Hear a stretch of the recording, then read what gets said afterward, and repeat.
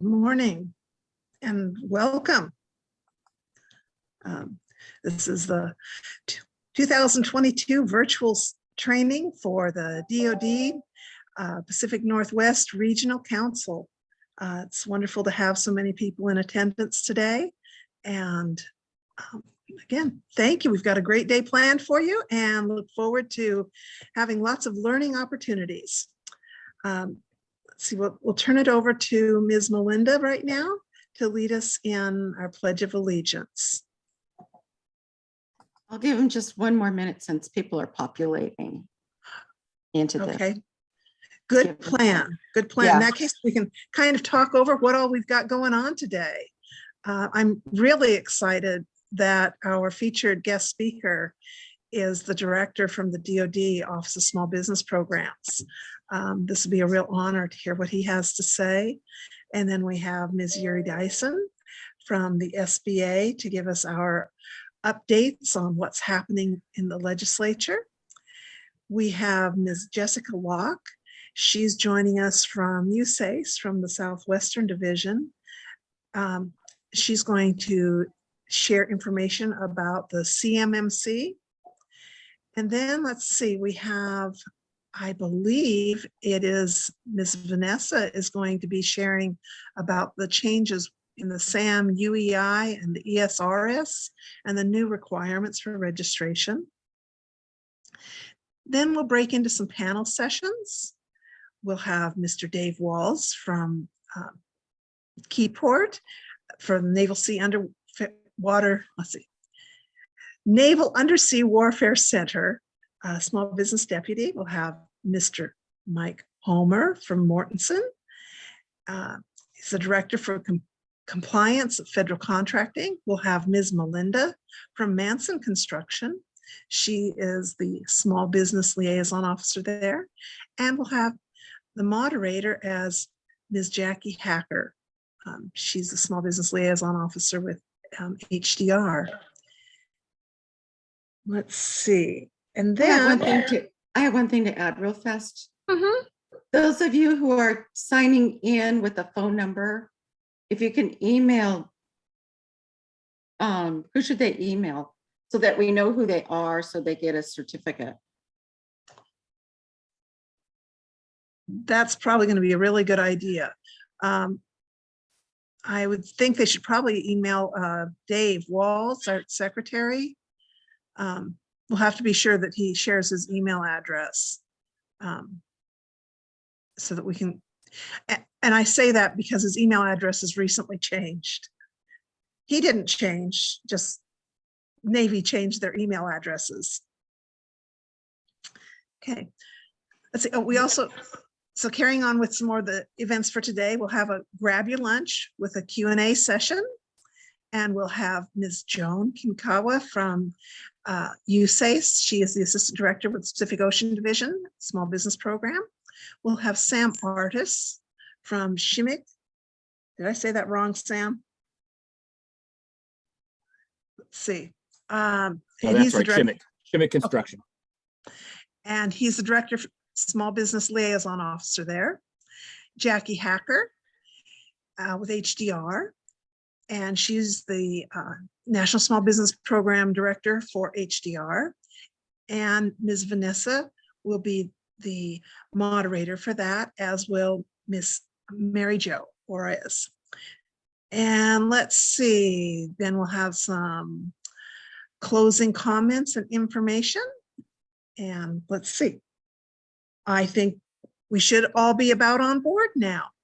Yes. So again, welcome everyone. We're glad to see you. And let's pass it over to Ms. Melinda for the Pledge of Allegiance. Good morning. I'm the Planning Committee Chairman. I'm Melinda Martirosian. I also am the Small Business Liaison Officer for Manson Construction. And I would like to lead you on the Pledge of Allegiance, if you may. I pledge allegiance to the flag of the United States of America and to the republic for which it stands, one nation, under God, indivisible, with liberty and justice for all. And I will now hand it over to Kay Walls. Thank you very much, Melinda. You're welcome. My pleasure. Okay. Well, we are, we're kicking off another year in this virtual setting. We had some elections. We appreciate that. We also had some interest that came in from others that are interested in potentially filling some positions. So at this point, we've completed our elections, but we might still do some changing as we get into April, May timeframe. There are other people that are interested in assisting and helping out. And so we are looking to welcome people onto the board and bring some new energy and excitement into this program and continue having a wonderful regional council here in the Pacific Northwest. Okay. So we're a couple minutes ahead of schedule. I suppose we should do our typical, where your restrooms are located and where your exits are located. It's very important as we get locked into this training that we know how to escape if we have to. Additionally, there is a chat feature if you would like to share information with everyone that's on the call. There's also a Q&A feature. And so the Q&A is going to ask questions directly to the panels and the organizers. So if it's a question that you want answered, use Q&A. If it's something you want to share with the entire group, use chat, please. Looks like we have about 120 people that have joined us today. So that is wonderful. Thank you so much for joining. And let's see. Okay, let's introduce, we have a wonderful guest speaker today. We're truly honored to have someone of this caliber to share information with our team. Mr. Farooq Mitha currently serves as the director of the Department of Defense Office of Small Business Programs. As the director, he oversees more than 140 billion of annual awards to small businesses. That's billion with a B. In addition, he assists the Joint Chiefs of Staff, Secretary of Military Departments, or Secretaries of Military Departments, Undersecretaries of Defense, Directors of Defense Agencies, and Major Commands in including small business planning into the readiness of the department. These efforts aim to modernize and restore the nation's industrial commons through focusing on advanced manufacturing, applied research, and innovative programs that align small business capabilities with the DoD's current and future needs. Mr. Mitha has a strong background in international policy and national security. He has published opinion editorials and is fluent in Arabic. In 2009, he was a Fulbright Fellow in Amman, Jordan. Sir, if you are ready, I will pass the microphone your way and let you share your wonderful information with us today. I think you might still be on mute. I'm not sure.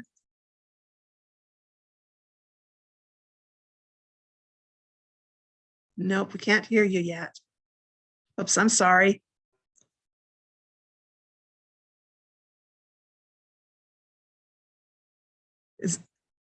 Let's see. Should we? Jeremy, are you able to answer that question? He's on phone. I think I got it. Can you hear me now? I think we can hear you now. Okay, great. I'm sorry, I have to join you from the Pentagon today, and tech is not always easy from here. So, but it works. We're here. I'm just perfect. Let me make one little request here. There we go. And I really am happy that my office is back and re-engaged with the work that the regional councils are doing. Carla Johnson, who's on the call, I appointed her recently, late last year, to be our office's lead and point person, and I know we've been missing that for quite some time. So I'm really excited to be here and to work with all of you and to share some of the things that I'm working on. And we can obviously, I think we have some time for dialogue and questions on the back end of this. I started this job a little over a year ago now as the Director of Small Business at OSD, and it's gone by really, really quickly. We've had a ton of work, and it's been exciting, but there have been a lot of challenges to rebuilding and strengthening our small business industrial base and getting my office back and re-engaged in a substantive way on how we do that. You probably saw earlier last year, well, between early and mid last year, when the president signed out executive orders on advancing equity through our procurements, on competition within our industrial base, and on our supply chain resiliency. And over the last year, we've been working through how do we respond and take action based on these priorities of the administration. And small business at DoD has been really in the middle of all of what we've been doing and how we've responded to those things, because our leadership from the secretary, the deputy secretary, and others realize and understand the importance that small businesses play to our industrial base, to our mission readiness, and all of our big priorities within acquisition and research are heavily focused on what we can do to support our small business community across the country that's supplying and supporting us. We're actually one of the big kind of do-outs from many of these reports is a small business strategy that I've been developing in coordination across the building that we're close to rolling out. But it really looks at a few big topics and issues. One is, how do we create a more unified management structure and streamline entry points for small businesses into the Department of Defense? Our small business activities are pretty scattered, and we want to bring more alignment, more coordination, and really help companies understand in a more easier way how they can access opportunities at DoD, how they can access contracting officers and program managers. There's a big component of how we're structured and how we're coordinating internally. That really leads to another problem that I've seen and related to long-term planning for small business programs. When I first came into this job, the Mentor Protege program, which many of you are familiar with, was zeroed out before I came, and it was not part of the president's budget in FY20 for the first time FY21, the first time in many, many years, maybe ever. I worked really hard to get that back into the president's budget so we have more longer-term authorization and funding for the program. But I noticed that all of our small business programs are in a similar state where they're either not funded long-term or they don't have long-term authorization. And it makes that very difficult for us to plan and for industry to plan and for industry to know that we take these programs seriously, because there's so much good that comes out of programs like SBIR, Mentor Protege, the Rapid Innovation Fund. So one of my priorities to the strategy is ensuring that we're planning long-term better for these programs. And lastly, how do we support companies in becoming ready to do business with us? I'm sure all of you know about the PTACs, but they're moving into my organization very soon. And statutorily, I'm already overseeing them. We're just kind of going through the mechanics of moving them more practically. But we're going to really be leveraging the PTACs to continue supporting small businesses, but to be more engaged and ingrained with other small business activities across the department and, both at OSD and in the services.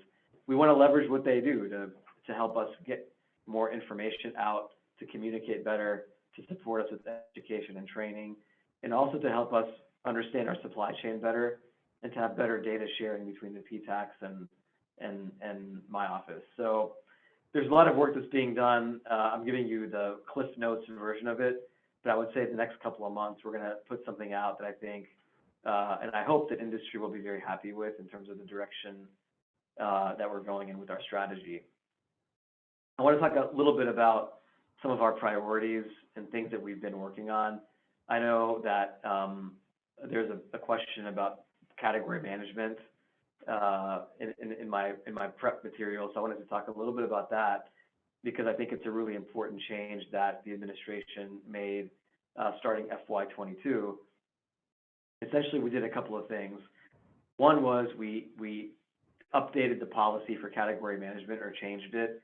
So any awards that any federal agency makes to any certified small business by the SBA or self-certified small business, we would get category management tier 2 credit for those procurements. That was really addressing an issue that where small businesses were coming to us and saying, hey, you guys are spending your money on these best in class and category management vehicles, but we're not on those vehicles.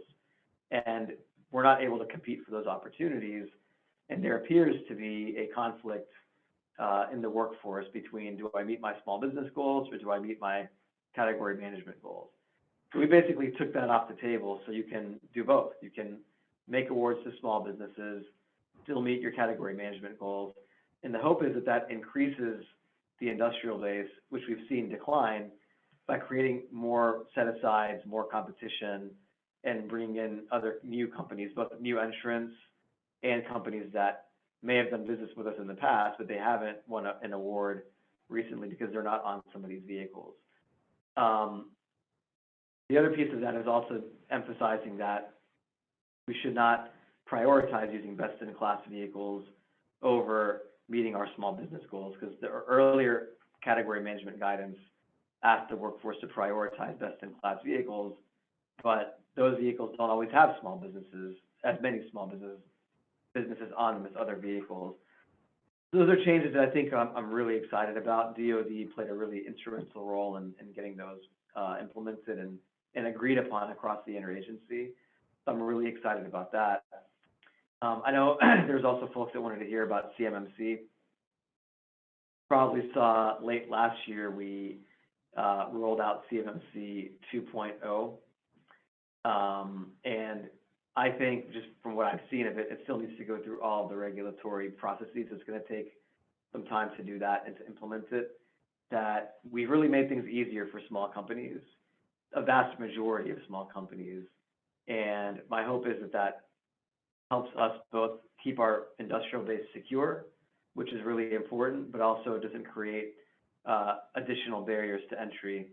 So we're working through all that. But in the meantime, my office has set up a website called Project Spectrum, which provides free cybersecurity resources, tool assessments, training, a self-assessment customized dashboard for any company that registers on the site and creates an account and wants to track their cyber compliance journey.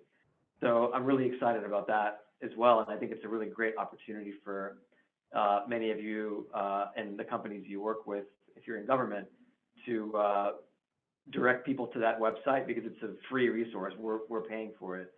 So I think that's a good thing that we've done, and we're hoping to build and scale on that.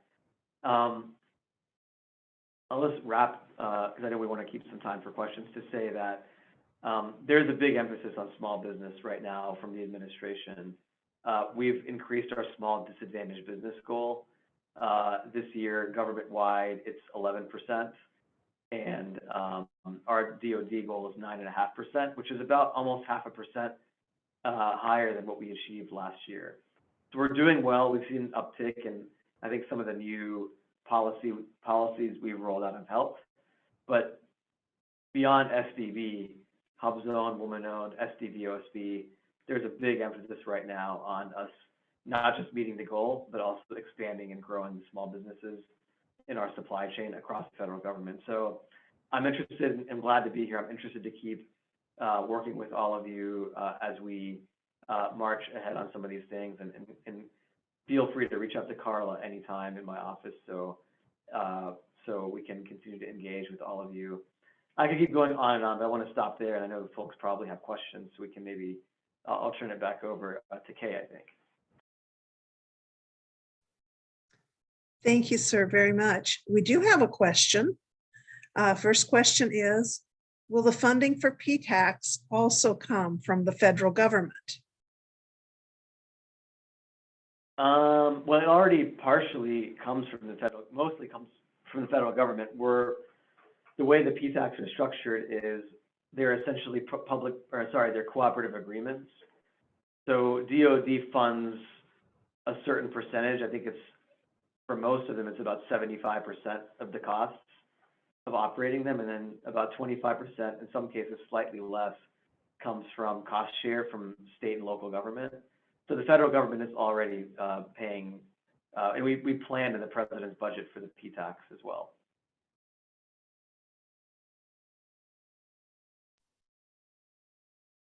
Excellent. PTACs are a tremendous help both to small businesses as well as large.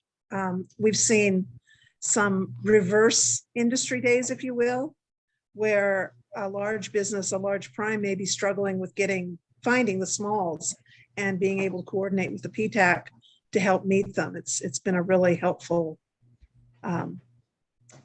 program that's in existence.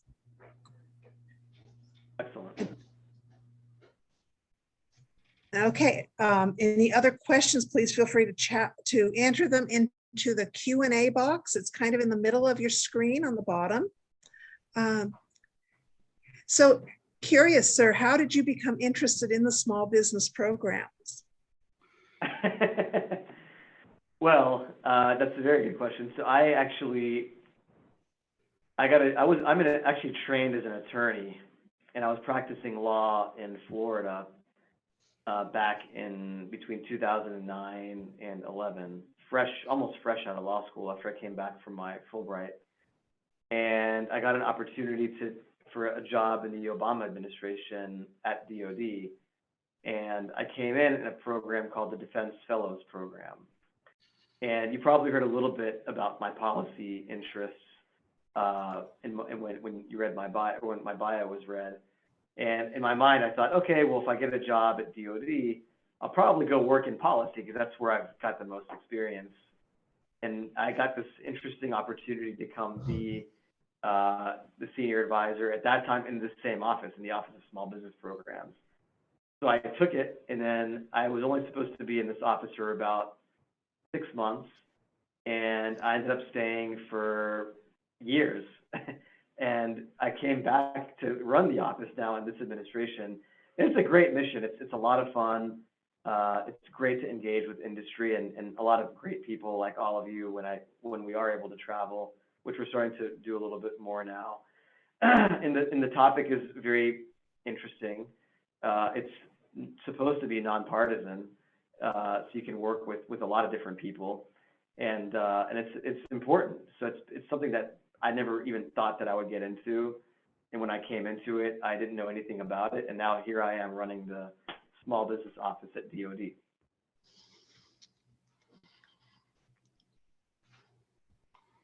Excellent. And what an experience. Wow. So, okay, I've got another question. Let's see. It has been mentioned that the administration increased the small disadvantaged business goal to 11%, and it just disappeared off my screen. I saw it though. Okay. I saw it. Well, maybe you can read the second question because they're kind of related. I can address both of them. Okay, let's jump down to the next one here. Thanks for being here today. Can you talk more specifics about how agencies are going to meet their newly increased SDB goal? Related, the SDB data in SAM isn't always accurate because firms didn't fully realize or read the definition.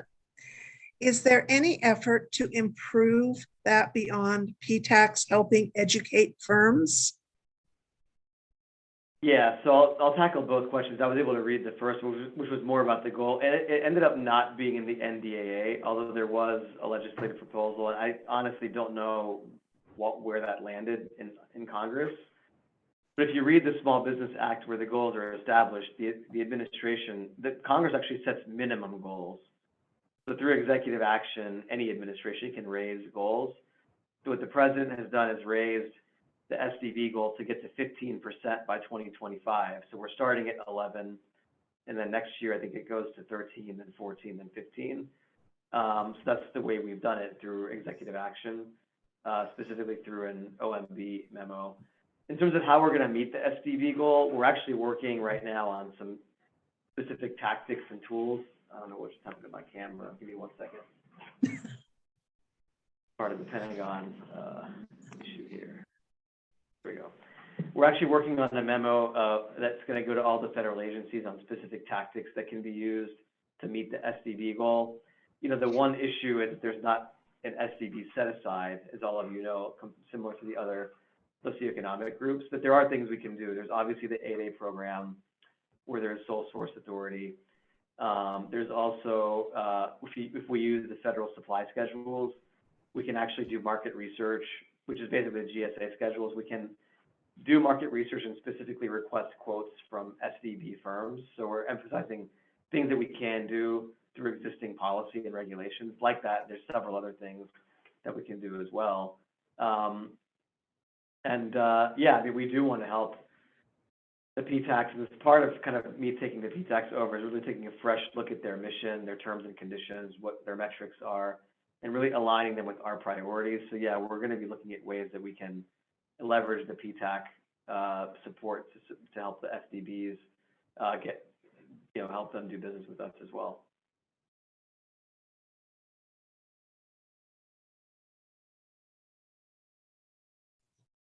Thank you. Thank you. It's good to get some background information and learn a little bit more about what's going on behind the scenes. We have a question right? We have a question in our general chat. It says, how should contracting officers balance competition goals with our increased SDB goals, where much of the SDB goal is met through 8A direct awards, non-competitive? Will competition goals be lowered, for example? No, they will not. We want to increase competition, and we don't really necessarily have competition goals, but increasing competition is a big push from the White House and from the Secretary. So, you know, we believe really strongly that when we have more competition, we can get more innovation, better value, et cetera, et cetera. So that's not going to change. Look, I mean, you're right that the SDB goals are in large part met through the 8A program, although we can have 8A competitions, as you know, and we can use the GSA schedules to compete among SDBs or include more SDBs in our competitions as well. So I'm trying to think of the rest of the question here. I lost my train of thought. Also, it's at the end of the day, it's not the vast majority of our awards, right? It's still, for us at DoD, 9.5%, which is a lot, but it's not everything. So there's a lot of opportunities to have more competition, and we're going to keep emphasizing that in all of our guidance.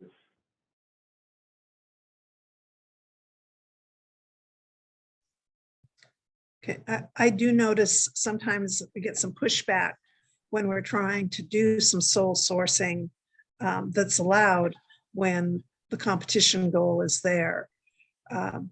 It can be challenging to try to balance. Yeah, one of the things that's been brought up to me quite a bit from industry is the sole source, DoD's sole source authority for ANCs and how high that number is relative to the other 8A numbers. Obviously, it's a legislative issue that we don't necessarily influence, but it's another concern that we've been really thinking about. How does that factor into the increasing the supply chain, right? Because the goal is to get in new entrants, others who've done business with us but don't have recent awards but have capability. So we are balancing a lot, and you know, the goal on mine is to strike a middle ground between everything. But I definitely understand the concerns. Absolutely, thank you. Okay, question from the audience. Are there plans to bring current the basics of subcontracting?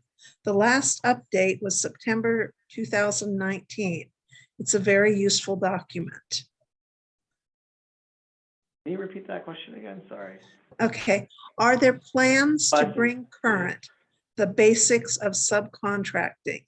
Last update was September 2019. Very useful document. I will ask Carla to look into that for us. I think she should be on as an attendee. I'm not familiar with that document, so we'll take a look at it. If it needs to be updated, we'll work with defense pricing and contracting to do it. And if we need to reemphasize it, then we'll do that too.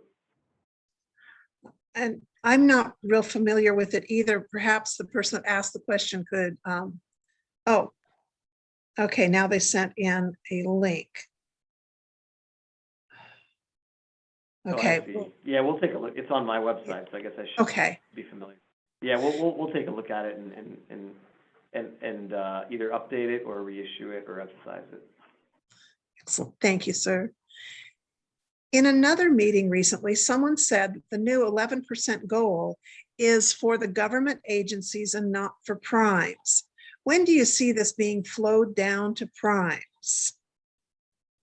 That's a really good question, and that is correct. It is for, well, it's for government, yeah, it's not, they're not part of our subcontracting goals. Now, I oversee the CSP goals, which I think somebody mentioned in a future question. And I am working to as we negotiate those goals every year. I started this job a little bit late into the cycle of last year, so I wasn't able to get to all the primes in the CSP, but I am increasing goals, not necessarily to 11%, because I mean, some of the CSP goals are far lower than that. So I'm just trying to get them up, gradually. I think part of that is also enabling the development of more suppliers within the socioeconomic groups. But yeah, I mean, I don't know that we will float 11% down to the primes as a peanut butter spread. There are some contracts that I've seen that has that, and there's been some contracts that have that high of a goal and some that don't. So it'll be on a case-by-case basis depending on what the supply chain is in the industrial base in a specific sector. But broadly, we are looking to increase subcontracting goals, both inside and outside the CSP. Thank you. Okay, you mentioned the reinstatement of the DoD Mentor Protege Program. Have the requirements changed, and how long does it take to get approval? So I'm not sure if that's approval to be a mentor or for an agreement, but I'll address both. I think it takes too long to get approved to be a mentor, and it definitely takes too long to get an agreement approved. I've been working really, really hard over the last few months to streamline the contracting process, and it's taken me a while, but I'm pretty confident that this year we'll have a mechanism to get these agreements on contract way faster than they are done right now. Like I don't see the need to go through a 3 times a year solicitation process that takes 6 months to evaluate and then another 6 months to get on contract. I always thought if I was a small business that needed a mentor, I would be out of business by the time I get this agreement done. So I'm looking at really making it faster. Unfortunately, it's taken me a little longer than I thought, but we're starting to make some progress on piloting some initiatives to do that. Excellent, thank you. And I can relate to what you're saying. Okay. Yes, business development assistance. Like if I'm a small company, I need that today. I can't wait a year to get that. Who knows where I'll be at that time. So I really want to make things faster. Thank you. I have what I hope get accepted as a supportive comment regarding PTAX. Happy to hear the PTAX will be directly supported. As a large prime that performs more public, whoops, hang on, it moved. Okay, here we go. More public-private work than government, they are a great partner organization to the building industry and an important part of our ability to engage the small and diverse business community in all types of opportunity. Great, I agree. I do too. I'm thrilled when we can find a really supportive PTAC to work with that isn't totally overwhelmed. That's sometimes a challenge, is some of the PTACs, there's just not enough to go around. Mm-hmm. And I'm working with the Hill to see how we can make that better as well. Wonderful. I'm pleased to know that there's different types of PTACs and the welcoming attitude in the multiple PTACs that I have interacted with. And I'm sure you found that as well from your position. Yes. I have a question. This is Melinda. On SAM.gov, when you're doing your searches to find firms to have them bid on your projects, they don't have the contact information as far as the email address or a phone number listed on SAM.gov. You can get it usually on the dynamic small business search, but it would be nice to also have that on SAM.gov. Do you know why they don't include that? I do not know that. Like, we can look into it, but I'm not sure, to be honest. Okay. We have another question that came in. Will the DoD MPA be standardized? SBA has taken this approach successfully. They also offer a tutorial. Okay. DoD MPA. Are you tracking what that stands Yeah, I for? think she means I think she means the actual agreement. Okay. I mean, I want to try to do that as much as I can. I don't, for the services that do their own contracting, it may be more difficult to do that, but I'm looking at having a centralized mechanism for doing the contracting for those awards, yes. It might take a little longer to get at some of the other ones. Understand.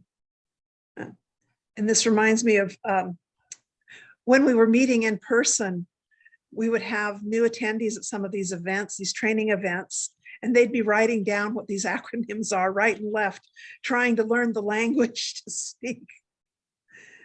I'm still learning too, so. We have another question in our general chat. It says, given the decline in small business in DoD procurements, has there been some thought to limit M-P agreements in certain NICS? I mean, not formally, because at the end of the day, like, we want to support agreements that support our mission requirements, and our mission requirements, I think it means mentor protege agreements, are pretty vast and broad. So I have tended to look closer at manufacturing, R&D, and professional technical type agreements. But again, like, we're not officially limiting them because we want to keep an aperture pretty open. Thank you. Here's a question about acronyms. What is MP agreements? I think it means MPA, mentor protege agreements. Agreements that come out of the program, essentially. Thank you. And another question, does the DoD OSBP host, or would they host, mentor protege program training for primes similar to these online trainings? Yes. In fact, we used to do an annual conference, and then we stopped because, I don't want to get into why we stopped. Then we stopped again because of COVID, but I am planning an in-person mentor protege conference either late this year or early next year. So once we get that finalized, we will do that. And that's part of that is what you just described there.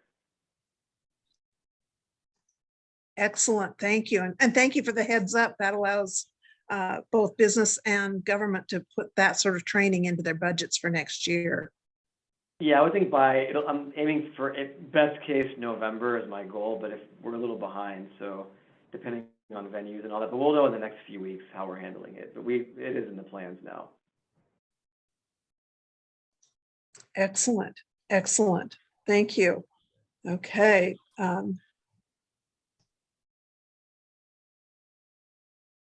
First up, I just want to share, I'm impressed that you've got any connectivity inside of the Pentagon. That can be small business director, we're agile and innovative and we make things happen, so. Yeah, but sometimes even that's challenging to break through those walls. It is, yeah, it is. Okay, we've got availability for some more questions. And believe me, this is an opportunity to get to speak with you directly. This is amazing. Yeah, there's two people that have, one has a hand up and one, I'm not sure if we can get to them. I see Oops. Carol and David. Good morning, sir. Thank you so much for being here. Can you hear me? Yes. Okay, so I'm the one that wrote the mentor protege and I did spell out agreement, but I think that particularly applies in the construction arena where mobility cost and the ability to really look at price reasonableness comes into play. So if we have a mentor protege, yes, they have the depth of experience, but at a particular price to the government, which can create an uneven playing field in the exact locations where we're trying to funnel the money is the one aspect of it. And then I talk a lot, so I'm going to try to go quickly, which is why I don't type. Secondly, in terms of flowing down the subcontracting goals, similar to the 15% goal, is there or could there be the potential for some input from the executing offices, because the type of work that is being contemplated, as well as when we develop subcontracting goals, we tailor them to that particular acquisition. So we do have to go in. So and I'll go back to construction. Sometimes the goals are as high as 55%. Sometimes they're minimally under the DoD source selection, 10% of the total contract value. So just something to keep in mind relative to that coming down with a goal where we have a major impact without the consideration of the type of work does kind of create a challenge. And again, I'm going to go back to that SDB set aside. We experienced it with the women owned without a set aside tool, and the 8A program. And I think, I'm sure if Yuri's on here, but other BOSs can say, the building of that bench is just recurring again. So the ability for us to sole source from an execution standpoint, taking in risk elements, makes that a more challenging arena. Plus, it's a business development. So you're asking us to use the freshman small businesses versus the senior small businesses under that sole source authority.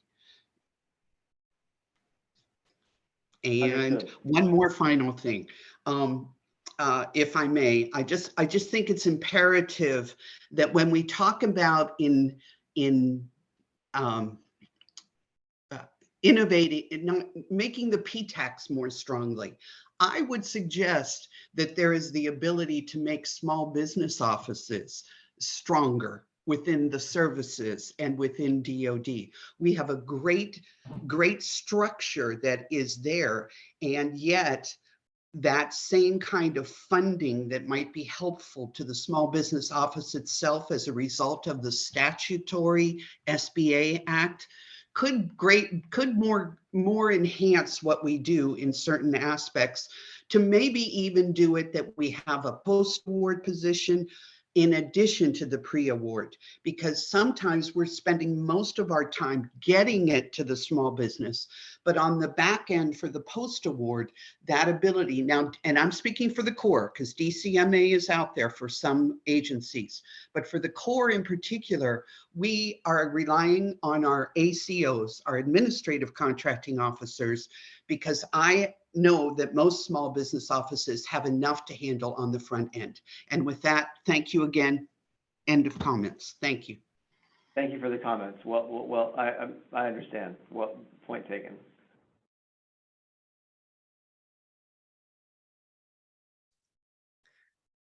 I agree. Thank you very much. And very well said. That is one of the challenges that I see on the federal side, on the DoD side. Often the small business offices are one deep. Sometimes they're two deep. And there can be anything from 16 to 30 to 50 contract specialists or contracting team, but only one small business professional. So absolutely, thank you. Let's see. Looks like we do have a few questions over in the chat box as well. Okay. Okay, so sorry, I'm scrolling through and reading them. Okay, and then did we have another hand that was up?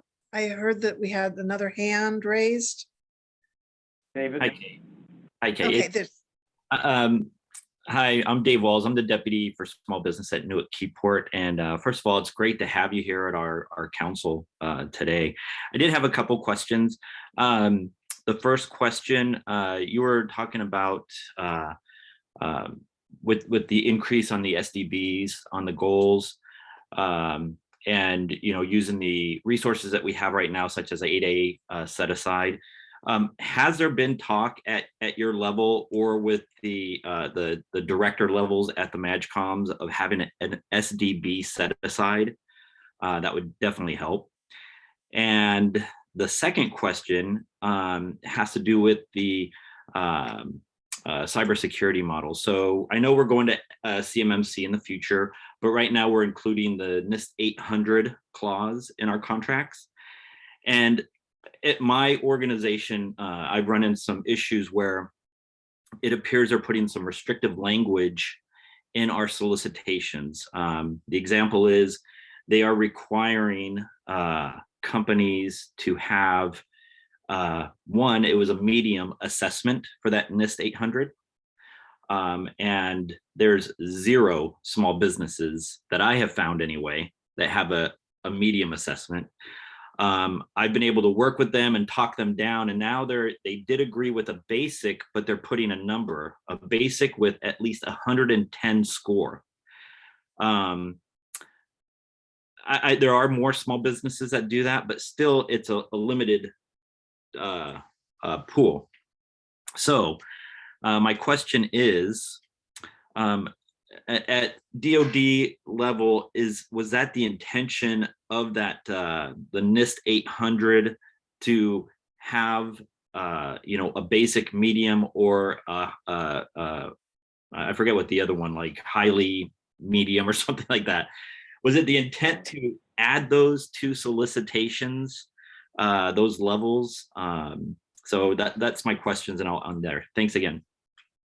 Yeah, so Jimmy Smith brought this issue up to me late last year. My staff is working on figuring that out with defense pricing and contracting. So I don't have an answer for you yet, but it's on my radar, and I need to check back in with my team on it. But it's important, and I want to make sure we figure that out. My gut feeling is to say no, but I don't want to speak definitively without getting all the right information. On the SDB set aside, we can't. There is a case back, I think it was the Rothy case from, 10, 15 years ago that I think eliminated the ability to award based on the criteria that makes up an SDB.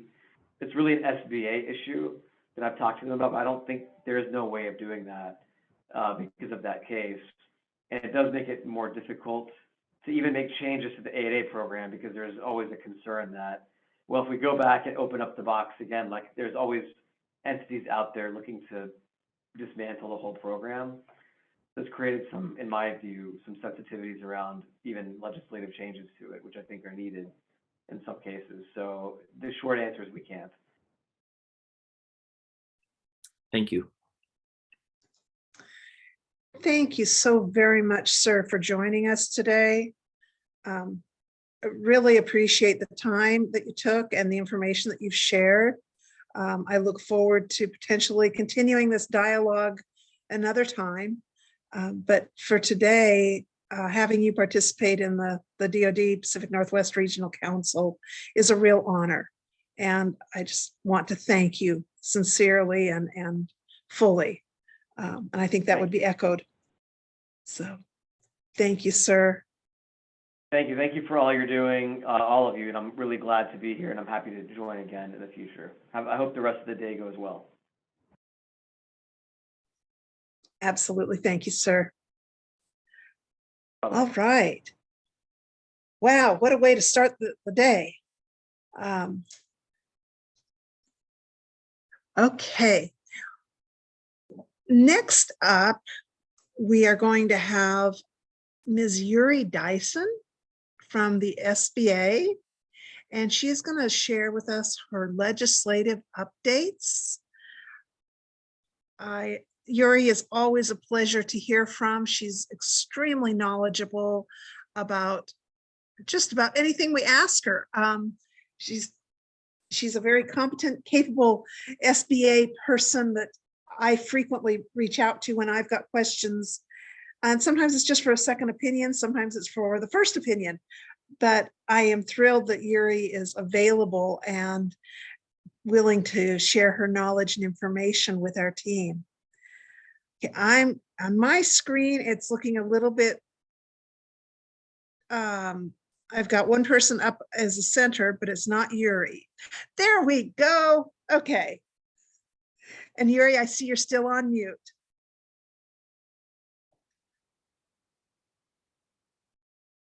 And Okay, can you hear me? yes, thank you. Thank you so much, Yuri. There we go. Okay, so good morning, everybody. And thank you for joining today. There's a lot of people on today. Oh my goodness. We have another set of slides for the legislative and regulatory update.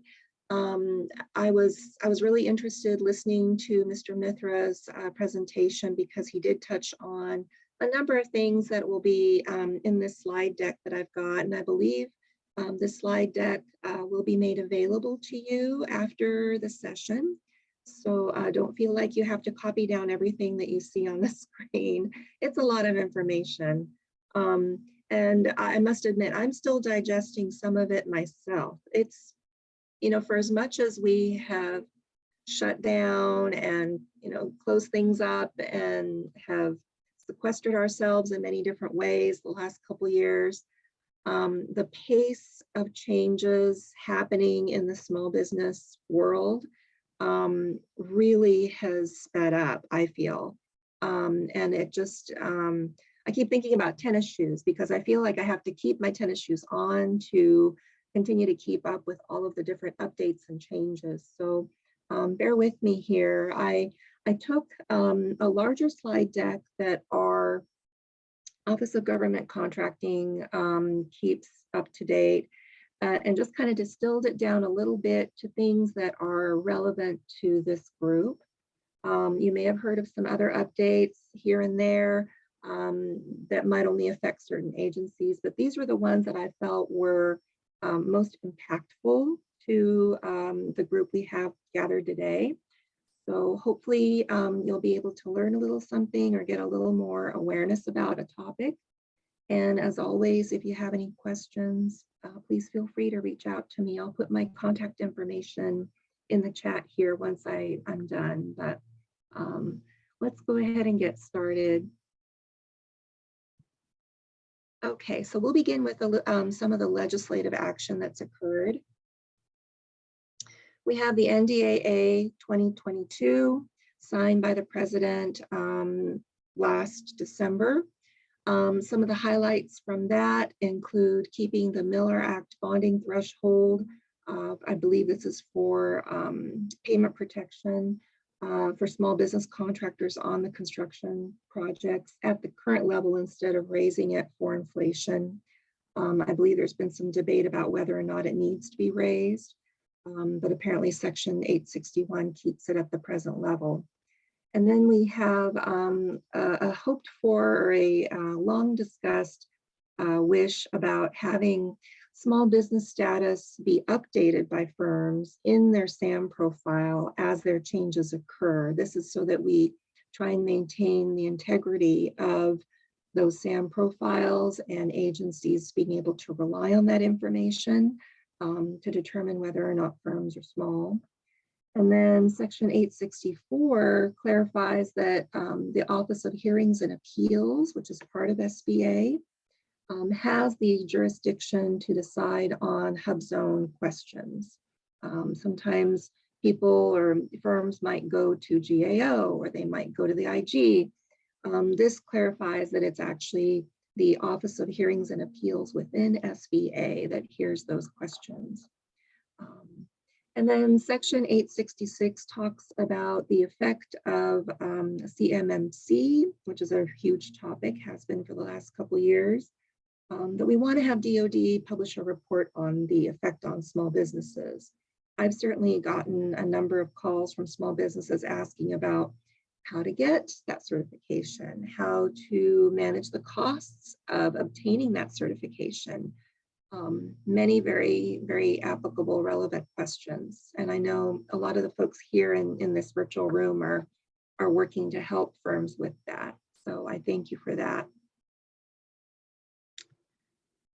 Okay, the Price Act, this is kind of an interesting one. It only affects Department of Homeland Security, which I don't believe we have representation here in our regional council meeting at the moment, but just thought I'd mention, because you might hear this being talked about. Its Price Act is actually an acronym for Promoting Rigorous and Innovative Cost Efficiencies. So this is one of those new things that's happening in the small business world that is looking to improve how creative solutions are in the procurement marketplace, in the small business marketplace. DHS operates an innovation lab, and now it's going to be responsible for having an annual report to talk about those innovation techniques, I think with an eye to expanding them, to sharing them, so that more people can hopefully benefit. So I'll be kind of curious to watch and see what happens from this. Definitely seems like it's a bit of a pilot program at the moment, so we'll find out. And I don't know if you can hear my neighbor's yard service. If you hear a slow hum, that is a lawnmower at the neighbor next door, so I apologize. Okay, so now we have some bills that have been introduced in the House. There's a proposal to strike Section 8A11, which is the basis of the bona fide office rule in the 8A program. This would go to correlate with the SBA temporary waiver of the bona fide office requirement during COVID times. And that was put in place, from what I understand, in order to offer firms more flexibility in being able to continue their 8A firms during the pandemic, that they don't have to necessarily have an SBA approved bona fide office in the vicinity of an 8A construction project. I'm not sure what the outlook for this is going to be in terms of longer term. Right now, the temporary waiver is in effect. I haven't heard of a date when that waiver will be lifted though. So we'll just kind of stay tuned.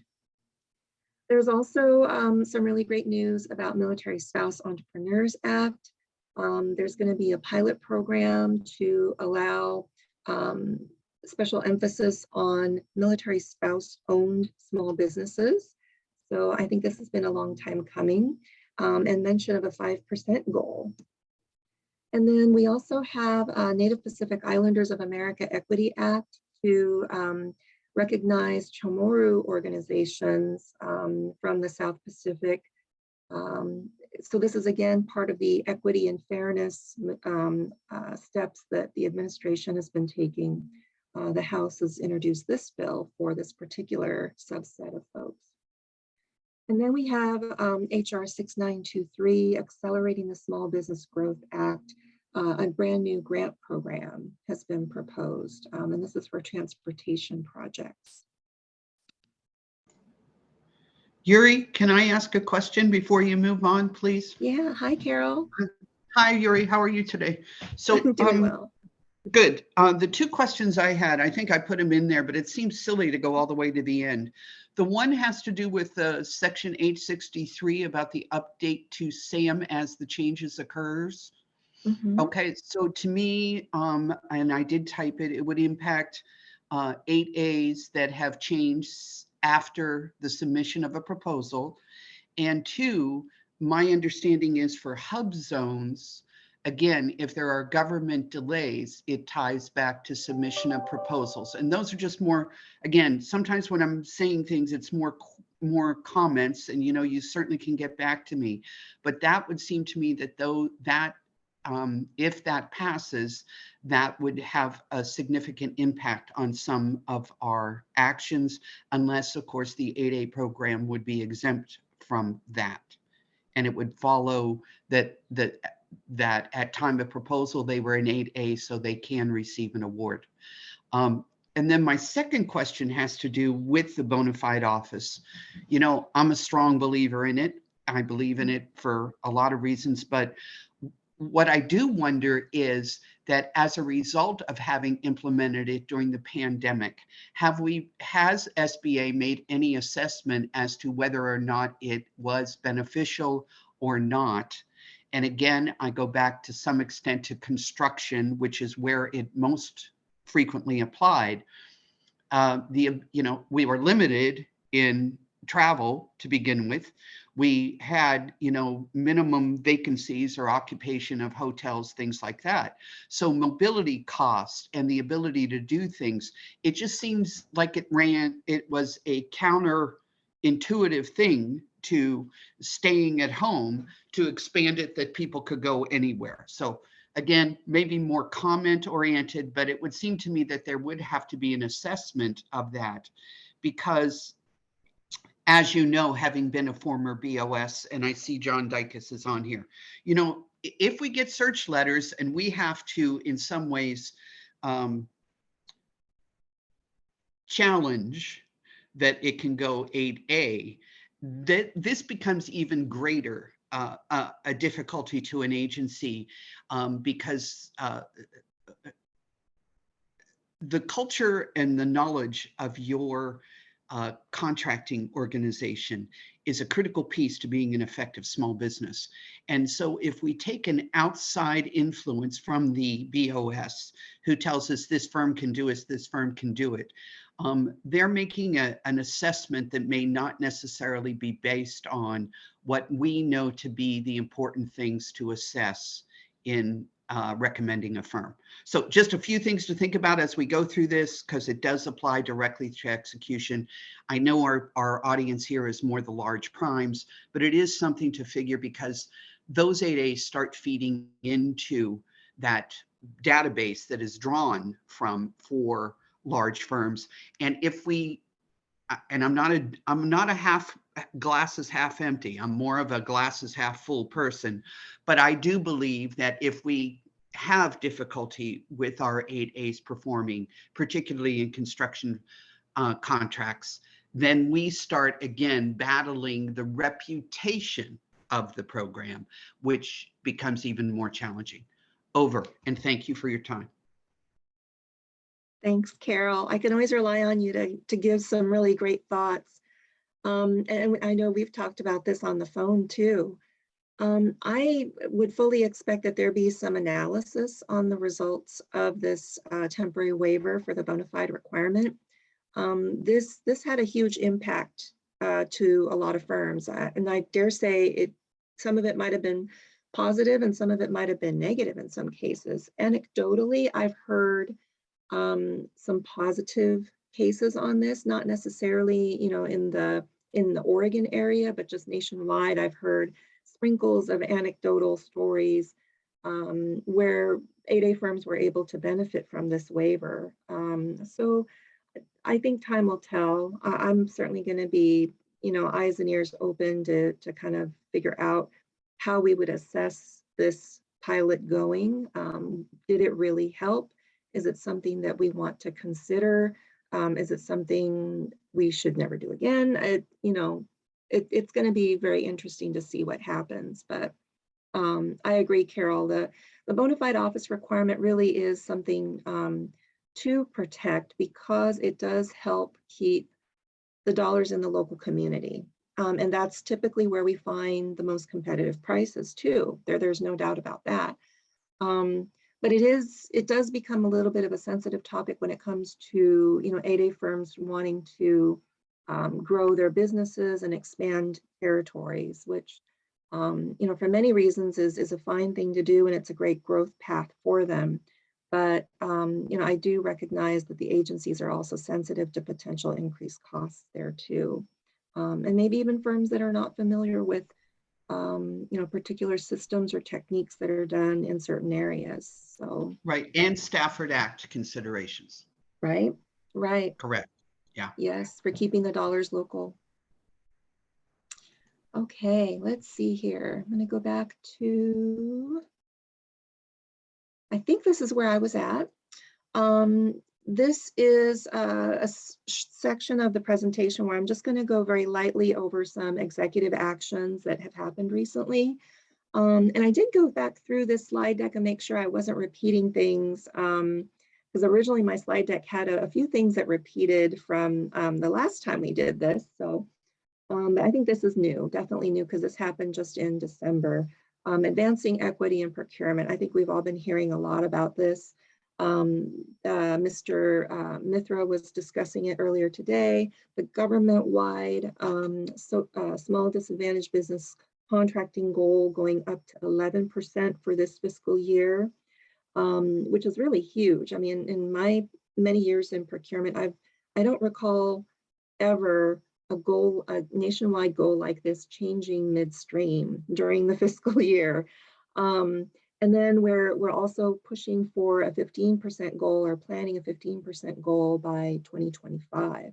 So a lot of attention, a lot of focus on increasing dollars to firms that are owned by socioeconomic and small firms.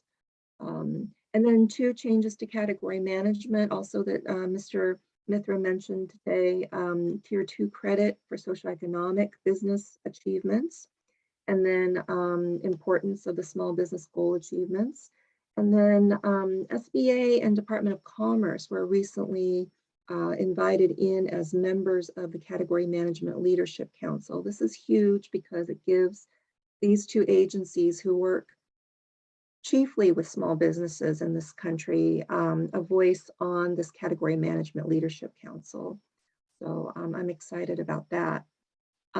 We also are going to be emphasizing increasing the number of new small businesses into the federal marketplace. And I think the PTACs have been seeing this. You've probably been seeing this if you are a large prime, maybe getting more knocks on your door from small businesses.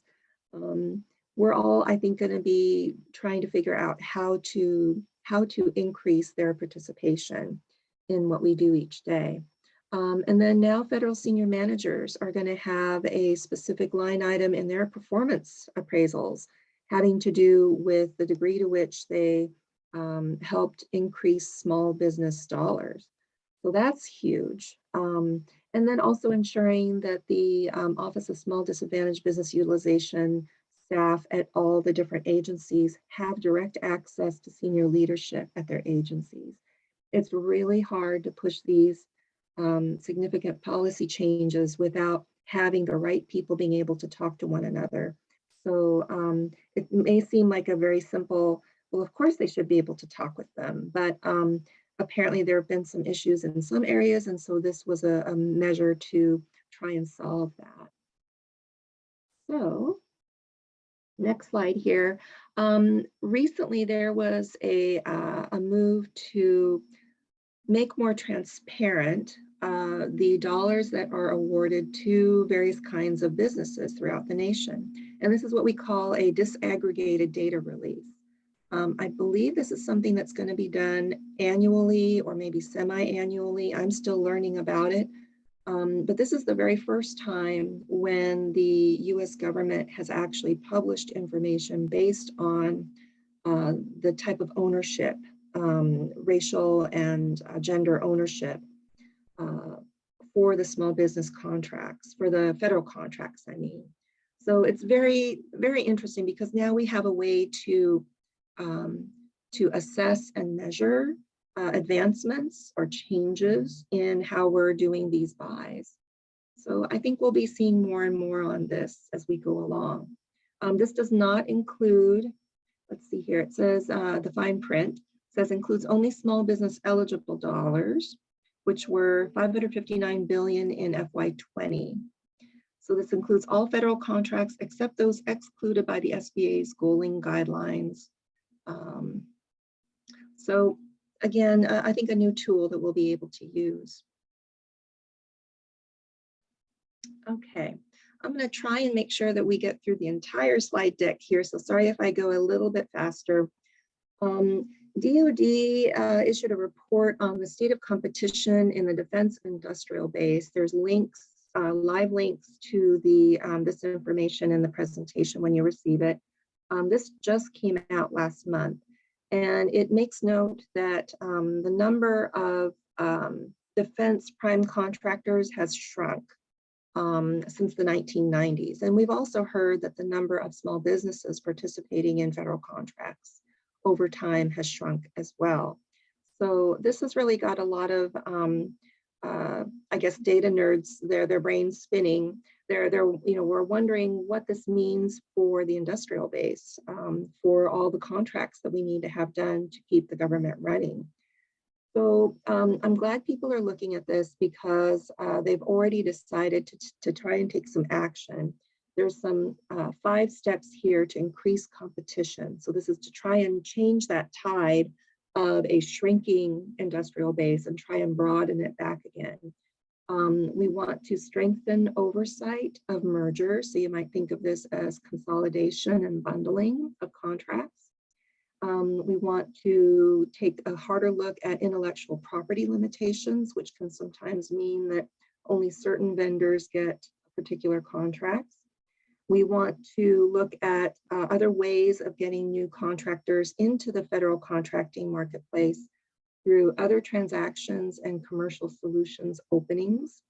And then we obviously want to increase opportunities for small business, and then take a look at sector-specific supply chain resiliency plans. So trying to think of additional flexibilities in how we approach our supply chain in the federal government that are more small business friendly. So very interesting analysis going on here. So now we'll talk about recent SBA and FAR regulatory actions. So there was a direct final rule that was effective last month for a definition of surviving spouse and change to sole source thresholds. This has to do with the Service Disabled Veteran-Owned Small Business Program. So that allows the surviving spouse who may have decided to continue running the business to maintain their service disabled vet status, even though the service disabled vet themselves has passed on. We also have some changes to the 8A sole source justification and authorization threshold to 100 million for DoD agencies and 25 million for civilian agencies. This applies just to those entity-owned firms, so not firms that are maybe in the program due to being, say, a female in a male-dominated industry, or not for Asian Pacific-owned firms. These are for the entity-owned firms, such as the ANCs, the tribes, NHOs, that type of thing. And then changes to the sole source thresholds for 8A, women-owned small business, and HubZone. That way, these thresholds are aligned a little bit better amongst the different programs. We have an SBA proposed rule out, calculation of employee-based standards. I think last time we talked about legislative changes. I discussed the increase in the revenue-based thresholds, how SBA made changes to go to a 5-year average of average annual receipts. Now this is looking on the employee-based side of the size threshold calculations. We're going to use a 24-month average instead of a 12-month average. This is again to try and take care of some of those dips that happen, increases and dips that happen in a business's lifespan when we only take a slice of 12 months. Now we're going to take a little broader look at 24 months. And we're going to also consider a 5-year averaging period for the loan programs. which are kind of a different side of the SBA house. This was only proposed. The comments closed early December, but I haven't seen any additional movement on this yet. So probably by the next time we meet again, we should have a final rule. We also have a proposed rule for past performance ratings for JV members and subcontractors. This is a question I tend to get, and I think my colleagues do too from time to time, about how agencies can consider the past performance of members of a JV, even if maybe the JV itself wasn't an awardee of a particular type of contract. So we want to let a small business use past performance from a first tier subcontract when they go after a prime. So we don't want to penalize a small business firm for not having direct involvement with a contract of that type. We're going to allow them to use their first tier subcontract experience as being able to show that they do have some past performance to be considered. So comments on these, on this proposal closed in January. I believe SBA is going through those comments right now. We have some proposed terminations on some non-manufacturer rule class waivers. Just a reminder that we have a website that shows all of these class waivers. I'll make sure and put that in the chat. Or if one of my colleagues has that link ready and could throw it into the chat, I would be very grateful.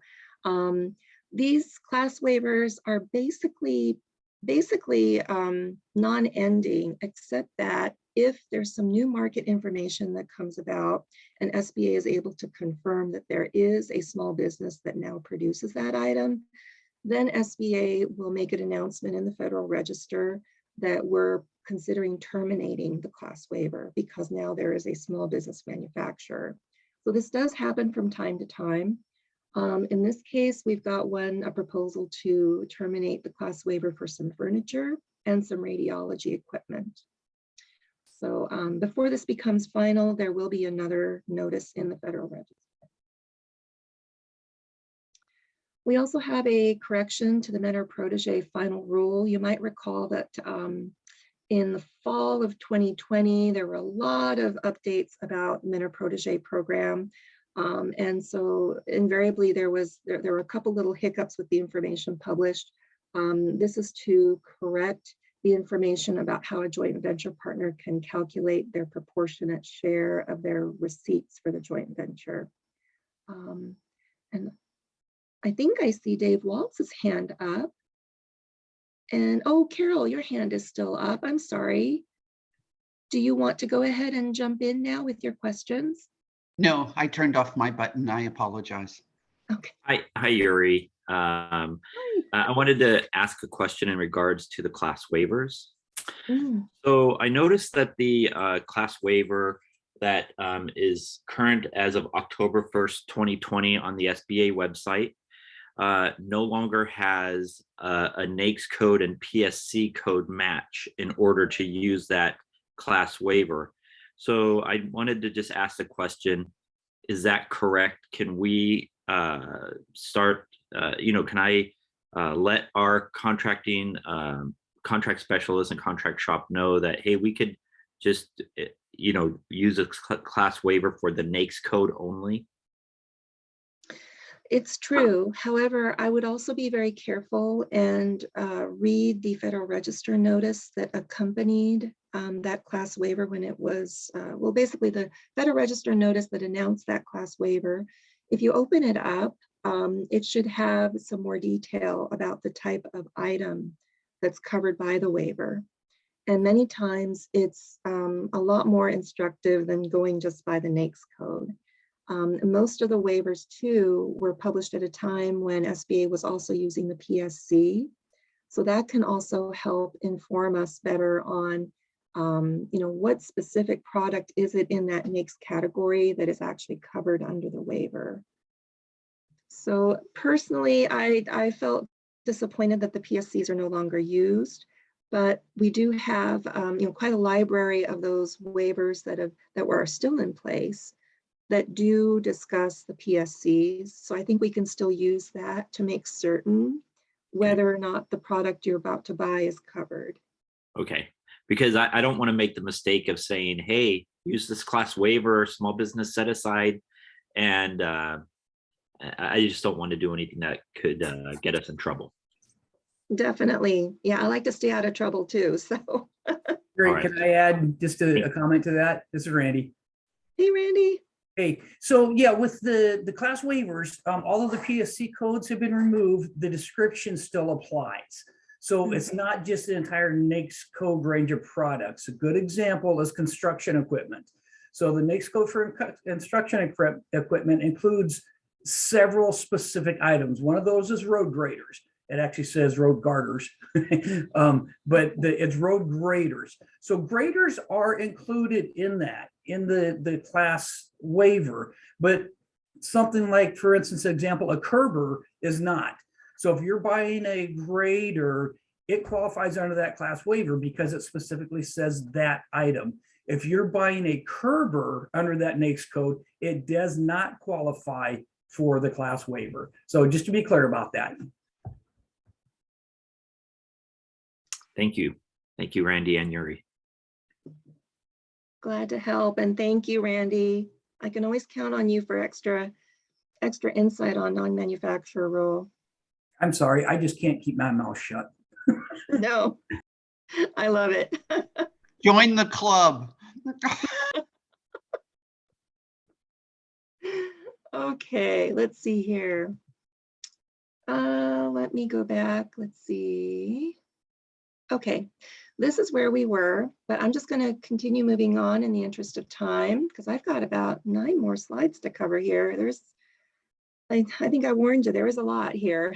There's an SBA final rule effective, well, that's interesting, effective date of 13 CFR 127.355. I wonder if that's a typo. But this is regarding the women-owned small business final rule. How will SBA ensure that approved third-party certifiers are meeting the requirements? And I have seen some additional ramped up requirements for those third-party certifiers. I believe there's only 4 in the nation that have been approved by SBA to do the initial certification. Just please know and please tell your women-owned small business firms, if they use a third-party certifier, they still need to go through the certified.sba.gov website to upload their third-party women-owned small business certificate and finish out some of the paperwork on that website in order to be fully considered for the SBA certification. Just getting the third-party certification does not equate to being SBA certified. I've seen a lot of firms go through that, slip through that crack, unfortunately. Here. There are some new Women-Owned Small Business Program NAICS codes. There are quite a few. There have been an addition of, well, now we have 113 underrepresented NAICS codes for economically disadvantaged women-owned small businesses. And we also have 646 NAICS codes for women-owned small businesses. So we now have 759 total NAICS codes that are authorized in some fashion for a women-owned or economically disadvantaged women-owned sole source or set-aside consideration. And this is effective just a handful of days ago, this month. So please take a look so that you can get familiarized with that. We also have a final rule on limitations on subcontracting that happened last fall. It applies to all small business programs. We want to make sure that we calculate the percentage of subcontracting as a percentage of the overall contract amount to be spent by the prime on their subcontractors. And it also kind of reinforces the idea about a similarly situated entity. This was already covered, I want to say about a year ago in SBA CFRs, but now we have it put into the FAR. So unfortunately, when SBA makes changes to our regulations in the CFR, they don't always translate into an automatic ripple effect into updating the FAR. So this is kind of what you see here happening, is the second shoe dropping on this with similarly situated. So we also have, again, similar to what I mentioned earlier, we recently made some updates in the SBA regulations about the degree of PCR review, Procurement Center Representative Review. These are folks like myself and Randy and my other colleagues who work regularly with federal procuring agencies, and we counsel and assist, we review their upcoming solicitations. So that's the type of review process we're talking about here. The COs must provide the PCR with a copy of any proposed acquisition package if we request. So it doesn't have to be procurement packages that are issued full and open, where we might question, well, were small businesses adequately considered? PCRs do also have the authority to ask to look further into solicitations where maybe there's already some sort of small business set aside plan. But maybe we want to take a look at it in terms of would a socioeconomic set aside be appropriate? So this is just to kind of reinforce what's already in CFR. Let's see, I see two hands up. Are they, Carol, is your hand back up, looks like? Yes, yes, it is, ma'am. Just real quickly, just for something down the line for PCRs, if we could get clarification. Because we provide you a copy, can you provide what the follow-on is? I don't want to take your time here so you can get through. What your recourse, what your available recourse is in getting that package. Because contracting officers actually are the business advisors. And two, I think at some point it is imperative that SBA come out with the implementation of sole sources to socioeconomic categories, because it is not anything that, again, contracting officers want to take under advisement if they have to validate that they are the only business that can perform that work. So the guidelines in that area would be very beneficial to all of us. And the reason this is pertinent to large business primes is, as small business gained experience with the government, they become more viable and more appreciated by your project managers and your organization, similarly to the same way they are for us. Over, thank you.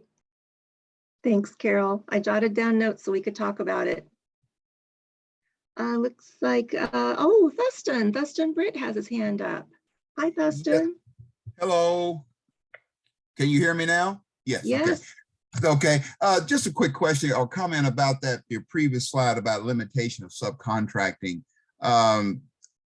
If I'm reading that correctly and listening to your comments, I know right now you're to list your total subcontract value, and you show your percentages and dollars for each category, each social economic group.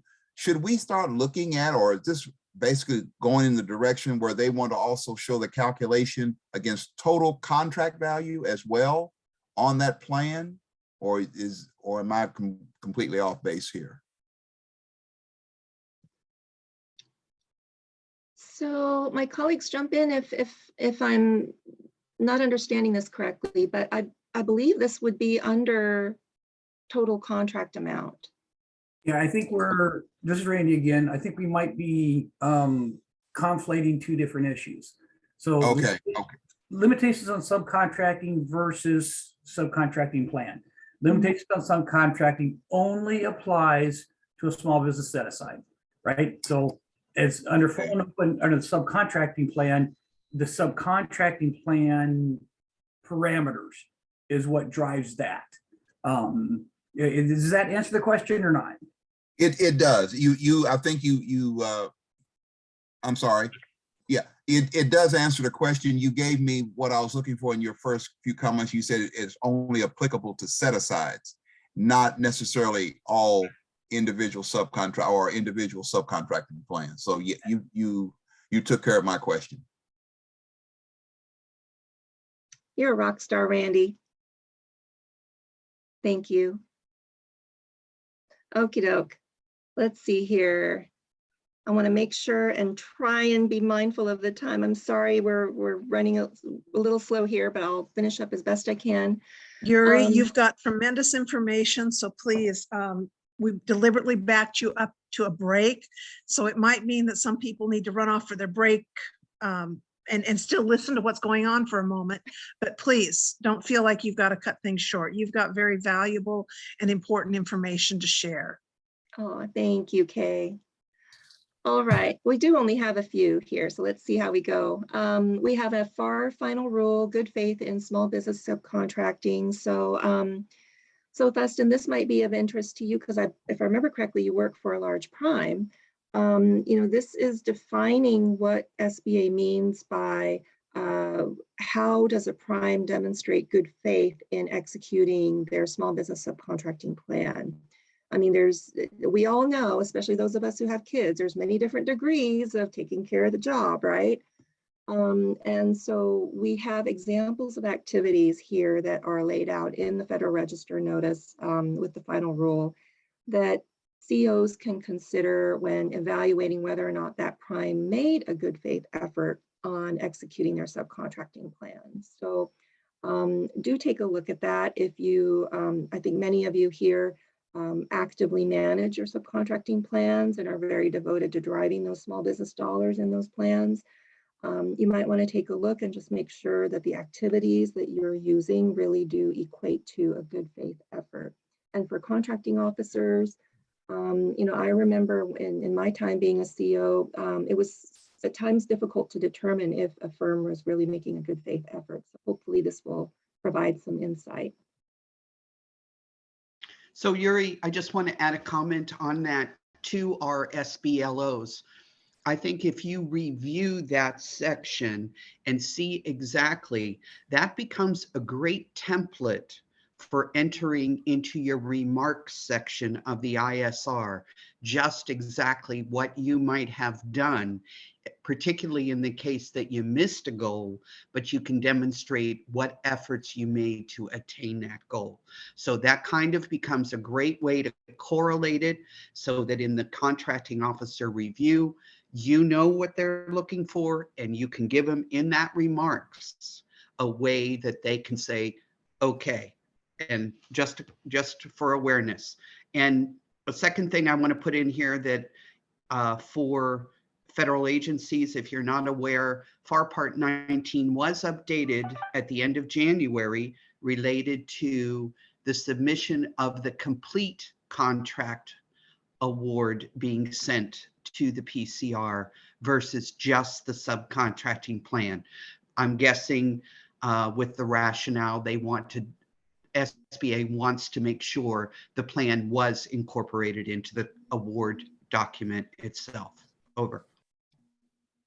Great points, Carol. You've always got a way of making all this real, so I appreciate that. Okay, so we have a FAR final rule on consolidation and bundling, especially with all the heightened emphasis now on directing more dollars to small businesses. We are also kind of sharpening, the tools we have to watch out for consolidation and bundling when it happens. We require now that there's a publication of a notice in SAM at least 7 days before a solicitation is posted that involves substantial bundling or consolidation. And these typically should be reviewed by the PCR anyway, but this is also just kind of stepping up the responsibility on the part of the federal agency to be transparent that this is occurring.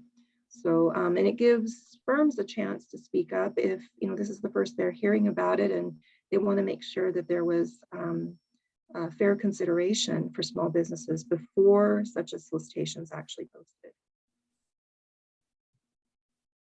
There's a FAR proposed rule on small business program amendments. The comments are currently, the comment phase is currently open. You have until late April to do this, but there's some potential size changes or talking about size determined at offer on a multiple award contract. Also about IT value added resellers, allow set-asides for socioeconomic programs where a multiple award contract was set aside for just small businesses in general. And so these, it's kind of a laundry list of different things that are included in this proposed rule. So please take a look and share and provide comments. The comments really are reviewed by SBA before the final rules are coming out. Okay, see here, almost done. For our proposed rule on the update of the Hub Zone program, this was published in June of last year, and this kind of tries to marry up the CFR changes that happened under this Federal Register posting that happened, I want to say a year and a half ago. And then it authorizes sole source awards under the Hub Zone program under the simplified acquisition threshold. Interesting. I'm just noticing here that this was published in June 14th, but then the comments closed on June 14th. I wonder if that must be a typo there. I'm sorry about that. But if you're curious about reading the actual Federal Register notice, it is located right here. And then we have a FAR proposed rule on the women-owned small business certification. Again, this is to catch up with the changes that are already in CFR about that program. How we now require the agencies to check in DSBS for the current certification status of these firms. They have to show that they are SBA certified as a women-owned small business or an EDWOSB. And the firms can submit offers on set-asides for those types of projects if their certification is pending or a yes in the certified box. And then it cleans up the mentions of the repository, which are part of the old program. Well, I think that's it. And let me double check and see if there's any other questions. If others see questions I'm not seeing, please go ahead and share. I think you've had a really good open dialogue throughout this presentation. This has been great. Yeah, very good. It almost feels like we're in the same room, almost. That'll be nice again one day, won't it? Yuri, I want to thank you so very much, unless you see a hand pop up or something. But I want to thank you so very much. Your presentations are always very informative, and you are such a wealth of knowledge. We greatly appreciate your sharing your information with us. Thank you so much. When we sign off from this, we will actually have a few-minute break. We'll resume at 45 past the hour, and then our next speaker will be discussing CMMC, Ms. Jessica Locke from USA Southwest Division. Thank you again, Yuri. Again, your information is great. Appreciate your help. Thanks everyone for your attention, and enjoy the break.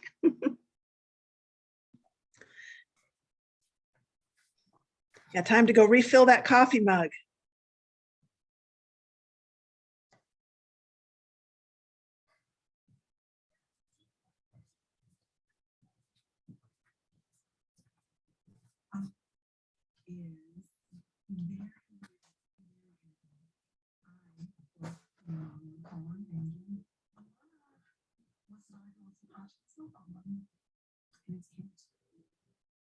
There's nothing that I can do to make any of this better.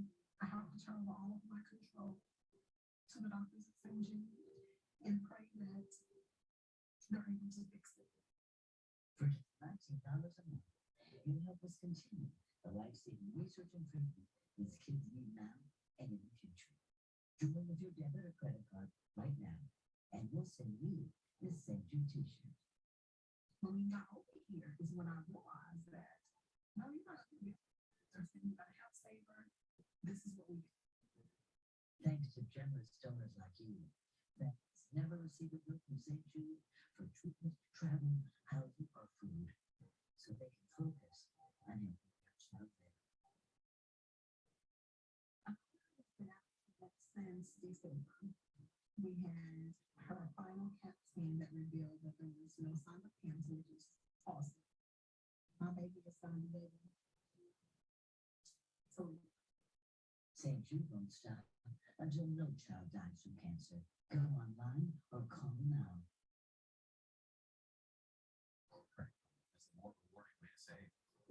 to win $20,000 every month. Sorry, old way of saving. Defense will do you. Deposit $1 down per check for $20,000. Just fine. What do you expect from measurements? 100% less than being organic, air-released food, humanely raised pork, and so much more. From farms to clean and waste products to care, with no antibiotics or added hormones. All with free shipping right to your door. Together, we can make a difference. One meal at a time. Get free ground beef for the life of your membership.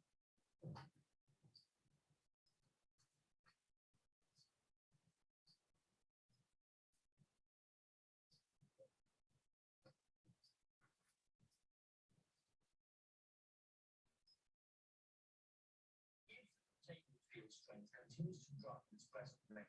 We still have at least 2 hours before it comes quick. But you're ignoring the fact the power coupling is also damaged. If that coupling overheats, the field strength could drop a lot faster. We can have a containment breach in a matter of minutes. Want to suggest? We should separate the saucer now and fix much distance as possible between us and the yard section. Excuse me, sir, but that's damn cold-blooded. What about the people down there? There's no evidence anyone's still alive in the drive section. No evidence they're dead either. If you were trapped down there, would you like us to cut you loose from the fleet? No, of course not.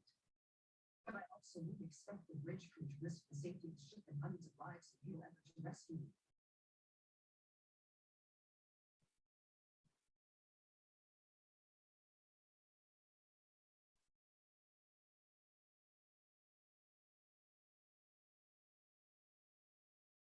You said there was no way to stabilize the containment field from the bridge. Could it be done from engineering? Yes. But my readings indicate there's no power down there. They don't even have monitors to tell them there's a problem. Could tap energy from the bridge to those monitors? Yes, I will say it again, there is no reason to believe that anyone is still alive in engineering. We're wasting time. We've been talking about this. We have to separate the ship now.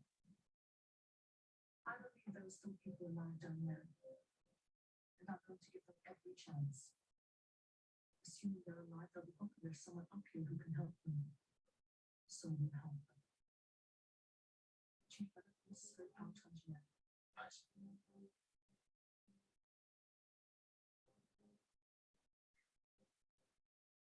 nice. That power company can keep that in. I'm not separating the ship now. I'm responsible for all of this.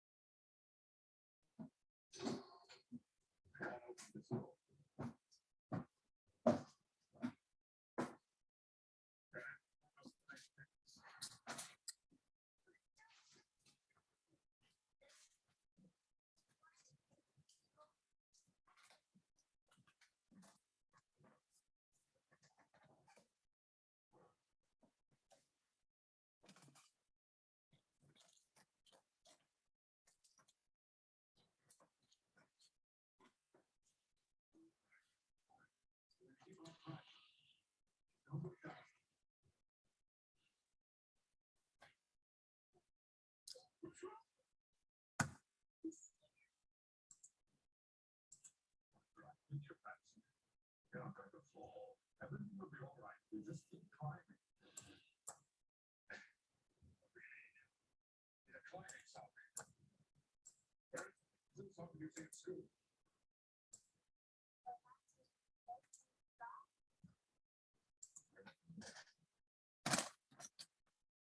Good job.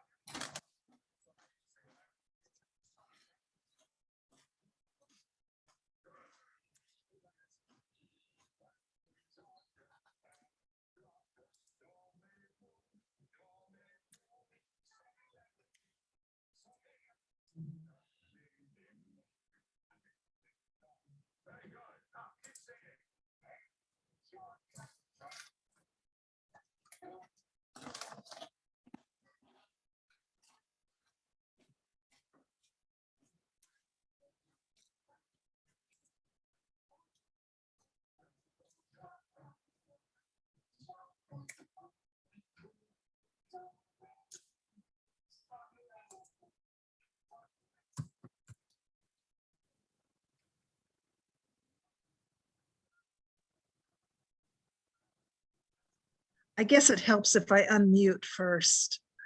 So everyone finish filling up that coffee mug, stir in that cream, and come on back over and join us. We are just about ready to transition over to Ms. Jessica Locke. I think we need to make a little adjustment on the screen real quick there. I see Yuri's name and screen is, or picture is still up there. So Jessica is going to be sharing with us information about the CMMC, and she's looking at it from a USA's perspective, but also from a federal DoD perspective. Let's see, she joins us from the Southwestern Division, and I really appreciate your being willing to come join us and share your information. Are you able to get the slides up that you want to share? Yes, ma'am. I don't mind sharing them right now. Hopefully y'all can. Great. Yes, thank you. Thank you for the invitation. I am, as Kay said, in the contracting office at the Southwestern Division here in USACE.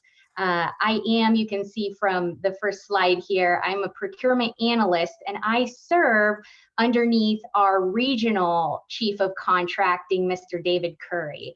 And so I am happy to be here today, provide a hopefully brief overview to capture the main information that we believe you all would find most useful in terms of information security, cybersecurity.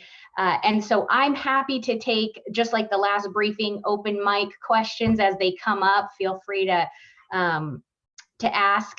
I also wanted to mention that I have about 20 slides, maybe 22.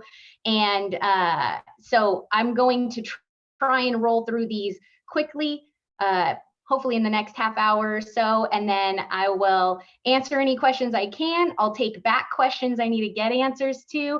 And of course, afterwards, if you think of something later, you can always forward it to Kay, and I'm sure she'll get it to me or to the RCC to be able to respond. So moving on to the agenda for today for my briefing, I'm going to go over key terms and some abbreviations, which I know are helpful because I think earlier today it was mentioned that it's almost a different language with our abbreviations. And so we'll have a slide for some of those. Also, I'm going to go over the history of information security, cybersecurity, then a little bit into the controlled unclassified information. I might refer to it as CUI for short. Then we're going to touch on Section 889. And so a few slides, I believe, on that section. Then we're going to talk about NIST scores, and that's another one of those abbreviations for the National Institute of Standards and Technology scores that are now required for award. Last but not least, I am going to speak and give some more resource links, really, to the Cybersecurity Maturity Model Certification, short CMMC for short. And really, like I said, I want to give broad strokes here and then leave you all with some links / resources because the CMMC is changing, NIST, all of these cybersecurity items, they're changing as we go, right? Cybersecurity is becoming very important. So the updates, I want to point you to straight from the horse's mouth, so to speak, straight from the sources, so that as my briefing becomes outdated over time, you all will have those resources to go check the source to see what are the updates since Jessica's briefing. So that's my goal. Here's our key terms. We went over NIST. SPRS, that's our Supplier Performance Risk System, and that is where we will be getting the NIST from. It lives in our PIEE system, which I guess maybe I should add to this list, stands for the Procurement Integrity Enterprise oh, enterprise E, what's the other E? Okay, we'll pull it up later. Then CUI we covered. CTI is controlled technical information. It's a subset of CUI, but it appears in the slide deck, so we just listed it there. CMMC we covered, and then you're probably more familiar with the FOUO, which is sort of what the CUI is transitioning to. So the question, why now? What's with all this new, cybersecurity regulations and initiatives coming down? So historically, as you can see from my picture, in the 1990s, there was about 17 intelligence organizations in the government. So the bad actors, you can see my bad actor down there in his top hat, they would target the intelligence organizations to get our information, and we had to work to protect it. Well, now we have been able to sort of foil their attempts in terms of we started to implement ways that we could stop the bad actors from getting our information directly from our government organizations. So then the bad actors started to turn to our industry partners. And so there you see, instead of 17, there's about 1,800. So a lot more targets, a lot more risk. And so the goal with all this new cybersecurity really is to start to protect the systems where we, the government, are sharing information with our industry partners, and our industry partners are generating, information that should be safeguarded so that we can stop those bad actors. So here's my cool, we want you, our industry partners, to help us protect our information from those bad actors. So I'll pause right here, I guess. Let me toggle back real quick to make sure there's no questions in the chat, and maybe Kay, you could help me out with that.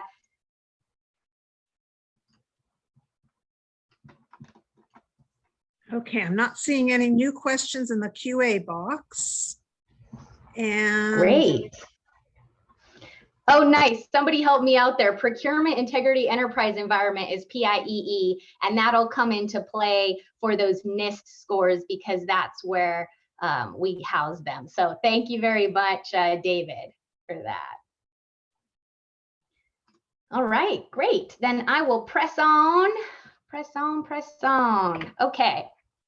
History of InfoSec. So you can see I've highlighted a few in red. So there is a long history from May 2009, right? And that's actually where very first POTUS called for examining CUI and created an interagency task force. So since then, we have gone all the way down to 2020 on this list, which was the deadline for agencies to issue CUI implementation guidance. And I know this briefing, as well as all the briefings we're doing in our organization, are a big part of that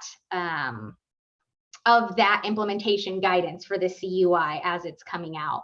You'll also see in red there, so the future. 1 October 2025, that's when the CMMC goes into full effect. And at that point, no award can be made without at least a level 1 certification. It goes up from there. And of course, they're still working through the different requirements on CMMC. The purpose of my briefing, again, is not to go through all the requirements and everything of CMMC because it is evolving and they are working it and taking feedback. So like I said, I'll be pointing you to the links where you can find the most updated info as it morphs. Okay, so recent InfoSec challenges and changes we've got sort of outlined here. So first, the CUI we've got the DFARS clause, right? And that's the one where the clause that gets put in our contracts that have CUI, information that should be safeguarded as controlled unclassified information. So that clause deals with marking the CUI and safeguarding it in our systems. And then it also, of course, deals with if something is leaked or by accident, the reporting of any cyber incidents. Then in September 2019, and then the subsequent year in 2020, we got those 889, both Part A and B mandates. So of course, Part A, you can see there, that was the one where we can't make purchases from 5 specifically named firms in that NDAA. And then the next year, Part B, we actually couldn't have anywhere in the supply chain anything from those named 5 Chinese firms. So it broadened it from not purchasing directly from the firms to if there's anything in the supply chain from those firms, we could not also make that purchase. So that was our 889. I remember that was a big lift for us in contracting, and to help educate ourselves and our industry partners on that. So then jumping a few months after the Part B there, you can see November 2020, that's when the NIST became mandatory. And that's still applicable even now. So, but it started 2 years ago, basically. Well, I guess less than 2 years, a year and a little more since it was November. But that's the NIST score that we are not allowed to make contract awards, because the score actually, and we'll get into it later, but briefly, the NIST score is a self-evaluation of the security in the systems used for our contractors and our industry partners. So that's how it relates to protection of CUI. And then you can see the blue dotted line, because this jumps to the future. So this is, again, just that October 2025 date. Look, there's levels 1 to 3 for that CMMC certification. And as it goes higher, that's for the more dollar amount, complexity, visibility, then the higher levels will be required. So that is the breakdown of that. So CUI, originally CUI was meant to replace the FOUO, the for official use only, but it was meant to have more of a streamlined framework, which is nice when we get implementation guidance that streamlines what we already have, because I know frequently it'll be in addition to when necessary. So turns out CUI can be is more complex than FOUO. But we broke it down in this slide, you can see, into 3 main buckets, or lines of effort, as we like to call them. So for CUI, there's just the marking, the safeguarding within the systems that we use. And since we're very, as we all know, very virtual, kind of like now, so safeguarding in those systems, since there's not a lot of hard copy paper anymore, and then the reporting when cyber incidents do occur. And so that is sort of what we referenced earlier, captured in that DFARS clause, the clauses there. I included on this slide and I'll explain. So KTR is another abbreviation that I did not mention earlier. That just stands for contractors. And so it's in the clause, as you're probably aware, but I also put the link here and that's in the slides for when those cyber incidents occur. This is where the reports are to be made. And then just a little infographic of what that looks like. And then it might be kind of small for you to see, but the little yellow button says report a cyber incident. So, so that's on that link. Moving on, and let me check. Okay, I don't see any questions just yet. Again, feel free to put in the chat or to jump in. Okay, so this is one of those great sites, a really great site. Okay, so dodcui.mil is where you will want to go for, you can see here, policy on CUI, training on CUI. There's the registry, which is very helpful. I know we utilize that in contracting a lot to help our technical folks. And then there's the desktop aid, which I have downloaded to my desktop for when questions come up. I go pull that, or I come to this website. And then also you could see the what's new question mark with the awesome chopper shot. So that is also, like I said, when these slides, you're looking at them months later, a year later, like what were those cybersecurity briefing info? The what's new tab, when you go here, they're gonna have exactly what's new, even when these slides are out of date. So I would say, I believe all the slides will be distributed after today, but if you wanna take a note or bookmark this, highly recommend it. So this is a great, helpful website to dig into CUI. So I'm going to jump now to NDAA, that section 889. I think you guys get the picture with this. It was a two-part initiative, one year than the next, where it became more encompassing or of first, nothing purchased directly from those 5 Chinese firms named in the regulation. 2, the things we purchase cannot be in the supply chain at all from those firms. So unless there's questions, I'm going to move on to our NIST scores. So I have this awesome screenshot of the SPRS, which is a screenshot straight from the website, which, yes, okay, good. I wanted to hover over my slides because I thought I put the link in here, and I did. So it's just the link to this specific web page where you'll see you can log in via that PIEE that I mentioned earlier. Then there's even vendor help to post a basic assessment.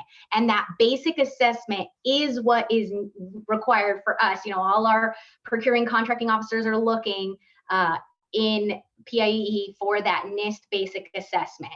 It is a self-assessment. And I haven't filled one out myself because I can't without being a vendor profile, but I've heard that it only takes about an hour. And for right now, there is no minimum. So minimum score, I should say. So because it is a score that comes out at the end. And in fact, I think, yes, so my next screenshot is actually a little piece of the scoring template. So obviously there's more than just these questions. It's a few pages, I believe, but this is a sample of the questions and what it looks like, that scoring template. So it is a self-evaluation at this point. CMMC is going to be that third-party certification, but that obviously is in the future. So right now, this is kind of the predecessor to CMMC, is this NIST score. So it is filled out by each vendor themselves. And like I said, I heard it's only about an hour. Don't quote me on that, but it's also no minimum score for award, just has to be in there. So we're looking, when we make award, we are looking that the score is in there. We're not necessarily looking for a minimum score.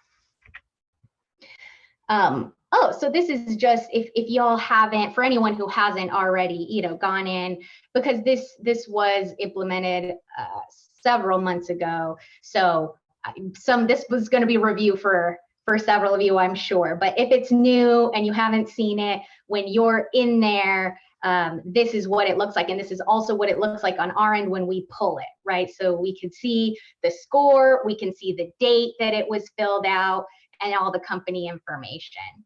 So, oh, great. It looks like Ms. Tiffany Scroggs was able to share a link on Project Spectrum. Perfect. I'm gonna reference that website later, but thank you. It looks like this self-assessment. You can create an account and make a self-assessment there. So thank you very much, Tiffany. Appreciate that.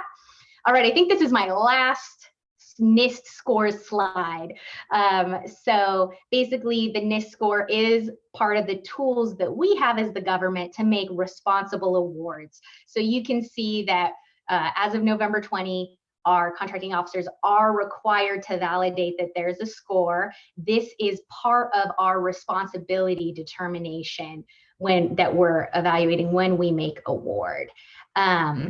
There's the DFARS clause that requires the NIST score is referenced here. Kind of like I said earlier, no minimum score required. And that's because the CMMC cert. So that in the future, when that's implemented, is going to be the minimum levels. Okay, so last few slides. I'm happy. I'm assuming that I'm being super clear since I got no questions. But thank you all. Thanks for sticking with me here. I'm just about done. So the cybersecurity maturity model cert, CMMC. So this is coming down the pike. This overview was taken directly from their website. And so you could see that they themselves have described it as a framework with 3 key features. They got the tiered model, assessment requirement, and then implementation through contracts.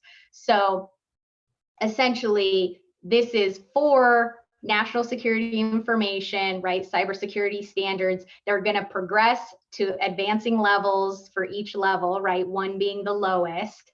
And then let's see, once it's fully implemented, the contractors that handle the sensitive unclassified DoD info will be required to achieve whatever level, you know, for that specific award.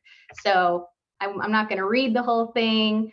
The evolution, also, again, this was taken directly from the CMMC website. So they moved, you can see it went to 2.0. So there was a 1.0 and they've since moved to 2.0. There you can see in November 2021. So they actually updated their program structure. So it used to be this, there was 5 levels, but they moved it, I believe, to 3. That'll be on the next slide. We'll get a little glimpse of sort of the changes from CMMC 1.0 to 2.0. So if you haven't heard and you remember hearing about it, but it was at the 1.0 phase, it has changed a little in the 2.0 phase. I included here the primary goals of the internal review because they did take public comments. You can see there was 850 public comments actually that were received on the interim DFARS rule, and they took a lot of that into account. And you can see the, let's see, 1, 2, 3, 4, 5 bullets here of the things that the goals of that internal review from all those public comments. So I think it was also mentioned earlier, please do give comments when you have the opportunity because they are taken into account, all read and all taken into account. So, okay, so here we go. Yeah. So there were 5 levels in our CMMC model 1.0.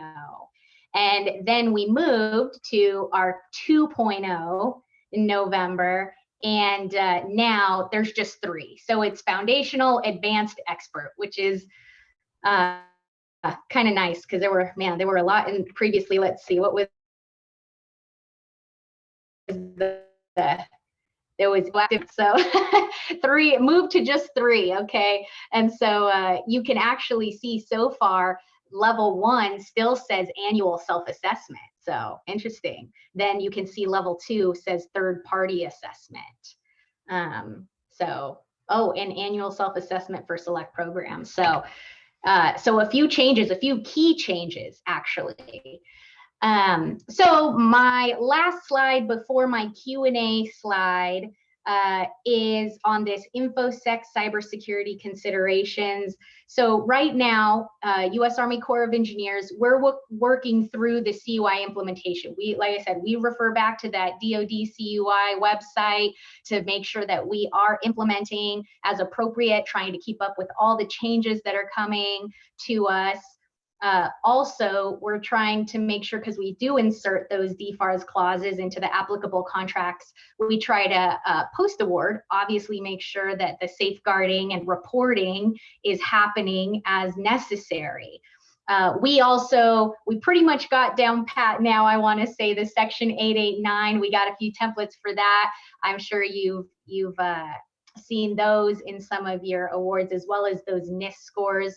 We are in full compliance with those right now.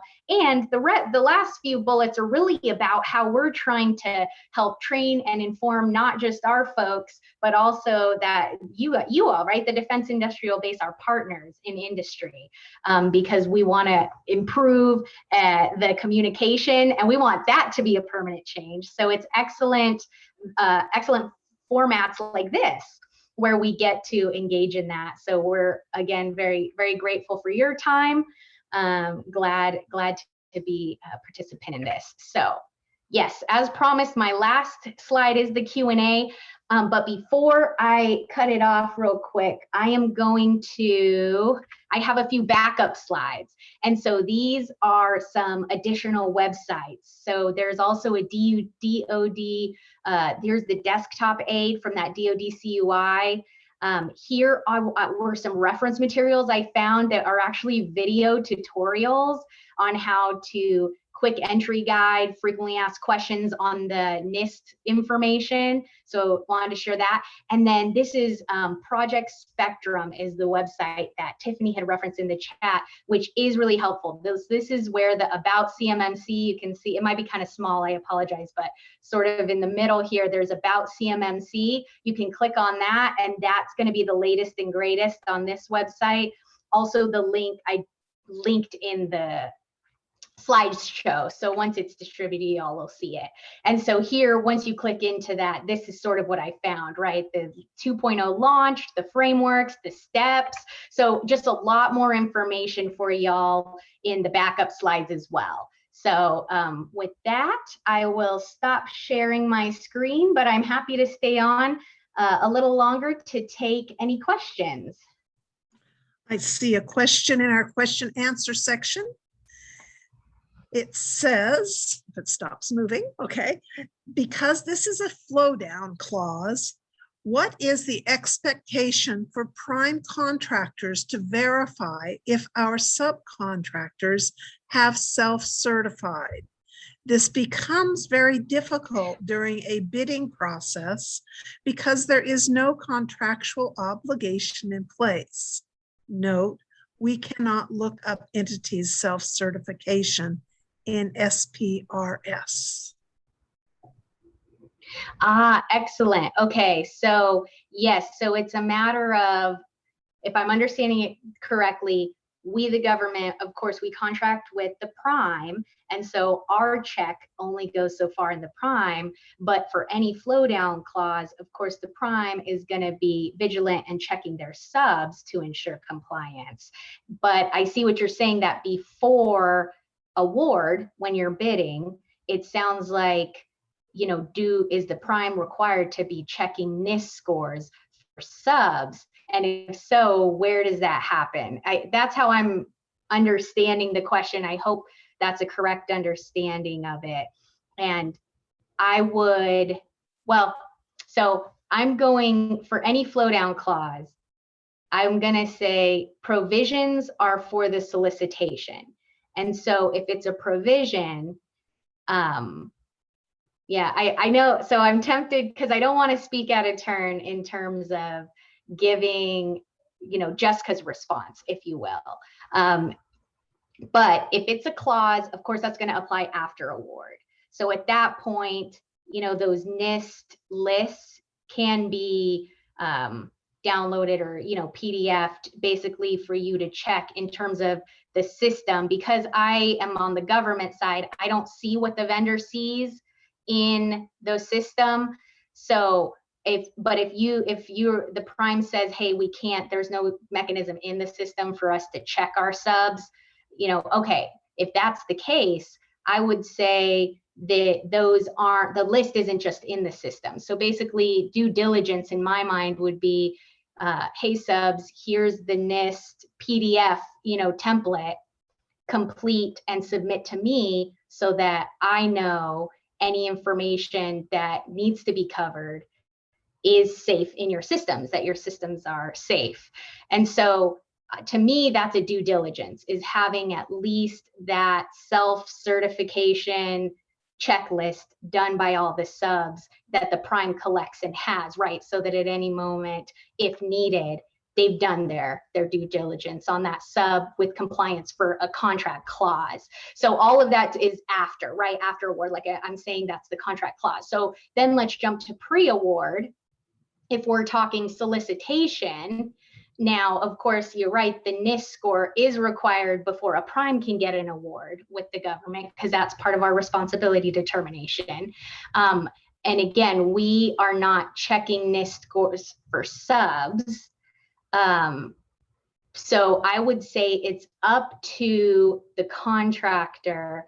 If it's a provision, I'd say that's required. I'd say same thing as the contract clause, right? If it flows down. But I'd say if it's only a contract clause, you don't, it's the government's not checking subcontractor NIST scores. So I would say it's probably up to the prime if that's something they want to do in advance for, in advance of getting an award, whether they want to go get NIST scores from all their subs, or if they want to wait until they get the award, then it's in the contract and then they go, to comply with the contract clause, then they go to their subs. I would say it seems like that would be more of the discretion of the prime in terms of pre-award.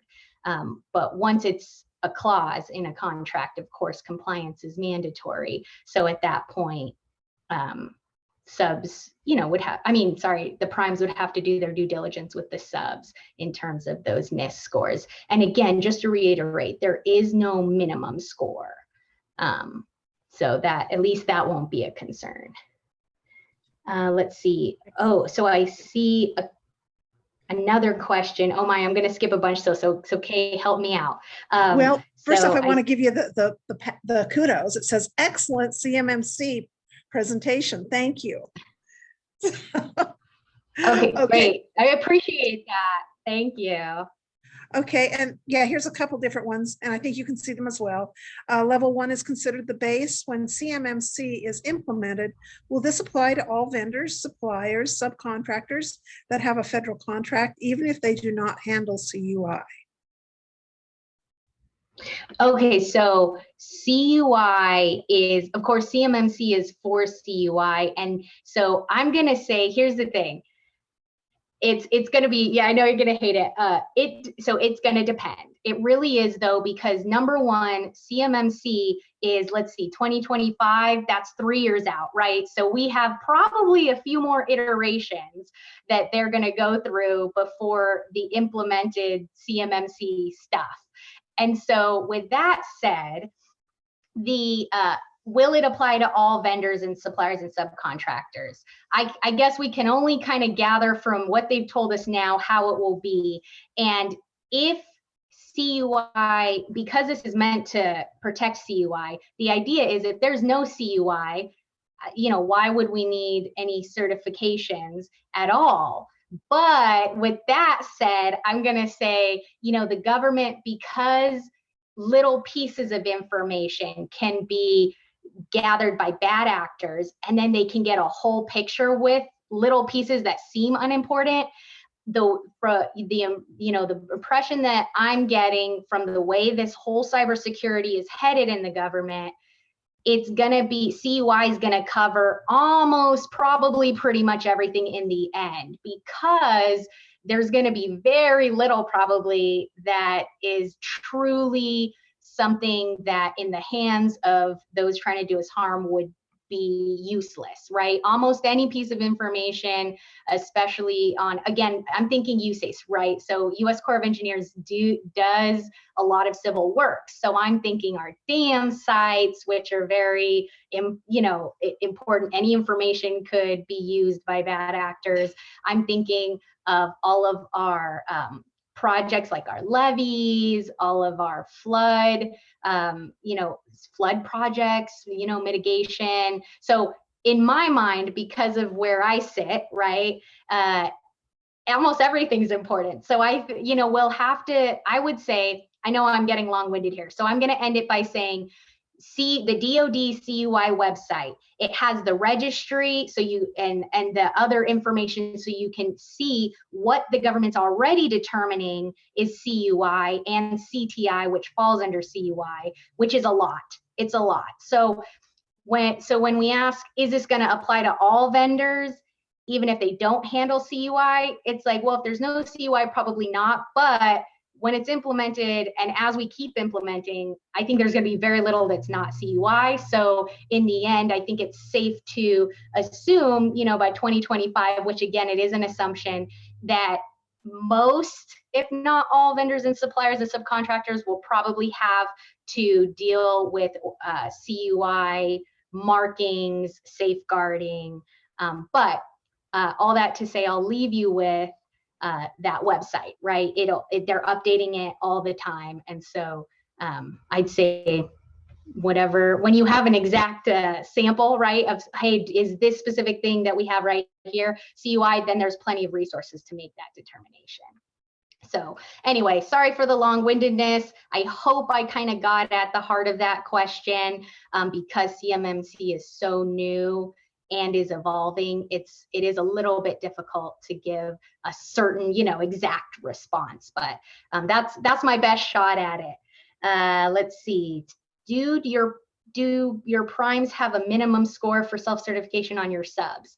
Oh, that's going to totally be prime dependent, because from the government perspective, like I said, we check the primes, we don't check subs. If a sub has a minimum, that's up to them. There's certainly no prohibition in the regulations that the primes have the sub. Actually, there's no prohibition. There's no affirmative mandatory either. So basically it's silent, right?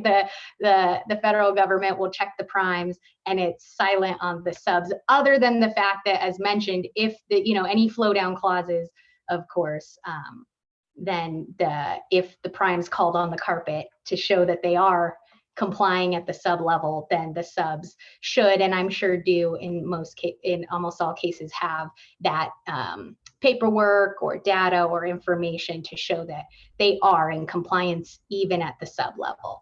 So yeah, other than that, minimum scores, that's probably going to be up to the primes. Okay, that's all the questions I saw. Did I miss any, Kay? There are more in the question answer section. I do see a hand up as well. So let's question answer section.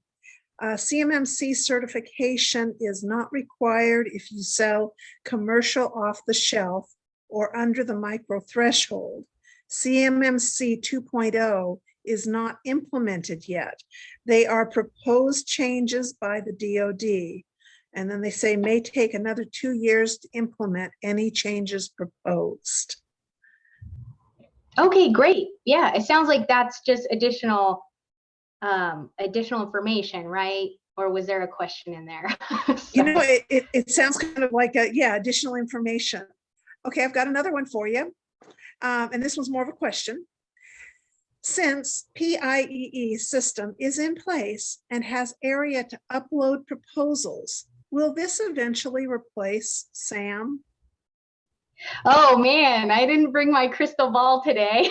so I can't say whether or not PIEE will replace SAM. I know, frankly, in our agency, we are working to help, again, get our folks and our defense industrial base used to pulling the solicitation attachments from PIEE, as well as uploading proposals in PIEE, because that is, the system's not new, but it's new that we have to use that for solicitation. And so it's a learning curve for all of us, I want to say. Of course, the postings still show up on SAM. I haven't heard anything about SAM going away, but of course, they could change it. The powers that be could change that at any time, but I have not heard about SAM going away at any time soon. So. Thank you. Okay, more of a follow-up here. If there is no CUI, then all contractors and subcontractors will need to be at least CMMC certified level 1, unless exempt with commercial off the shelf or micro purchase thresholds. Okay, yeah, I'm okay. not. Okay, great. You got that one? Yeah, and that sounds like more info too, which is great, because if there's, the website probably has more information, and it sounds like some smart folks in the audience have more information too, which is great. So it sounds like that there may be no level 1 even certification if it's a commercial off the shelf or micro purchase, which that's fair. And thank you for sharing that, because commercial off the shelf and micro purchase thresholds are frequently exempt from, a number of things, primarily due to the type and dollar amount. So thanks for sharing that. That is helpful. And I see you've got a hand up and there may be other hands, but I only see one right now, with Dave Walls over from Newark. Yeah, hi Jessica. Great presentation. Thanks so much. I did have a couple questions. Actually, so you were talking about no minimum score with the NIST. So we have seen in the NIST some scores in the negatives, like -40 or whatever. So how do you get a basic assessment when you're in the negatives? That's my first question. And then I'm not sure if the audience knows much about the manufacturing extension partnerships. So every state has an MEP, and they're there to help their companies. And I'm getting feedback. I don't know if somebody has a different speaker on or whatever, but anyway, the MEPs are there to help companies get like that basic level. Do you know if the MEPs are only for small businesses, or can large businesses use the MEPs to get that help? Thank you. Yeah, well, great questions. Thank you, David. So I think the small business question, I might have to defer to Kay or someone, small business piece, you know, in contracting, we heavily rely on our small business deputies and partners. So in terms of the small business one, I don't think I can answer that, but I'm happy to take that question away as well, and then follow up with an answer. As for the negative score, I was going to say with small business, the MEPs are there to help small business. I just don't know if they're there to help large business. And I don't know if one of the PTAC partners know anything about that. Maybe they do. But I know they're there for small business. But I was since we have a large business audience, I don't know if maybe you knew that answer. But sorry about that. Go ahead with the minimum score and the negative score answer. Yes, no worries. And, you know, again, someone from small business probably gonna know better than me and answer and correct me, but I would say if I was a big business, I would just ask. And I actually am not familiar at all with these MEPs, so I'm gonna have to ask Kay and the others to educate me on that, because yeah, I'm not even familiar with that. But thank you. So the negative score, you know, I'm glad that you brought up, because it was kind of a shock to some of us that there could even be a negative score, right? So the idea is, okay, maybe the cybersecurity is not so good. Maybe the systems aren't prepared with a negative score, let alone maybe a super low score. So, you know, that was presented to us before. And all I'll say to that is, officially, there is no minimum score, but the NIST score is part of the responsibility determination. And as you know, a lot of factors go into, is this industry partner or offeror responsible for award? You know, are they responsible enough? And we have whole memos, multiple page memos determining responsibility of a contractor before we make award. And for every award. So I guess I'll kind of leave it at that. There is, again, officially, there's no minimum score. Questions, you know, might be raised if it's a negative score, but, you know, it's all part of that write-up. And so I think it would be dependent on, you know, the competition, whether or not the score is there. Obviously, we can't make award if it's not. So there is no prohibition, though, on making award to a negative score. Right now, our guidance is check that the score is there, no minimum. So if it's there, and even if it's a negative, we're not prohibited from making award. So I guess I'll leave it there. I hope that sort of gets at your question.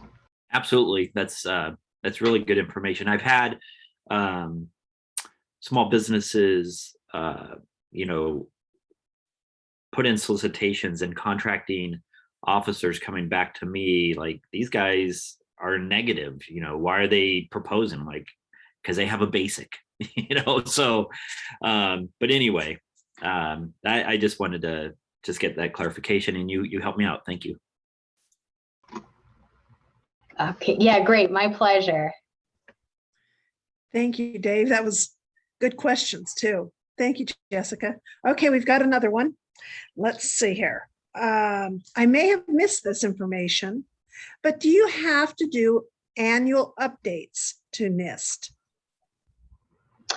Oh, you did not miss that. Thank you. Great question. So it is, oh man, I want to pull up the clause now, but it's not annual, it's every 3 years. It's good for 3 years. So as long as the score is within 3 years, it's considered current. Great question. Sorry, I forgot about that. I'll have to add that to my slides. Good information. One of those things we don't have to do every single year, or rather the businesses. Okay. I think I hear somebody. Is that Ms. McIntyre? Yours. Okay. Okay, Good take it morning, away, Carol. Jessica. Thanks for being here. And this is kind of to piggyback onto Dave's. And Jessica, I'm just putting it out there as more of an observation to think about. You know, responsibility determination, as I have painfully learned, really does rest with SBA. So with that, when we talk about negative scores, I would think somewhere down the road in the implementation, we are going to have to get the SBA's take on that negative score being a factor in determining unawardable or not responsible. Just a thought to maybe bring back, because well, enough of the PCRs on here know what I'm talking about. SBA determines responsibility. Over. Thank you. Yeah, no, I think that's a great comment. And I know, especially, you know, again, I can speak for for USACE, since that's where I'm at. Our small business person is a part of the PDT, and we are, sorry, I'm using another acronym, part of our project delivery team. And they are on it all the way from when we're determining the best acquisition strategy all the way to award. And frankly, our field personnel probably have reach back for them as well, because they're an integral part. So absolutely, for us, small business is involved all the way, not just for market research or whatever else, or, you know, evaluating the small business piece. No, they're in it the whole way through. So great comment. Right. And Jessica, I am a USACE small business specialist. And I'm still telling you that even as we stand up unified, we still have to yield to SBA when it comes to responsibility determination, like a COC or something of that nature. So again, I just want to say that a negative score, again, for small businesses, and they're not here today, these are large primes, but for small businesses, and Dave, keep that in mind, they may have the potential to go to SBA, and SBA does have the ability to influence and help us shape how we will consider negative scores. Over.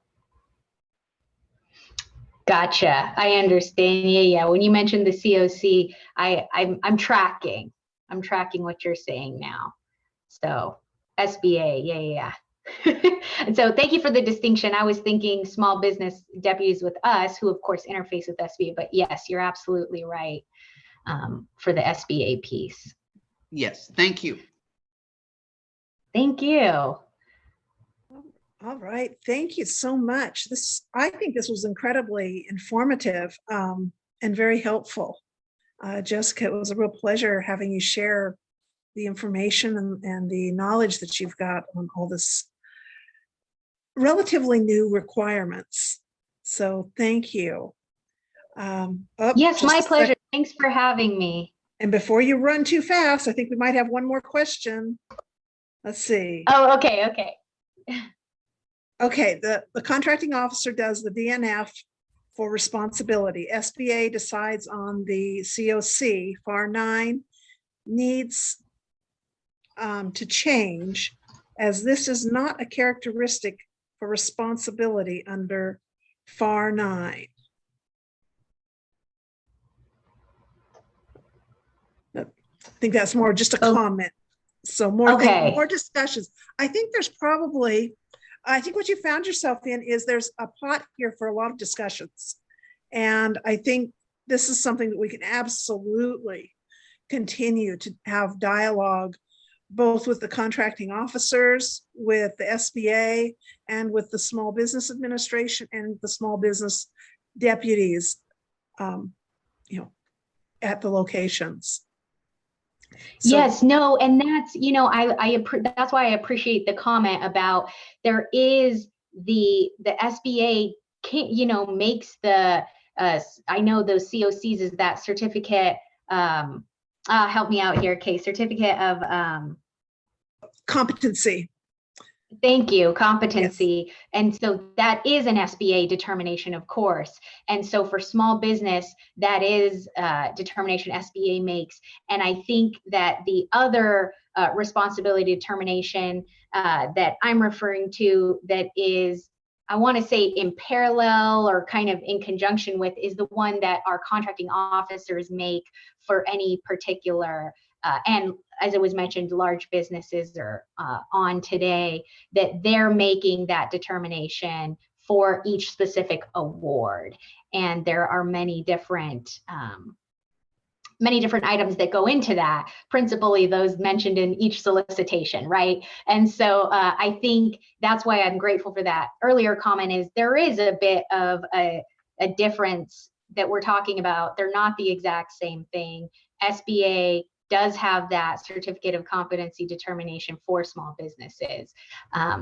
So I appreciate those comments that are trying to help clarify the distinction between those two different determinations. Absolutely. That's one of the things that I appreciate about the regional councils.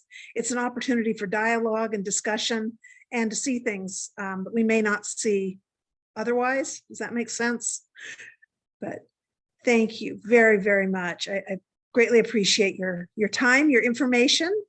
And wow, we're ready to roll into our next topic. Thank you, Jessica. If we were in person, we could all clap our hands, but I don't know how to do that virtually real well. So, okay, our next topic, rolling right into SAM, UEI, and ESRS. Oh, let's see here. I guess I could go live for a few minutes here, or a few moments. That way I'll just be talking out of the black spaces here. Anyway, okay, so yeah, the next speaker will present the new SAM requirements for registration in addition to the SAM, UEI, and ESRS. And I believe we had a change of speakers. I believe it's going to be Vanessa. Is that still correct? Yes, that is correct, Kate. Perfect. Okay. And Vanessa is also with PTAC, and she is a wealth of knowledge and information. And another one of the things that I love about PTAC is their reach across state lines and across boundaries. It is so wonderful to have PTACs that can reach out and share information. The resources and the knowledge is absolutely fantastic. So thank you so much. Vanessa, take it away. Okay, thank you, Kay. Let me share my screen and hopefully I can get this. Okay.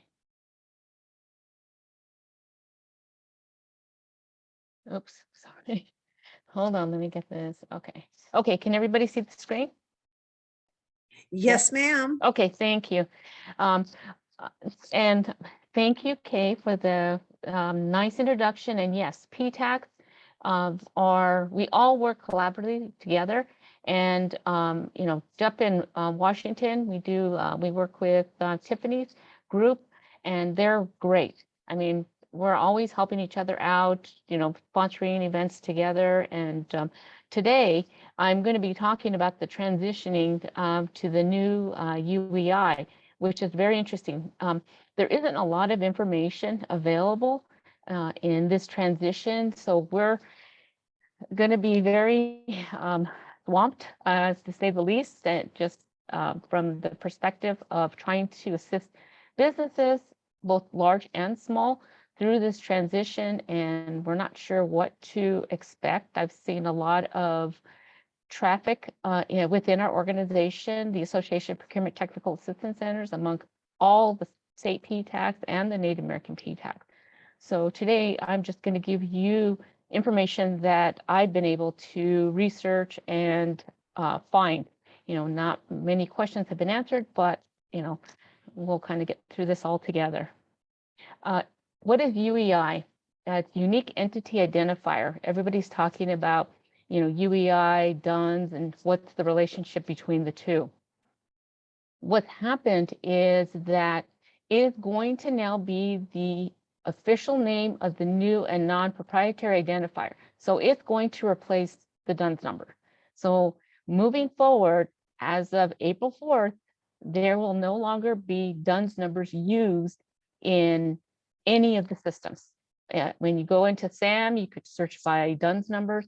That's going to be gone.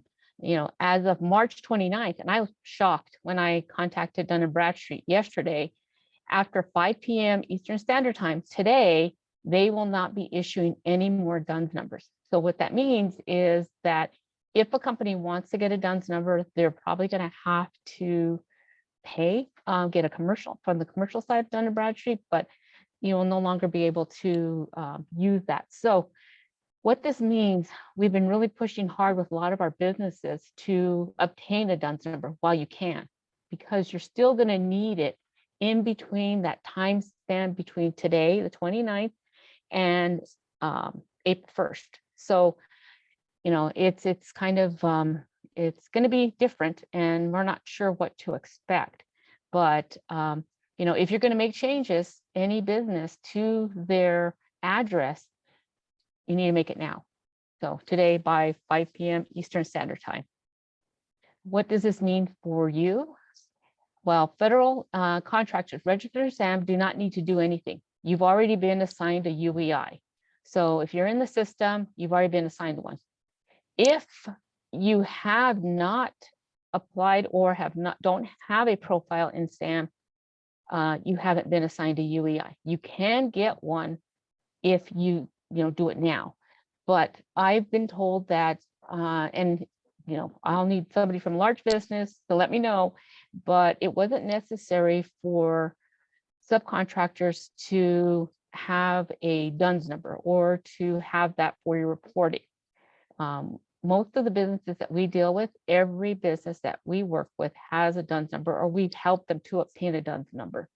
But after, like I said, after today, they won't be able to get a DUNS number. So that's going to be quite interesting. If they have a Dun & Bradstreet number, and a lot of companies do and don't realize that they do, I would advise them to get their UEI now, because on April 4th, I'm not sure what's going to happen. It's going to be down. The system will be down.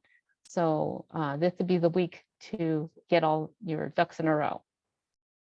I wanted to give you an idea of what the system looked like. I'm not sure a lot of large businesses, some government, maybe government entities may know, but this is when you go to sam.gov, this is what you'll see.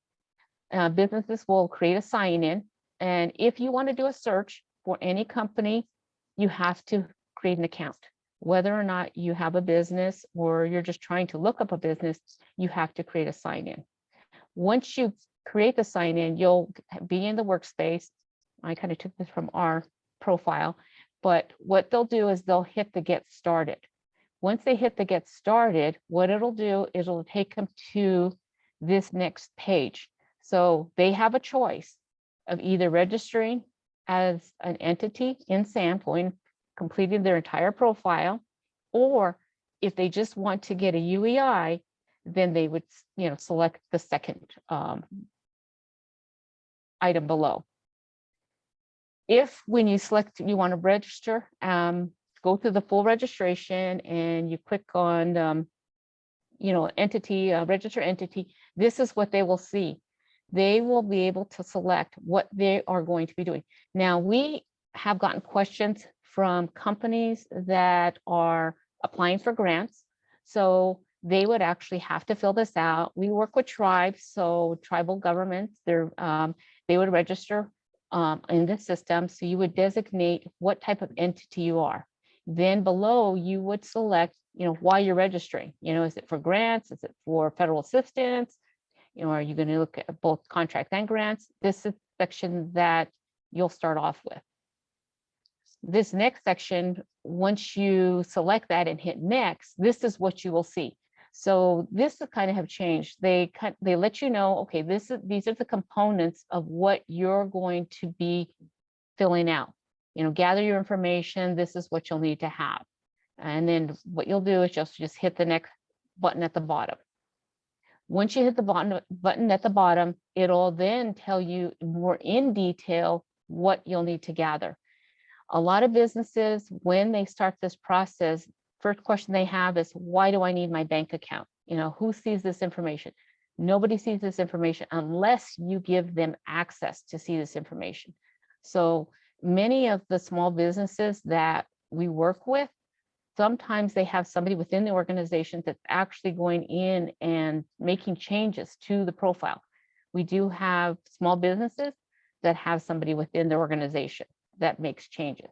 So there's only one entity administrator, and that entity administrator can give access to multiple people within the organization or to one person, but they are the designatee that will be the one updating the profile, giving access to whomever, the owner decides to give access to.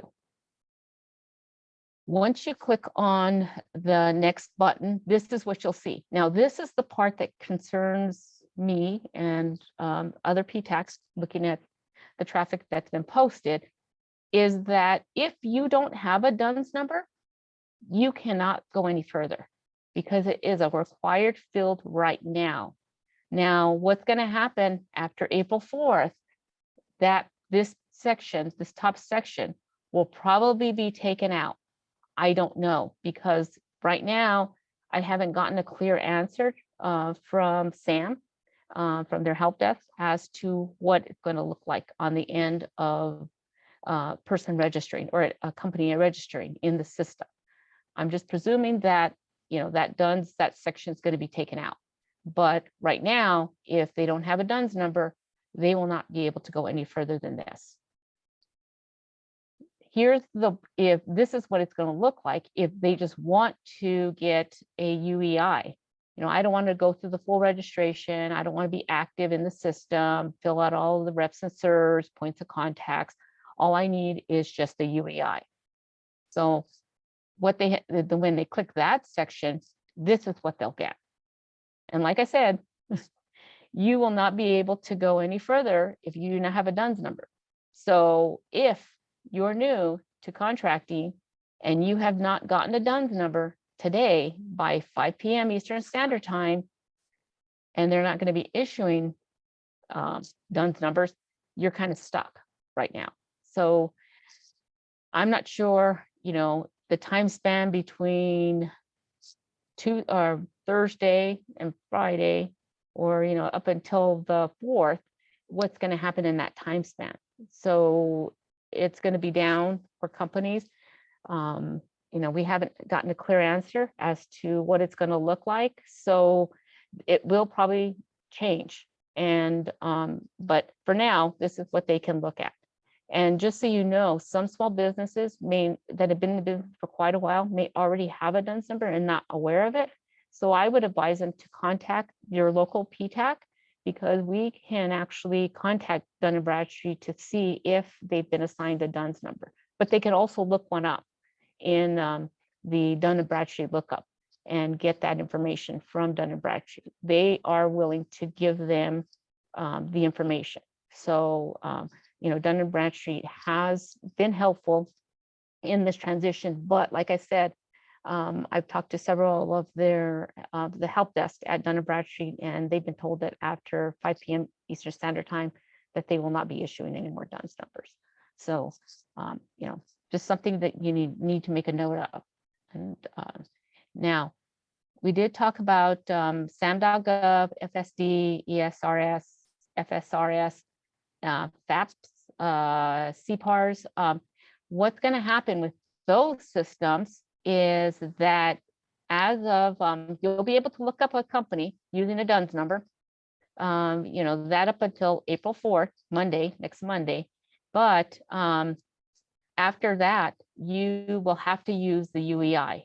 And if you don't know what the company's UEI is, you might want to print it out now and look up their DUNS number until before the 1st of April. And at least write those Dun and Bradstreet numbers or the UEIs, that kind of cross-reference. But I thought that they were still going to have the Dun and Bradstreet on the back end. I'm being told that no, it's actually going to be just going away. So they're going to be transitioning everything over from their Dun and Bradstreet into the UEI. And how that, if something's going to get missed, I don't know. But that's what we've been told, is that everything from Dun and Bradstreet companies, past performance, their CPARs, FPDS, all that information is now going to be tied into that UEI. So the biggest thing I can tell you at this point is April 4th, the Dun and Bradstreet number will be removed from all IAE systems. And the UEI will be the authoritative entity identifier. So that's been confirmed. So I thought that they would have like a lag, but I'm being told no. It's going to be, that's pretty much it. The Dun and Bradstreet number will be totally removed from anything that you'll be able to see. I'm interested to know that nobody's been able to answer the question on the government side. If you're signed in as a government user, will they still see the Dun and Bradstreet number? Nobody's been able to answer that question. So that's something that I, will be asking, PTAX will be asking. I'm presuming right now, I've been told no, but, that's always subject to change. Government does, decide that maybe it wasn't a good idea and maybe let's show it for another month. I'm not sure. But, these are going, it's going to be a big transition. And, working with PTAX, can hopefully help ease that transition, for businesses and help larger businesses to identify small businesses. I want to. So Vanessa? Yes. Vanessa, yeah, good morning. So Good morning. can we go back one slide? Because, This one? yes. Okay. SBLOs, government contracting people, this is significant. Yes, This it is a significant slide. And I guess today is March 29th. Maybe it's the 30th. What day is it? It's the 29th. Okay. Yes. So, I mean, this, I can't believe that, well, this is the first time hearing about it. SBLOs, do you have any level of concern that you may not be able to get to your people? I would imagine there would be. Yeah, I would imagine that. Oh, I'm sorry. I'll try to look at the chat. Yes. Okay, so maybe the chat answers it. So, because I don't operate in those systems, but I just want to make sure. But for sure, when I see CPARs in there as well, I take back that I need to make sure contracting is aware here. So thank you for that, Vanessa. But I just really think that it's a incredible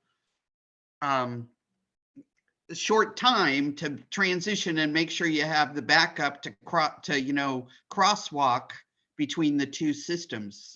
Over. Thank you. Yes. And what they've advised, if you and see, that's what I mean, is to me, there wasn't enough information given to large businesses and to small businesses about this transition and what the impact may be. And what they've advised is if you're a large business that you should download all of the Dun and Bradstreet numbers in there, because it does have the UEI. I did go this morning to look at FPDS, And in FPDS, it does have the UEI and a DUNS number. But I've been told after April 4th, that will be gone. And I'm not sure, you know, for companies that have been in business for 10, 15 years, I mean, you know, how is that, what's the impact going to be? You know, for large businesses who've always, or not for small businesses who've always memorized their Dun & Bradstreet number. I mean, when you tell them, it's like, oh, what's your DUNS number? And they can rattle off. Well, when you look at the UEI, it's, you know, numbers and letters, and it's quite, it's a big number. And so the companies that we've been working with, I've been having them write it down. I said, write your UEI down because you're going to be using that. And I've noticed that some existing contracts, some of the contracting officers have already started replacing the DUNS number with the UEI. So I'm not sure, you know, if how many agencies are doing that or at what level, you know, contracts that's happening at. Yeah, and that's the second piece. I think that I'm seeing, you know, from the responses that a lot of the SBLOs, as would be expected, but, you know, there is such churning of contracting staff within government agencies that it's just something that didn't you know, I wasn't cognizant of. Hopefully they are. Over. Thank you. Yes. And I have a question for Yuri, because in the DSBS system, how is this transition going to affect the information that is in their system? Because when you pull up the profile, you actually see the Dun & Bradstreet number. Is it just going to, will every company have to do an update for it to flow into the DSBS? Yeah, I haven't heard specifically, but from what I understand, the data in DSBS, most of it is a flow down from their SAM record. So I'm thinking that it should be a pretty seamless update in their DSBS profile. That once their SAM profile is changed to show the UEI, then you know, in turn, their DSBS will no longer show the DUNS and will instead show the UEI. But that's merely my guess. I'm afraid I haven't heard anything definite about that. Okay, so what that means then is that in order for the profile to be updated in the DSBS, each company will have to go in to SAM and actually do an update, because it will not populate on its own. A company has to go in there and perform an update and then go into the DSBS to populate the changes from SAM into the DSBS system. So that's something that PTACs are going to have to, or even large businesses, let their small businesses know that would be the only way to do that. Because when we're helping businesses add in additional NAICS codes, or they're changing their address, they actually have to go in and do an update in their SAM profile. There's actually a button there that says update your DSBS profile. They have to click on that and go through that entire section in order for changes to be populated in. So this is a big thing that's going to take a while for everything to transition over, is what I'm anticipating. Hey, Vanessa, this is Yuri. Sorry to jump back in, but I just saw a message in the chat from John Dykus, BOS in Spokane. He's mentioning that the UEI is visible in a DSBS profile now. We haven't received an update as to when the search function will allow the search by UEI, though. So I'm opening up a DSBS profile of a firm right now as I speak, just to see it. I didn't notice. Thanks, John. Yeah. It's evident for those companies that have already submitted a renewal. But for companies that haven't submitted a renewal, then it doesn't show up. So, because I pulled up two profiles, one company that did an update and another company that didn't do an update. And it still had the old information. Here's another interesting question, or statement. let's see, we use the number for financial responsibility checks outside of SAM. So if these Dun and Bradstreet, if the DUNS numbers are being used in other ways, other than with our contract specifically, is there going to be something to replace that could be used for financial responsibility checks? That's an interesting question. That would be something that I would definitely post, because what I've been told by Dun & Bradstreet is for companies that are have financial information, that's an added service that they have to pay for. So will it be free for large businesses to see that? I don't know. No, they haven't been able to answer that question. But yeah, so you know, I don't know. Tiffany, do you, maybe if you can unmute, do you have any comment, you know, from your client base?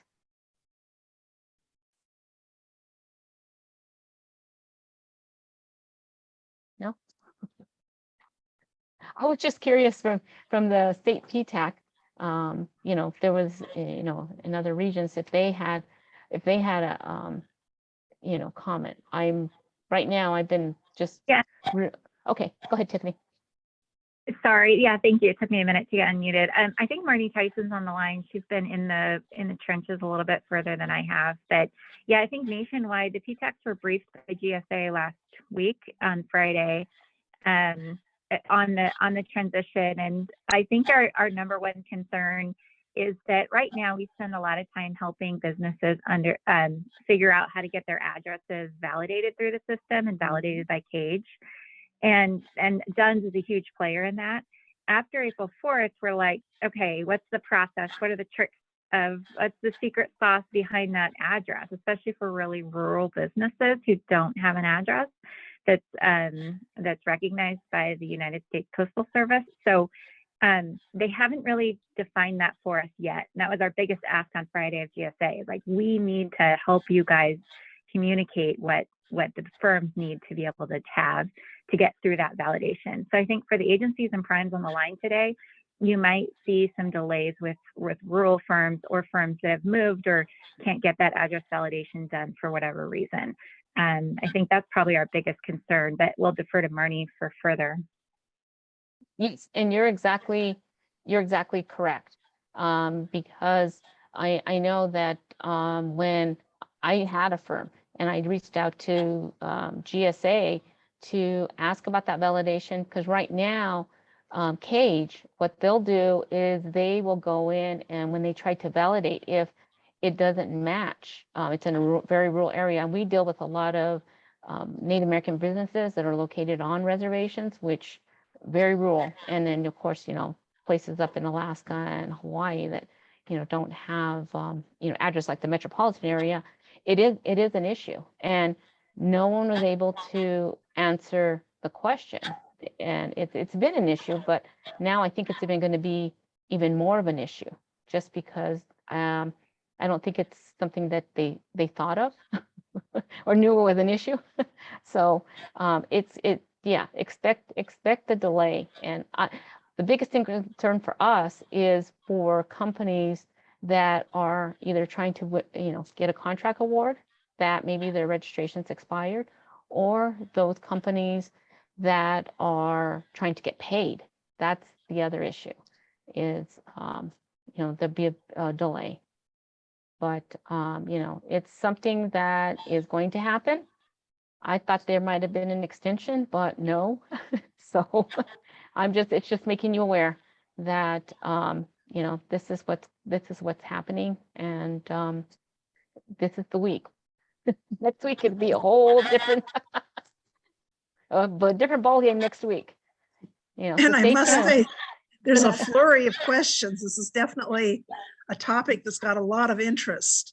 So there's an older question right now as to, do you mean SAM.gov? Can you give us the instructions on how to download the DUNS numbers? And then on that same part is, you mentioned that we could download a list that shows all of the DUNS numbers with the SAM UEI.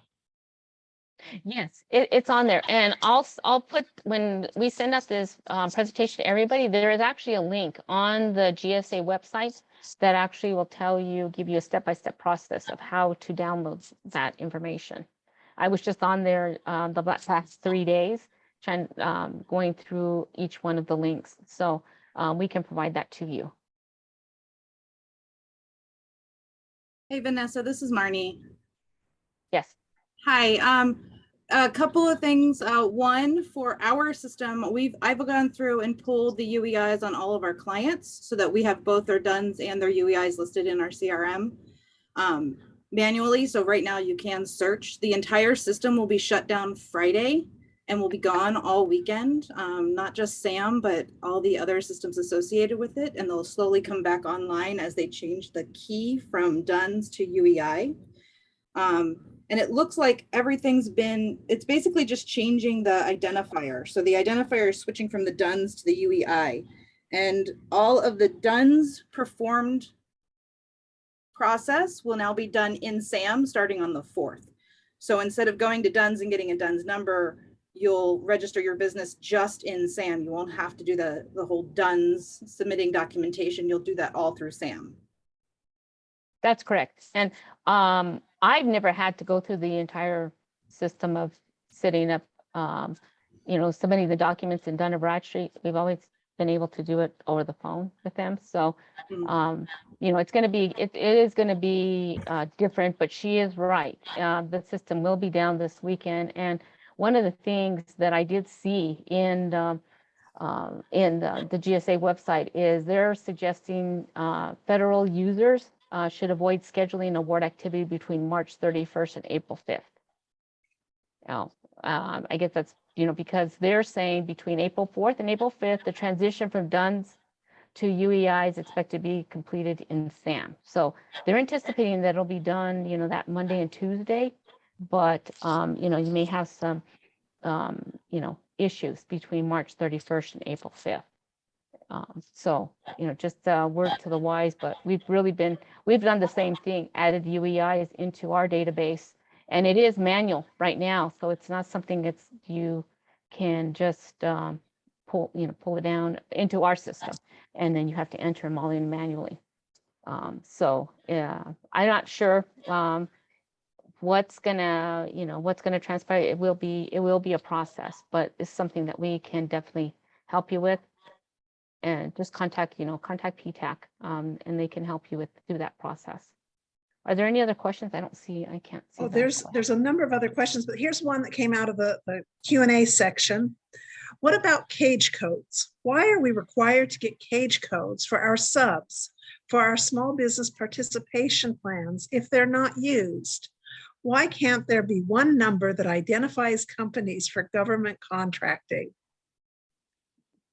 That's a good question. Cage codes have always been around forever, and when our small businesses receive a contract, that's what they're using on their contract documents. Is actually their cage code, not their Dun & Bradstreet number. So cage has always been I've always used it as the identifier more so than I use Dun & Bradstreet number as a way to search the company. But the cage codes have always been used to when they're awarded a contract. Does anybody else, Tiffany? Any other comment on that? No, I think that's a good question Yeah. for Congress. We asked GSA that on Friday, and they kind of skirted around it. Two systems, two different validation techniques as well. So it's easier to get a DUNS number now, and it will be easier to get a UEI after the 4th, and it'll still be harder to get a cage code. So I don't know. Yeah. Ask Congress. Yeah. Well, and I know that when DLA assigns a cage code to a company, they go through a more thorough process when they're validating. So they go through and check to see whether or not the everything matches. They're looking at your address. Does your address match what's in the Corporation Commission? Does it match what's in IRS? So they actually go through a little bit more thorough, because anybody can call, and that's what I don't know about the new system. You know, can I just, is it going to match what's with the Corporation Commission? Because that's what used to happen with Dun & Bradstreet. They'd go up and look up especially LLCs and corporations, they go up and look at the Corporation Commission and listed exactly how it was registered. So everything had a match. And then when it went to Cage, they did the same thing. So everything had to be consistent in the way that it was submitted to the Corporation Commission, the way it's submitted to IRS before they would issue a Cage code. So I'm not sure what's going to happen with, you know, getting the UEI, if that's still going to be the process. Wow, I think we could probably take this topic on for another hour easily. Unfortunately, we do have, well, not unfortunately, fortunately, we do have a panel session coming up as well. Yes. But Vanessa, thank you so much. You have been a wealth of knowledge and information. And, you know, thank you to the great team that's out there as well. It's really, to me, it's really rewarding and fulfilling to see the responses that come in via chat, the sharing of information and knowledge. To me, that's part of what this sort of an event is all about. Exactly. Oops, sorry.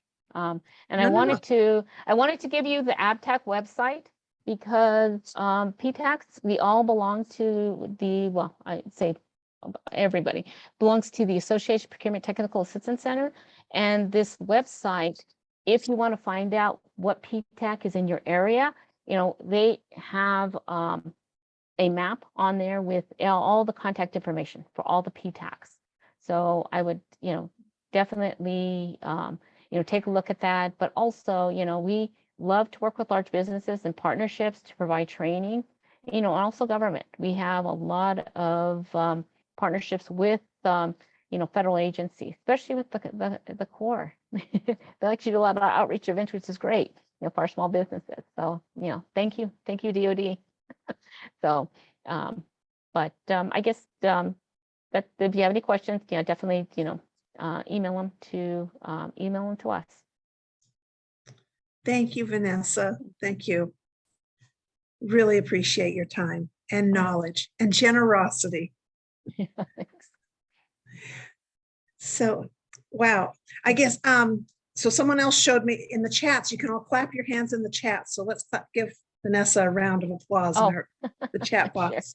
Okay, I'm trying to unshare this. Sorry. I don't know how to do this. So next on our agenda, we have a panel session topic.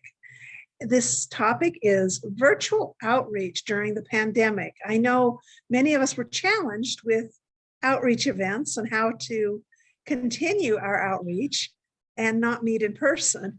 So we are going to have 3 speakers today sharing their experiences, knowledge, information. Dave Waltz, Mike Homer, and Melinda Martirosyan. They are very experienced, talented, knowledgeable professionals, and each, I'm sure, has a little different take on things. The moderators will be Ms. Jackie Hacker and Mr. Jeremy Sandoval, and I'm going to pass the mic on over. Thank you very much. Kay, would you share how you clap? I'm whining here. I would if I knew, but I'm not that smart. It's something in the chat here. A lot of people figured it out, just not me. Oh, maybe I don't know. Maybe while we're sharing on outreach, we can learn this as well. Thank you. Thank you.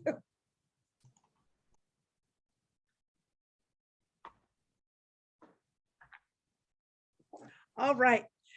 Mike is being passed. It's your turn. Hey. All right, so we have all 3 panel members. Are you all on the call? Got your videos on? Yes, I do. How about the other 2? I'm here. Yep. Mike. Hi, great. Yep, I'm on. I saw Melinda fixing her hair when she turned her camera on. We're supposed to tell anybody.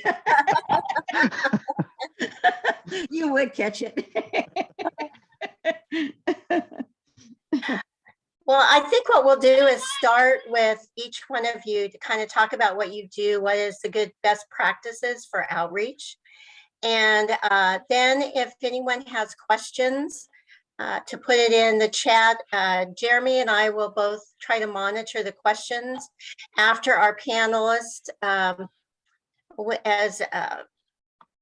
If you have a question, we'll try to interrupt, but let's start out. And ladies first, Melinda, would you start and talk about what your best practices are? Okay, so in this virtual world that we've been working with, I've actually been using it for the training of our personnel of the small business program, because we still have to keep them updated and we have to do our presentations and make sure that they understand and know about how the small business program is ran. So I've been using the virtual world for that. And then on the projects that we are bidding on, we have actually used the virtual outreach for that. We've been actually partnering either with a PTAC or we partner with an agency like WSDOT if we're bidding on a project with WSDOT.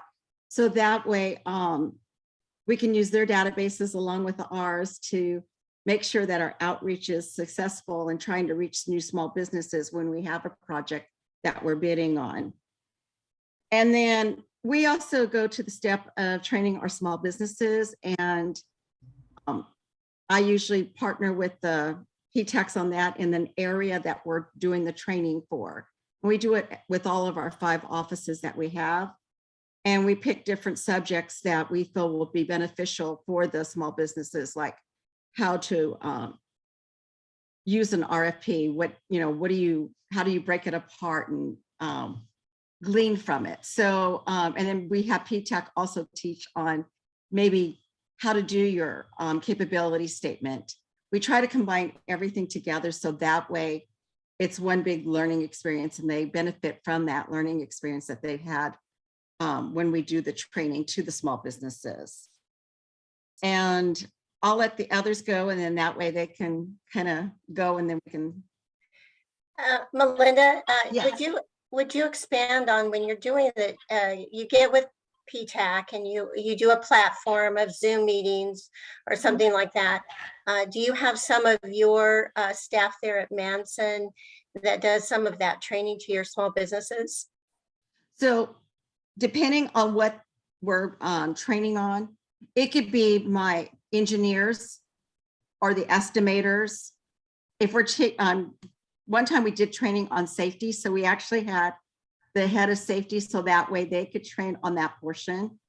So it depends on what the subject matter is as to who we bring on with the training of that. So I do the training on a certain part of it, and then there's another person that will accompany me so that they could be the expert on that area, because I'm not the expert on all those different areas. So we always bring in an expert from our office on the topic that we're going to be training on. So that way they can meet someone that has that knowledge, and they can always email that person or contact them after the class if they have more questions. Thank you. Thank you. Well, Mike, you're to the other side of me. You can go ahead and go. I'm in the Brady Bunch box somewhere. So yeah, our use of kind of virtual platforms when we're doing outreach to our small businesses, we have noticed, and it's not going to go away, we're going to continue to use Zoom and Teams when it comes to these outreach events, because we are primarily bidding work all over the United States.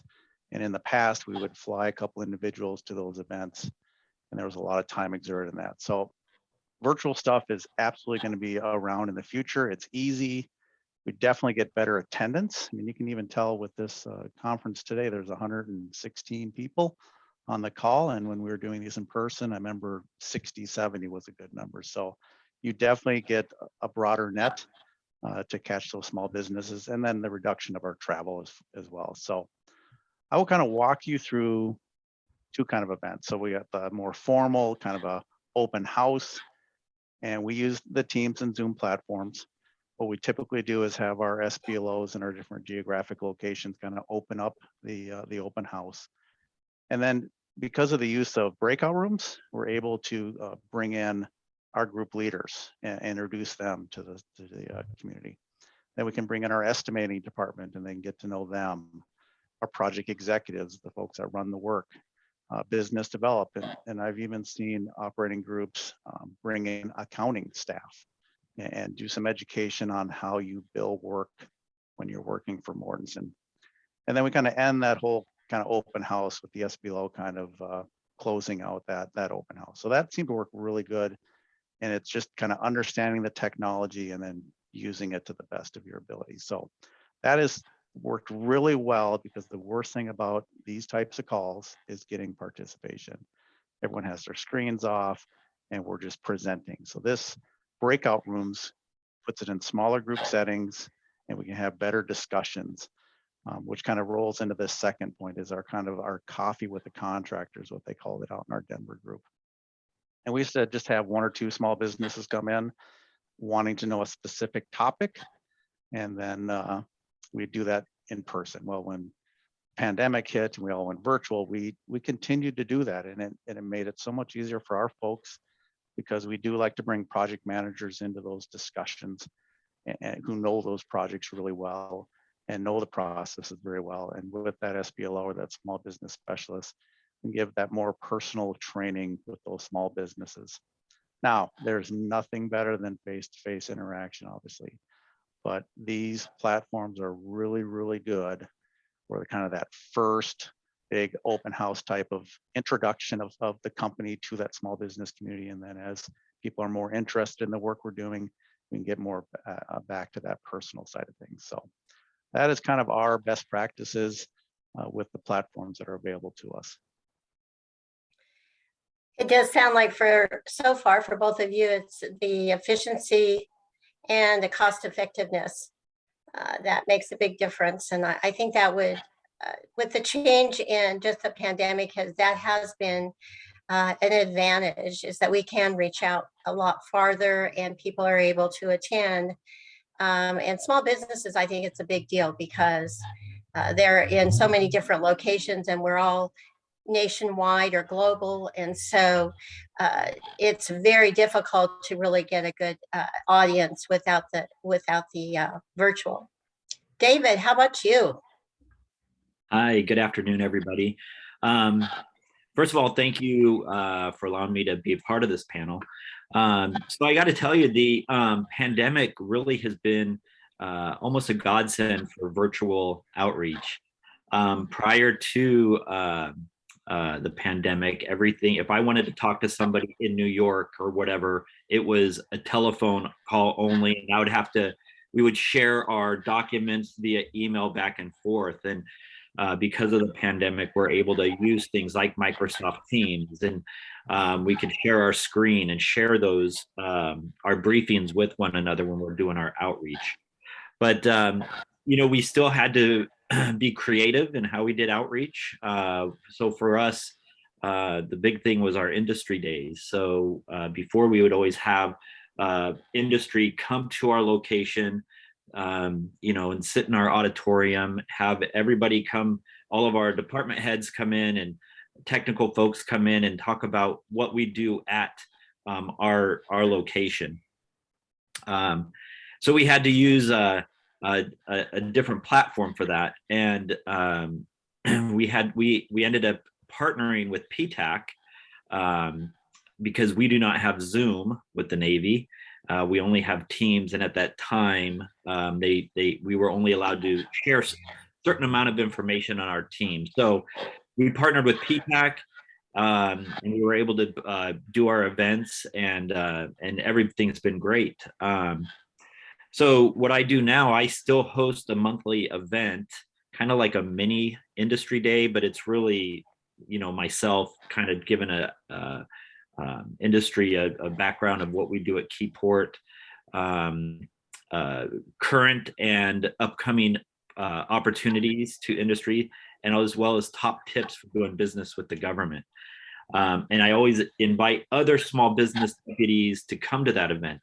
And we call it Wednesdays with the Deputy for small business. I partner with PTAC as well, and PTAC has been outstanding. Typically work with Kathy Kokas here in Kitsap County, but if she's busy, she'll do a quick outreach, and I'll be able to work with Tiffany or Marnie. It's been outstanding support from PTAC, so we can continue to have these events. I also use Microsoft Teams to do my one-on-one introduction meetings. Now that things are opening up, I am starting to meet companies one-on-one in person again. But you know, the Microsoft Teams makes it to where I can have one-on-one meetings continually for those people that are still a little bit apprehensive about meeting in person or meeting that company that's across the country. Again, PTAC events, I'm always available to participate in their events. So Alliance Northwest, we just had that, and they used a different platform than Zoom. So with that platform, of course, I can't always use it on my government computer. So it's been nice to just kind of pull in my home computer to do some of these events. And then LinkedIn has been really good. Jumping in on, because there's organizations like GovCon that host small business events, and I'll always participate in those to meet companies. And that's actually been a very beneficial tool for me to grow my small business vendor base that could potentially help me at Keyport. So anyway, those are just some of the things that I have used that have been helping me to continue my outreach and my position as a small business deputy with the DoD. David, how do you announce about your industry days? That's a great question, and I meant to mention that, and it slipped my mind. So I use, there's a couple tools I use. So I use sam.gov to announce my my monthly event, the Wednesdays with the Deputy event. If I was doing a no kidding industry day, I would post that on sam.gov, but I also use PTAC. If you go on the PTAC calendar right now and looked on the last Wednesday of every month, you're going to see Wednesdays with the Deputy with Newark Keyport. So I use PTAC as well as sam.gov. So do you feel that you have been through these different platforms that you've been able to get some really solid small businesses in your toolbox?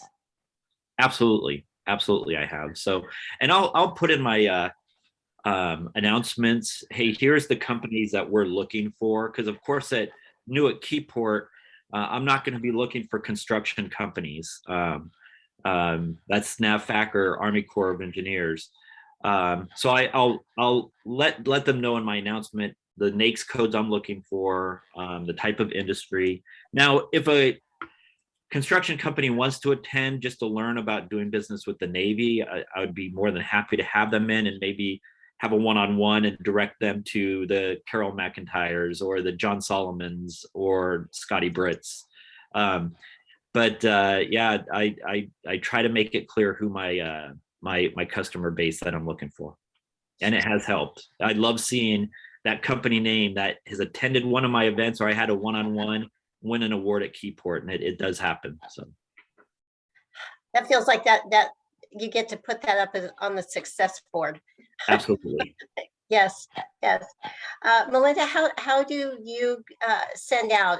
Do you have a list or do you advertise it? How do you get your audience? So I use my database first and foremost, and then I actually go to Dynamic Small Business Search, and Tiffany taught me how to use the columns to where I could get the email addresses and put the search for the NAICS code that I'm looking for, along with the county, and then along with any information I want to glean from, and put that into the search. And then I get a whole list of email addresses for all the companies that fell into the criteria that I wanted for the filters. And I copy and paste that list and send it out for the invitation. And it works great. Wow. I'm not Companies sure. actually contact us too directly because, you know, we sent them this email and they want to, Sure. how do they do business with us? Go ahead. Great. Mike, how about you? All the above. We use Building Connected, kind of houses our source list. And then we add on top of that the dynamic business search. We do a review with the PTAC to see if they have folks. And we use Bloomberg as well to find subs in certain geographic locations. And then we use a system called Emma. It's an email marketing campaign, and we can blast out thousands of invitations through Emma. And we typically can reach out to about 3,000 to 5,000 subs when we're in a certain geographic location. So we've really utilized those assets available to us to really reach out to the small business community. So is there a cost for you to utilize like Emma or Bloomberg? Yep. There's definitely a membership fee, and I do not recall offhand what that is, but yes, there is a fee. Okay. It's good for the SBLOs to know that, because obviously they, in order to get those extra resources, if they have to pay for it, they'd have to go up through the chain in the budgets. So, yeah. But those are good. So it kind of seems like the same theme as definitely using PTAC, and you know, we all have our databases to use, but I think in reaching out in that mass amount, we still look at now that virtual is really the most efficient platform right now than trying to go through getting everybody to fly in and be in one place. I know all of us are happy not to have to travel, have the rigorous schedules that we used to have. We were another nice feature is that you can record your outreach events. We use that when we're kind of advertising bid packages and we're having Q&A sessions with the subs that are bidding that work. It's nice to be able to record that session so that if another sub had missed that session that still wanted to bid on that work, you can send them a link to that video and they can get caught up. Oh, that's a great idea. Very nice feature. Great idea. The Zoom dog in the background. That is and I am so sorry, everyone. I think he got out of the crate. It's my 6-month-old beast, I call him. Does anybody have questions out in the audience? Q&A or through the chat? Do you see any chat, Jeremy? So I do see one question for Melinda. Yes. They're wondering, do you utilize the interested vendors list at sam.gov when solicitations are posted?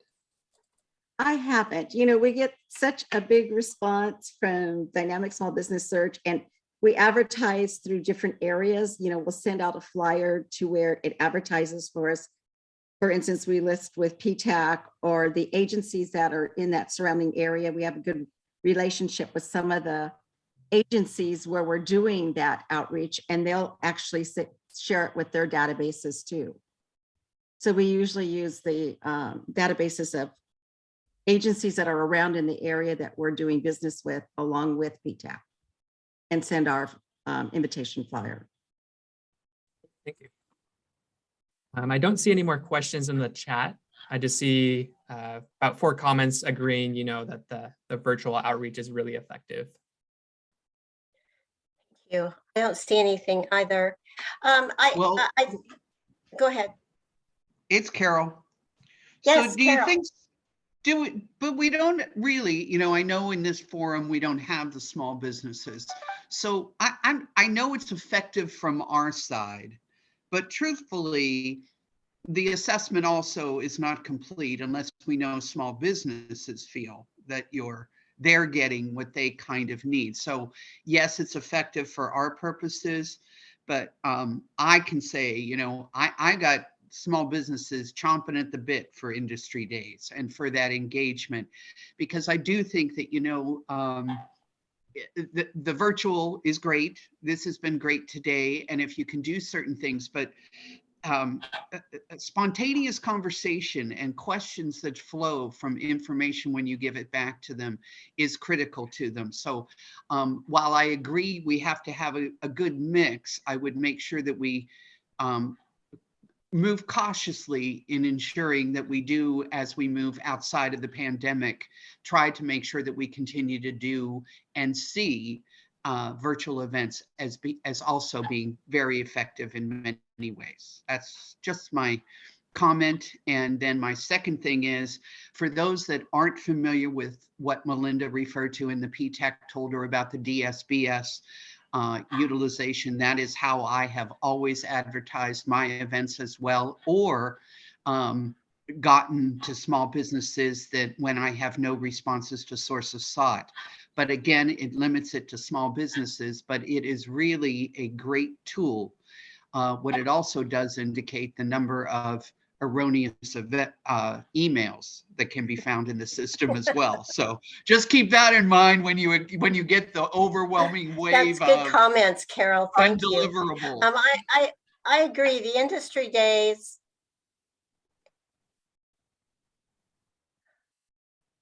We can't hear you, Jackie. Yeah.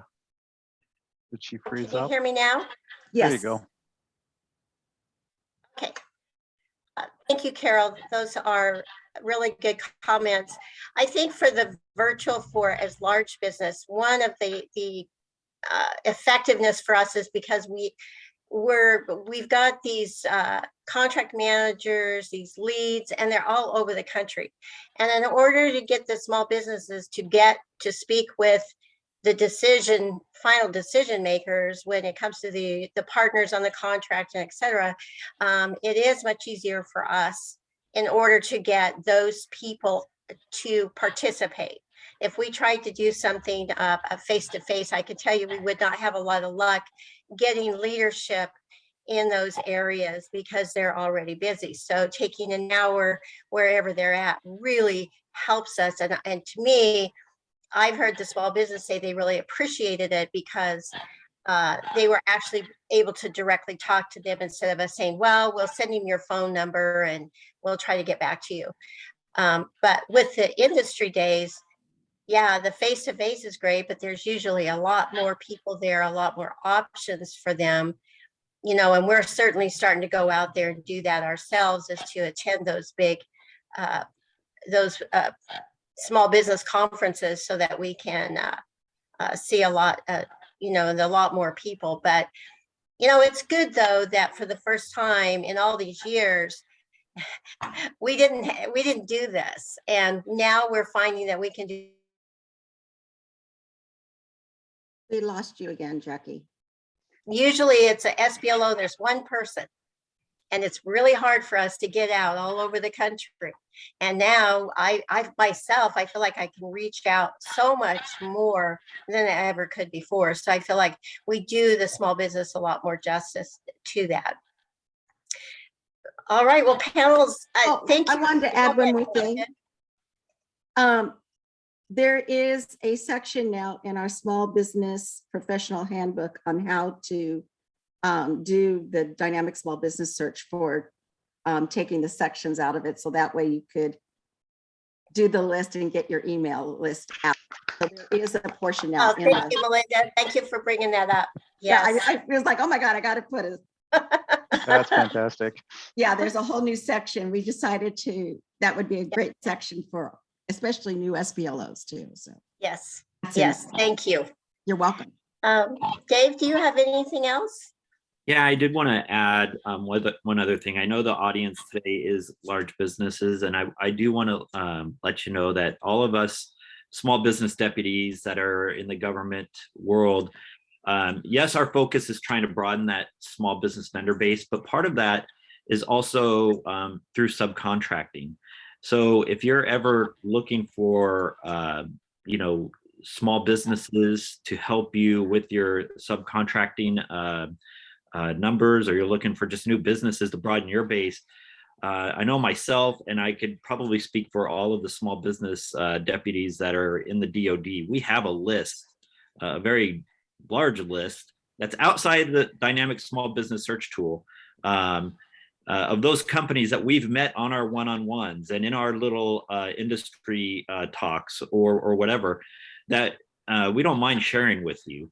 And I also know I've heard of small business deputies organizing through PTACs an industry day for subcontracting. So working with a large business so they could meet small businesses in an industry day. And I just want to, I don't know how many manufacturing companies or machine shops or professional service providers are in our audience today. But if you are looking for subcontractors for any of that type of work, you can always contact me and I'll help you organize something and even use my Microsoft Teams to host it, to do so you can have like an industry day to look for subcontractors for something that you are putting together a team for. So anyway, I'm here for you. Oh, that's wonderful. We would really appreciate that many times, especially on specific projects. Thank you so much. There was a question and a couple of 3 questions that I saw asking about our SBLO professional handbook. It's a small business handbook. It has been updated since 2018. And I think what I should do is go ahead and send out an email to everyone and make sure that everyone has that link. So after this webinar, by tomorrow, you'll have that link to the SBLO handbook. Small business links too, so that everybody understands. If you do a search to find it, you won't find it. It's one of the things we had to put in place because it isn't a government handbook. It's something that the council put. So it is a private link and you can share it with whoever you would like to share it with. Yeah. And it's a working document. So we have volunteers trying to keep up with it, to keep it updated. And certainly if anyone wants to be a resource on that, please let us know, because it's a continual work at updating that and making sure that we're keeping up with everything. So we would love to hear from you, and you can email me, Melinda K, if you are interested in supporting that part of it, of keeping that book updated. Thank you. I want to jump in only to say that's why you're not going to find it as a PDF out on the web somewhere, because that would be a stagnant copy. And the link is always going to be the living copy that has whatever the latest updates are that have been put into it. Can't say that it's going to be perfect to the letter for what happened yesterday or on April 4th or whatever, but it's going to be as recent as we can have it within a reasonable time frame. And yeah, it's been a tremendous asset and real effort that was put forth from our team. So thank you very much. Okay, back to you guys. Yeah, so we could really use volunteers that are interested in that. So panel, thank you so much. I think it's good information, and hopefully, especially when we have a lot of new small business advocates out there that's just trying to figure out their way and that path. And David, thank you so much for offering your support and help to the large businesses out here. We greatly appreciate you. Yeah, I also want to add my monthly events, the Wednesdays with the Deputy. If there's ever a large business that wants to come on, and if they want to notify me beforehand, I'll give you an opportunity to speak about an upcoming project that you might have. So again, our audience is more like manufacturing, machine shops, professional services, or whatever, not necessarily construction. So I apologize, Melinda and Jackie and any other construction company out there, but I'm not construction, so I know what sometimes we have a specific bolt that we have to get or something like that, and that's when that would be. Yeah, but I just want to put it out there. I'll give you a couple seconds during my events to introduce yourself, and if you're looking for subcontractors for a particular project, leave your name in the chat or whatever to contact you. I would be very happy to do that, because again, yes, we want primes, but we also know there's a huge need for subcontractors. So If I can help out an SBLO meet your numbers, hey, that's a win for you guys and for small business. Okay, we're going to caveat it though, David. We're going to caveat it. It does not constitute an endorsement in any way of the subcontractor. Okay, it is. Thank you, Carol. And for awareness, two things, because you know I'm precise. Small business is a resource to SBLOs. The person responsible is still the contracting officer. Okay, so please be aware of that chain of authority. And when we talk about endorsements, it is not there. And truthfully, while David may maintain a list, I don't. I rely on the DoD SAM.gov. I rely on the ISRs and what you can find, and for that exact reason. You know, sometimes you get burned once, you learn some ways. So, but again, David's mission is way different than potentially what, you know, the Corps does in some instances, but it is not an endorsement in any way. Thank you. Yes, we do understand that, and we will be respectful understanding that. We all still have to look them up and figure out if they're going to meet our needs anyway. So we shouldn't expect that endorsement from the government. That's correct. Or from Jackie, small businesses can be upset if they're not on the list. Yep. Yeah. Yep. Okay. Okay. Well, thank you, Thank you for panel having members. us. This is wonderful. Thank you so much. And Kay, it's back to you. All Thank right. you. Thank you. And what great topics and great discussion. Absolutely appreciate it. Okay, next up. Okay, it's time to grab your lunch if you're out there on the West Coast. On the East Coast, maybe you're going to grab some iced tea or something. So next up, we have another session. It's a question answer session. And this time our speakers include Joan Kamikawa. She is with USACE in the Pacific Ocean Division Small Business Program. She is the Assistant Director. We have Sam Artis with Shimmick Construction. He's the Director, Small Business Liaison Office. And we have Jackie Hacker, the Director, Small Business Program for HDR. The moderators are Vanessa, the Program Manager for Native PTAC, and Mary Jo Juarez, PTAC Counselor. Thank you very, very much. And this is an opportunity for some questions and answers. Take it away. Thank you. Thank you so much, Kay. We do, just so everybody knows, we do have some questions that were submitted over the weekend. However, a lot of those questions have already been discussed and answered, or in some cases even not answered because we weren't able to answer them. Does anybody in the audience have any questions that they would like to ask? Give you just a minute here. Okay, well, while we're waiting for questions to be posted, because this is your chance to ask these people with this wealth of information. One of the questions that came in over the weekend is, can you go over the requirements of SDB participation report and the FFATA report?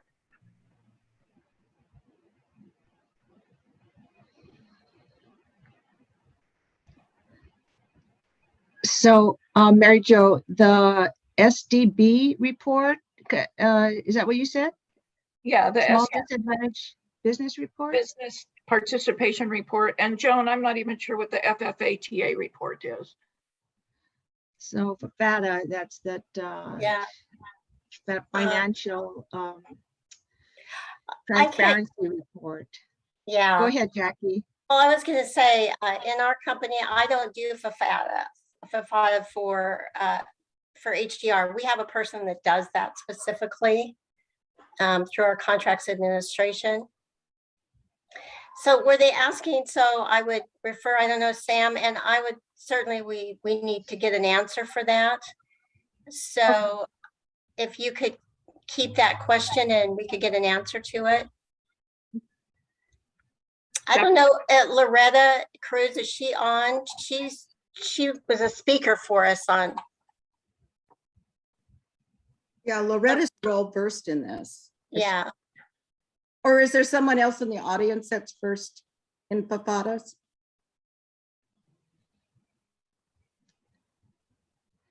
I only know the top layer, so I would not be able to be an expert on that question. So we will answer that. Okay, perfect, perfect. What was there another one about the participation report?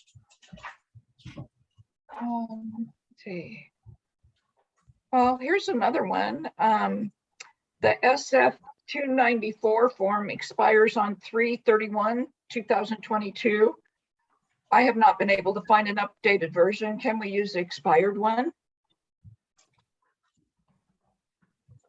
You can use the one that is currently on GSA, and I'm assuming you're doing that for a manual report because it's not in ESRS.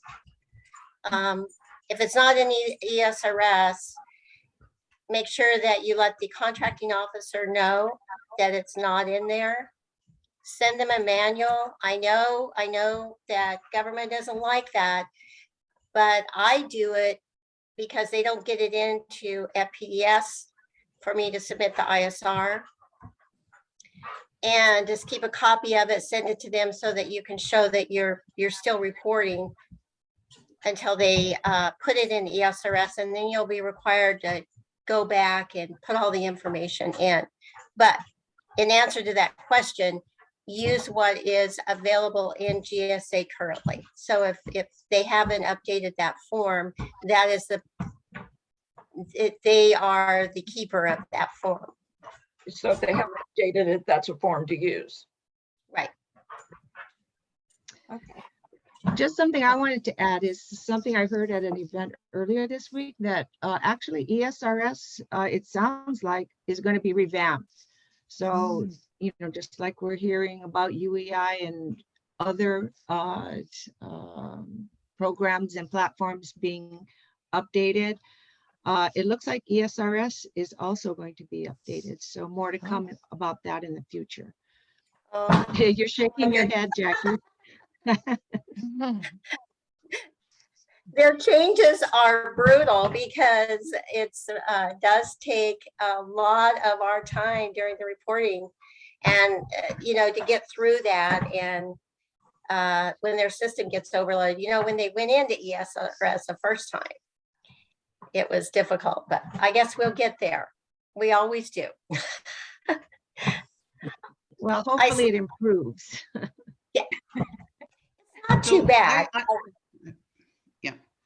Jackie, I wanted to say, when you address the fact that the government has not put into ESRS the requirement for the subcontracting plan, sometimes it might be beneficial to notify the small business specialist at that activity, because it could be a matter of the contract action report, not having had the block checked. And that's what feeds it over into the ESRS system. So if you tell me that, and often when I run a report where I know I've recently reviewed a subcontracting plan, if all of a sudden I don't have a need for a subcontracting plan indicated, I know it has been missed on the CAR. So just an option to maybe try to get it corrected versus continuing on with a manual. There may be a quicker fix to it. Over. Oh, that would be awesome. Thank you. Thank you very much. There's a question, and I'm not sure if it was asked, but it says, from a reporting perspective, I'm concerned about how to report via ESRS/ICESRS for the upcoming reporting periods. And conversely, the communication involved for our large business subcontractors to report to the primes. Do you have any insight on this? To the what? To the It's reporting on the ESRS / Right. ICESRS for upcoming reporting periods. You know, do you have any insight on the communication involved from our large business subcontractors to report to the primes? That's the question. I'm not sure. Oh, and then it says, is the question about SDB report related to the former FAR requirement for an SDB report based on certain dates that was once required by FAR 52.219-24?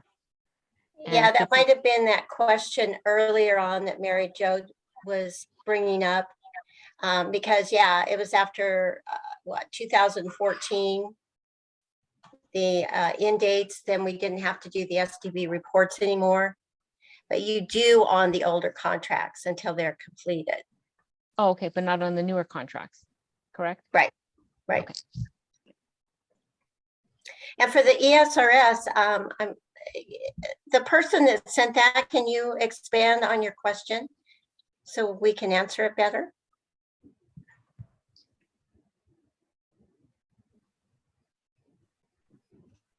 Oh, from the DUNS to the UEI. Oh, okay. So if I understood it right, for the large business, to our lower tier large businesses, they have to report up to us or to. I'm sending out information to them about the changes, but it should be already, if they're already in SAM, they should already have their UEI. Yes. So I'll have to send out to them, or I did, what our UEI number is. Yeah, and then for those that are on the call, you can download a report of all businesses that now has their DUNS number and their UEI off of sam.gov, but you have to be logged in. And once you're logged in, you'll do a search and then you'll hit entities. And then from entities, you'll select what type of business. Are you looking just for the state of Washington, 8A firms? And then you do a search and you can either download it by Excel or download it as a PDF. So that's what you'll want to do, prior to this Friday, in order to have both showing. And I just did it, and actually the PDF is a little bit easier to read, to keep a copy for yourself, for the large businesses, for the small businesses. It shouldn't be too bad. The ESR reporting, because typically you've got your whole list of your contracts in ESRS when we go in.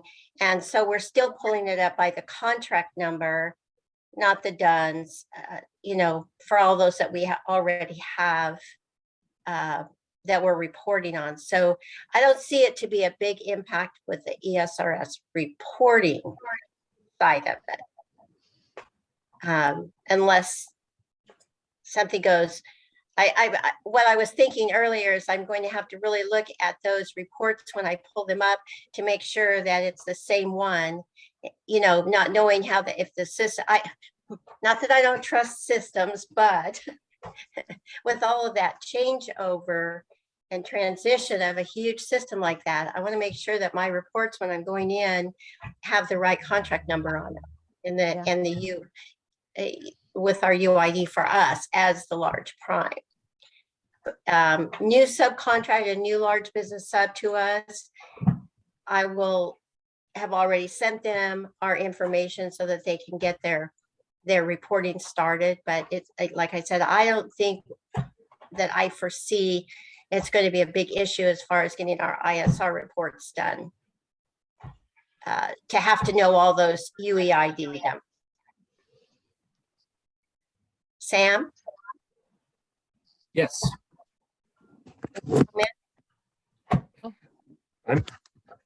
Oh, that's terrible lighting. All right, there you go.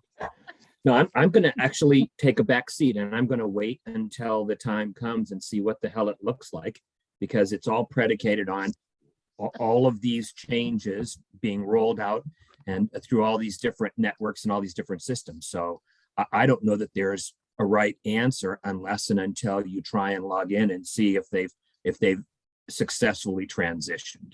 Yeah. And so from some of the questions that were raised today, I'll be surprised if this goes as smoothly as it was promised. And so, I have to agree with you. You know what it was like when they rolled it out. So yeah, right. So I'm going to wait. I'm going to take my chances, and I'm a little discouraged that they rolled it out 30 days before, you've got the month of April to do your mid-year reports. I So know. What were I they just think the thinking? timing on this was a bad idea. I'm not, the change is inevitable. I'm okay with that. I just don't think it should have happened 30 days into the reporting, or 30 days before the reporting cycle. Well, there's a lot of us, I see somebody comment on it, but there's a lot of us that were there when they first rolled out ESRS. And we recall our challenges trying to get our work done with that. So yeah, it's, I don't know, I just say, okay, I'm just going to dive in and see what happens and hope for the best. I keep thinking it surely there won't be a big impact on our ISR reporting. They did give us an additional 10 days, but I would suspect that we might need more than 10 days if the system isn't working properly, because I'm sure everybody experiences it. There's all of us trying to do our reporting. And so ESRS already will have lags, or you get timed out because there's so many people trying to do reporting during that 30 days. Yeah, it really slows down during the reporting cycle. Yeah. Actually, all of those do. DSBS does as well.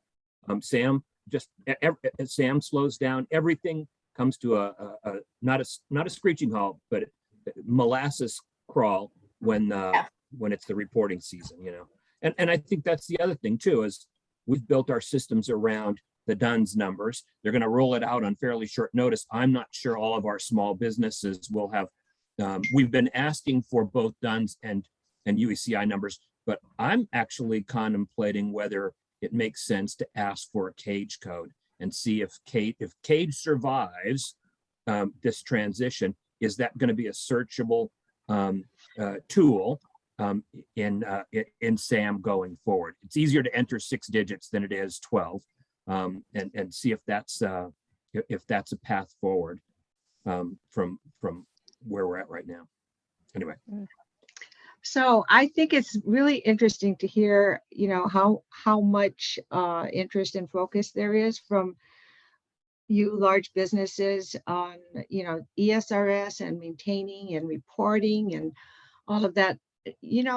I don't think small businesses have an idea of what all is involved in managing it. They don't, and they also don't realize,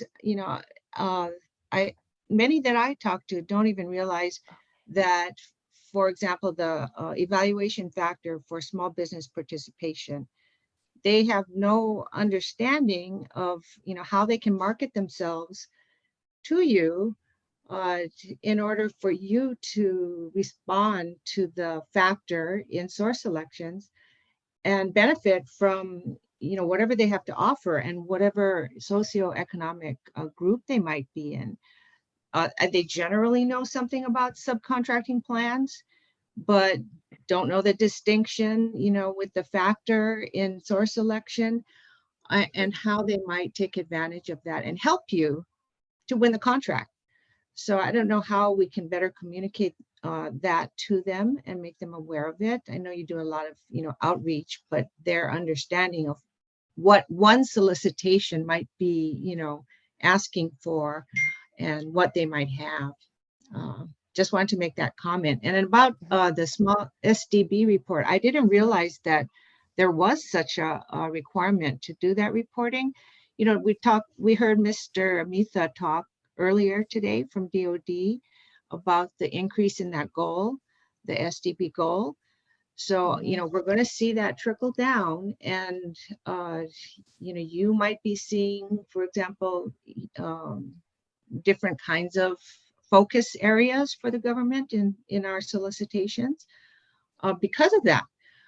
maybe, you know, in my particular region, it might turn out to be, and I don't know for sure, but I'm just sharing, you know, more focus on growing 8As and more focus on 8A MATOCs and SATOCs. And that might be an area where you can, you know, partner up to fill some of those needs because of that increased goal. And because of for USACE, the increased program with infrastructure and Jobs Act and the Disaster Relief Act, all that money that's coming in, we've got a lot of new programs to find new contract tools. And we're going to have to kind of look at the SDB goal and see how we can incorporate that in advertising. So just something on the SDB program to tie it all together. Right. Over. I have to be honest. I am so glad that SD report is gone, because number one, we do it, and 9 times out of 10, they're not even being approved anyway. I don't think even most of the COs ever looked at it, because they're looking at our ISRs, and they wanted it on an annual basis, and it. So I'm one that's saying I'm so glad it went away. You know, with the STB participation, believe it or not, most of the time you look out there with USACE contracts, for example, that the STB participation is usually higher than even 11%. Some of the districts, you know, will put down their minimum goals. And I haven't really seen on our end that STB ever really got slighted in that, because most of our really good small businesses are SDBs anyway, right. You know, so I'm not seeing that as really going to be, to me, I don't see that to be a big impact to us in the industry side, because typically the solicitations are asking far more than the statutory requirements. It's pretty rare when they say you only need to do 5%. That's pretty rare. Pretty rare. And I struggle more with satisfying the hub zone veteran service disabled veteran goal more than anything. I have little to no problem satisfying the SDB and the women owned small business goal. I really hit the wall on hub zone these days. Well, I just hope that they just don't add any more reports, because, you know, now we're reporting on every single task order on every contract that has task orders. So, you know, you get 75, 100 task orders, and we're reporting every single one of those, plus the whole contract.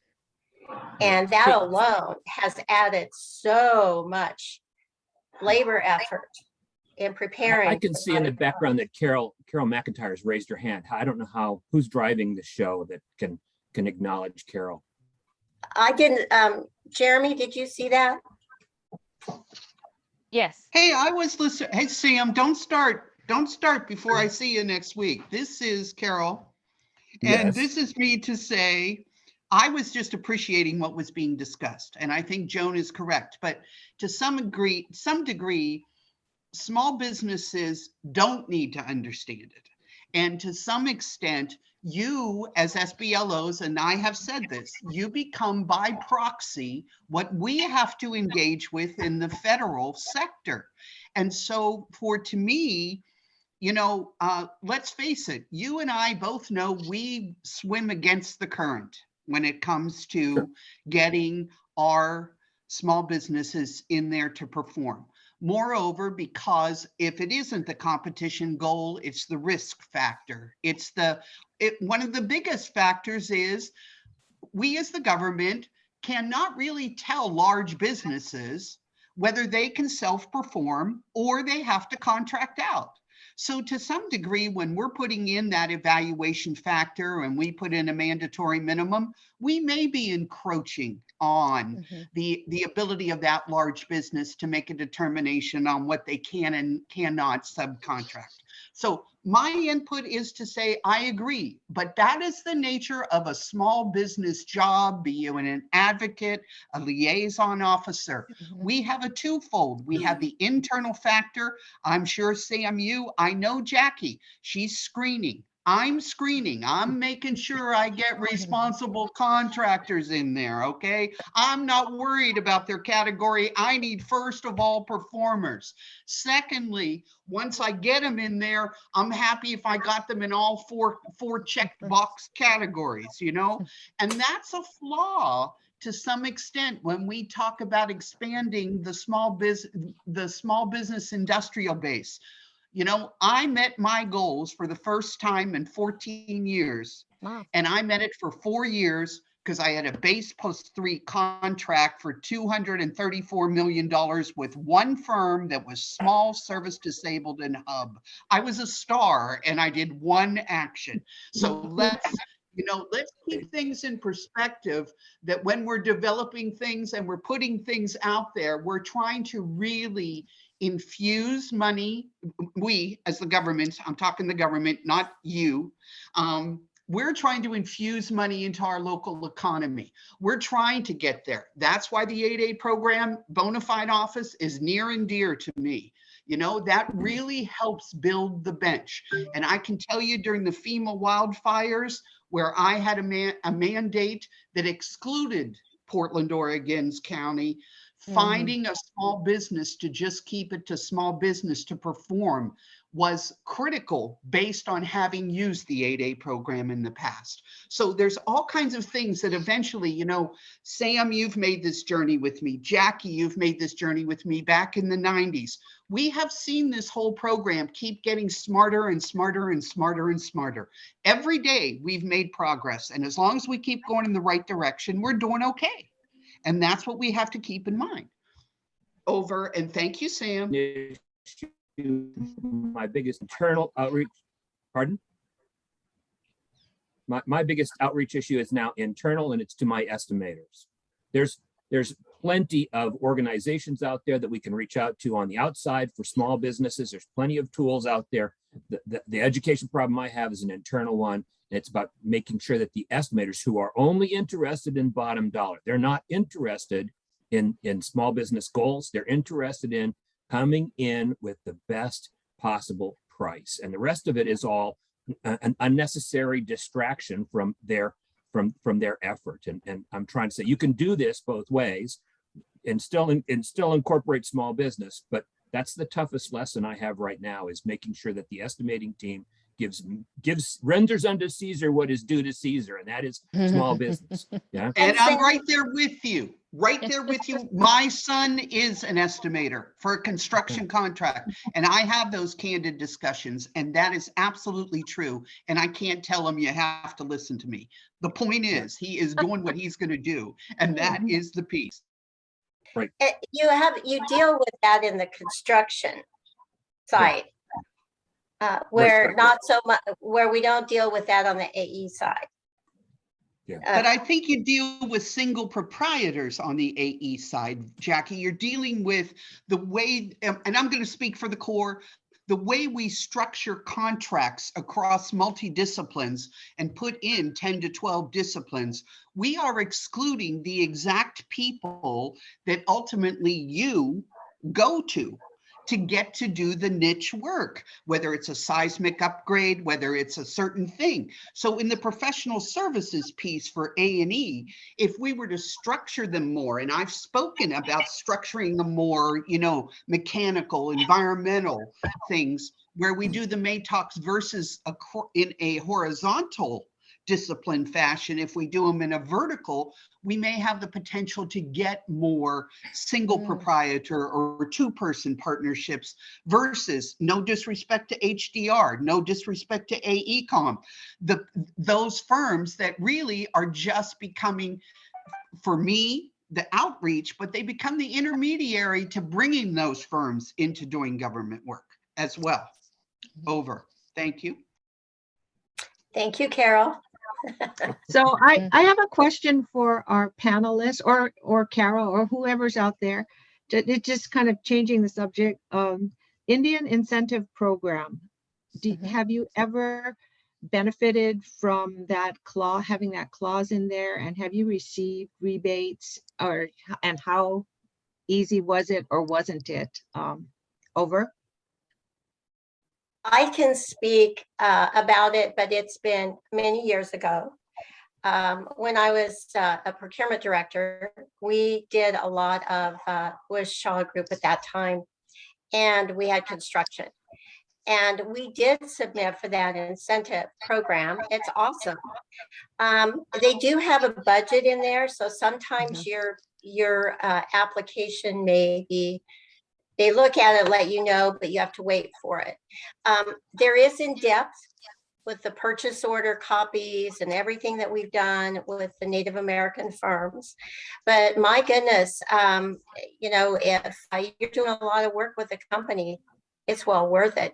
And I'm always looking for that clause in our flow downs because it has to be in there. But I'm not aware, you know, I even brought it up to our procurement one day because I'm not aware that I don't hear about people much anymore utilizing that incentive program. And, you know, I'm going to be out at one time when we submitted, one of them was $250,000 of rebate because we had done so much work with Did you get it? Native American tribal. Yeah. And you received it? Yeah, Okay. we sure did. So I look for the clause and I try and point it out when we're doing the estimating, but we've never successfully used it. And the other is that I've understood that while it gets funded, it's a limited pool and it gets tapped out early on in a fiscal year. So it almost becomes one of those exercises of how much effort do you want to put into this if there's not enough money in there, and then it takes, you know, it takes an extended period of time to get it, right, or to recover it. But in the end, I've not used it, and I'm just talking through my hat here. I guess if you think about, depending on how much you've subcontracted, but I think $250,000 was well worth the effort. Sure, and we were put on a second cycle at that time because of the funding. And my understanding that, I don't know if that was, maybe not today, but my understanding was that they've actually looking at continuing, and maybe Vanessa can answer this, about more funding towards this incentive program and supporting the Native Americans. And earlier at the beginning of the presentation, Farouk did mention that they are seeking to increase the amount of money, because before nobody used it when it first launched, and then when companies were made aware of it, then everybody, you know, started applying for it. But you are correct. I mean, you do eventually get the funding, but it may take 2 to 3 years to receive that funding. But, you know, it's, you know, kind of it's like a bonus, though, in some ways. It is a bonus. Yeah.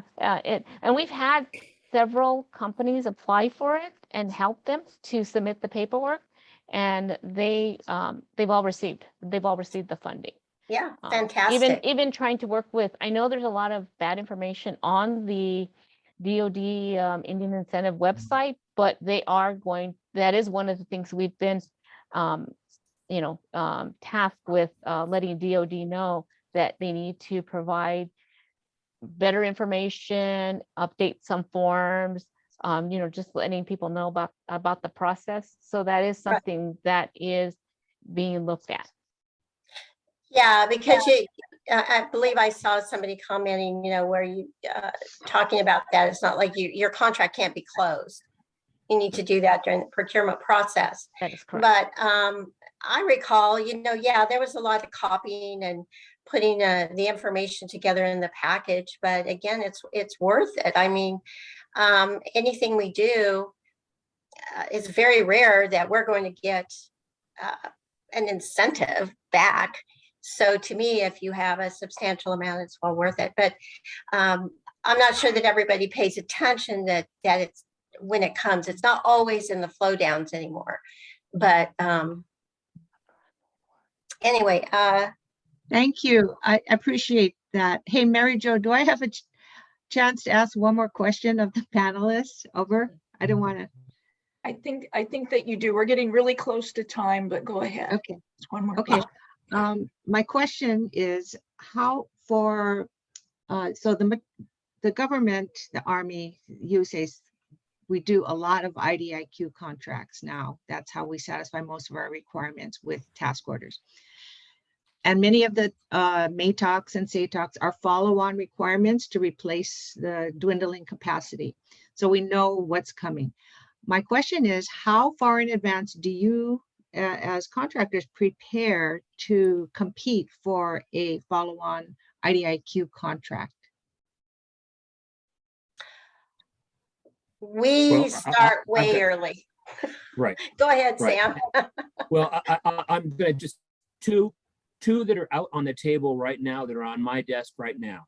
One of them, I have 2 weeks notice. The other one, I would have 6 to 9 months because the that district has let that solicitation slip. So we knew that it was coming, and we've known that it's coming for a long, long time. We've tried to anticipate when it would actually get released. It got released this past week. It's got a 30-day turnaround on it, but it's probably been out, or at least information-wise, it's been out for a good 6 months. The other one we didn't see coming. It's only out for a total of 14 days before it's due. So the range is as dramatic as that.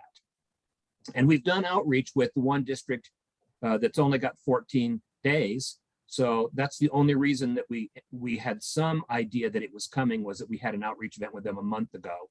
And then just, like I said, you got 14 days to turn it around for a MATOC. And we talked about that at the outset of this session. And that's part of the dilemma you have in terms of framing intelligent questions around where it is and the time you have to put an intelligent response together. Right.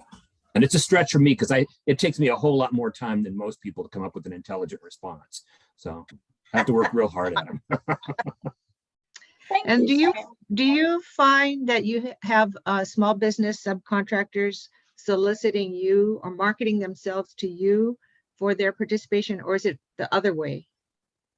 Both ways. Both ways.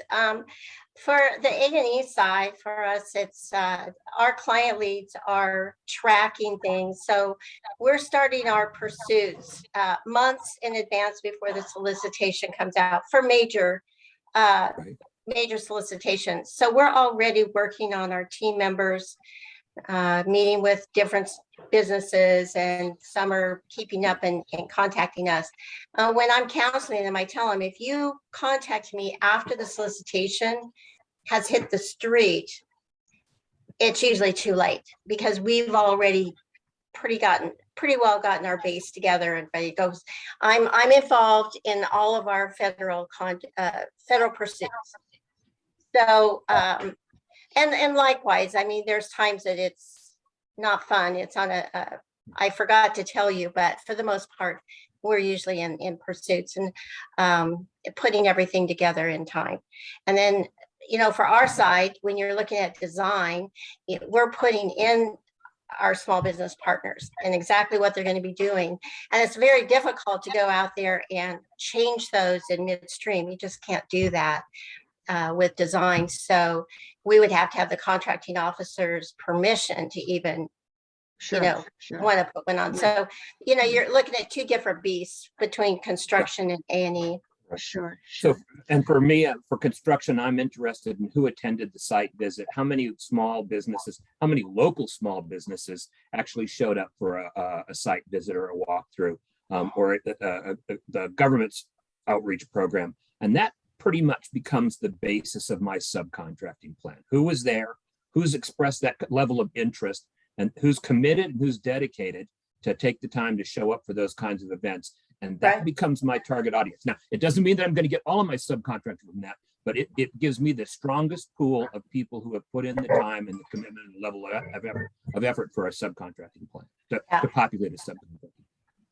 That's good to know. Thanks. We'd like to be able to pass on those kind of things to, firms that we meet with, and it is good to know. Thank you. Okay, real quick, we have Priscilla Jones. She's had her hand raised for a little bit. Hi, Priscilla. Hi, Jackie. Can you hear me okay? Yes. Yes. And I'm sorry to go back so many talking points, but I just wanted to go back to the question about the SDB participation report. Is it the report is still required on older contracts because that's a contract deliverable for that contract at that time. Okay. Yeah. And I'm going back to it because at the time of that final ruling, we reached out to a number of folks, both in the industry, and we reached out directly to the SBA as well. We did receive other input to the effect that under any other circumstances, a contract and its deliverables are still required because of the flow down of the clauses in the contract. But that this particular one, because the ruling was made because of it been found unconstitutional for DoD and others to have a specific program targeted for STBs, that when the final rule in the Supreme Court enjoined their ruling, it did away with the requirement altogether, and that it was not just proactively going forward that the requirement no longer exists, but because the rule removed all the reporting language.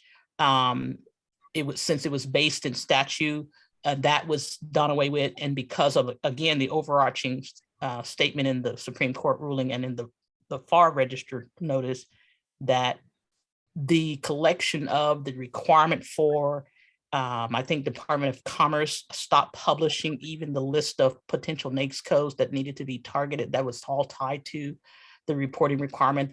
That was all done away with under the umbrella of it was found to be unconstitutional to have that statutory requirement. So I'm just bringing that up because we don't have any contracts that still are active that have that. To my knowledge, that has that requirement, but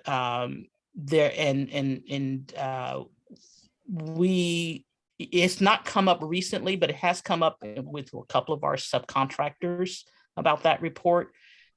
I'm just wondering, just for the sake of clarity, and Joan, I'm not sure if this is a topic we can have an next session to possibly look further into it to see, are we, as industry, as government, still really obligated to provide the report on the older contracts, given the situation under which that requirement was removed from the statute?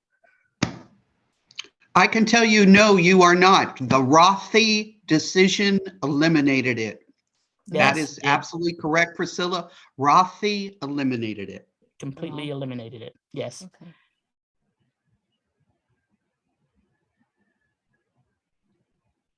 So, well, okay then. Yeah, we can't. The government cannot collect information that is invalid if there's no statutory basis to do it. And there are several statutes that would impact it, and that is certainly one of them. It's one of the reasons, at least in my office of counsel, for small business commitment documents, small businesses do not submit anything for the proposal because we're not evaluating them. They are automatically assigned a rating, and that becomes the basis for it. Is we are, the act, the Burden Act, a Paperwork Reduction and Burden Act, dictates what we can and cannot commit. And if there is no purpose for it, the Rothy decision was a huge thing at the time. I'm sure you two remember that I'm looking at, and Joan, you weren't there right then, but that is the key thing. But that deliverable, plus I do have to say, I'm pretty sure that most of the contracts should have been expired by now, because we don't do contracts for that level of duration. Right.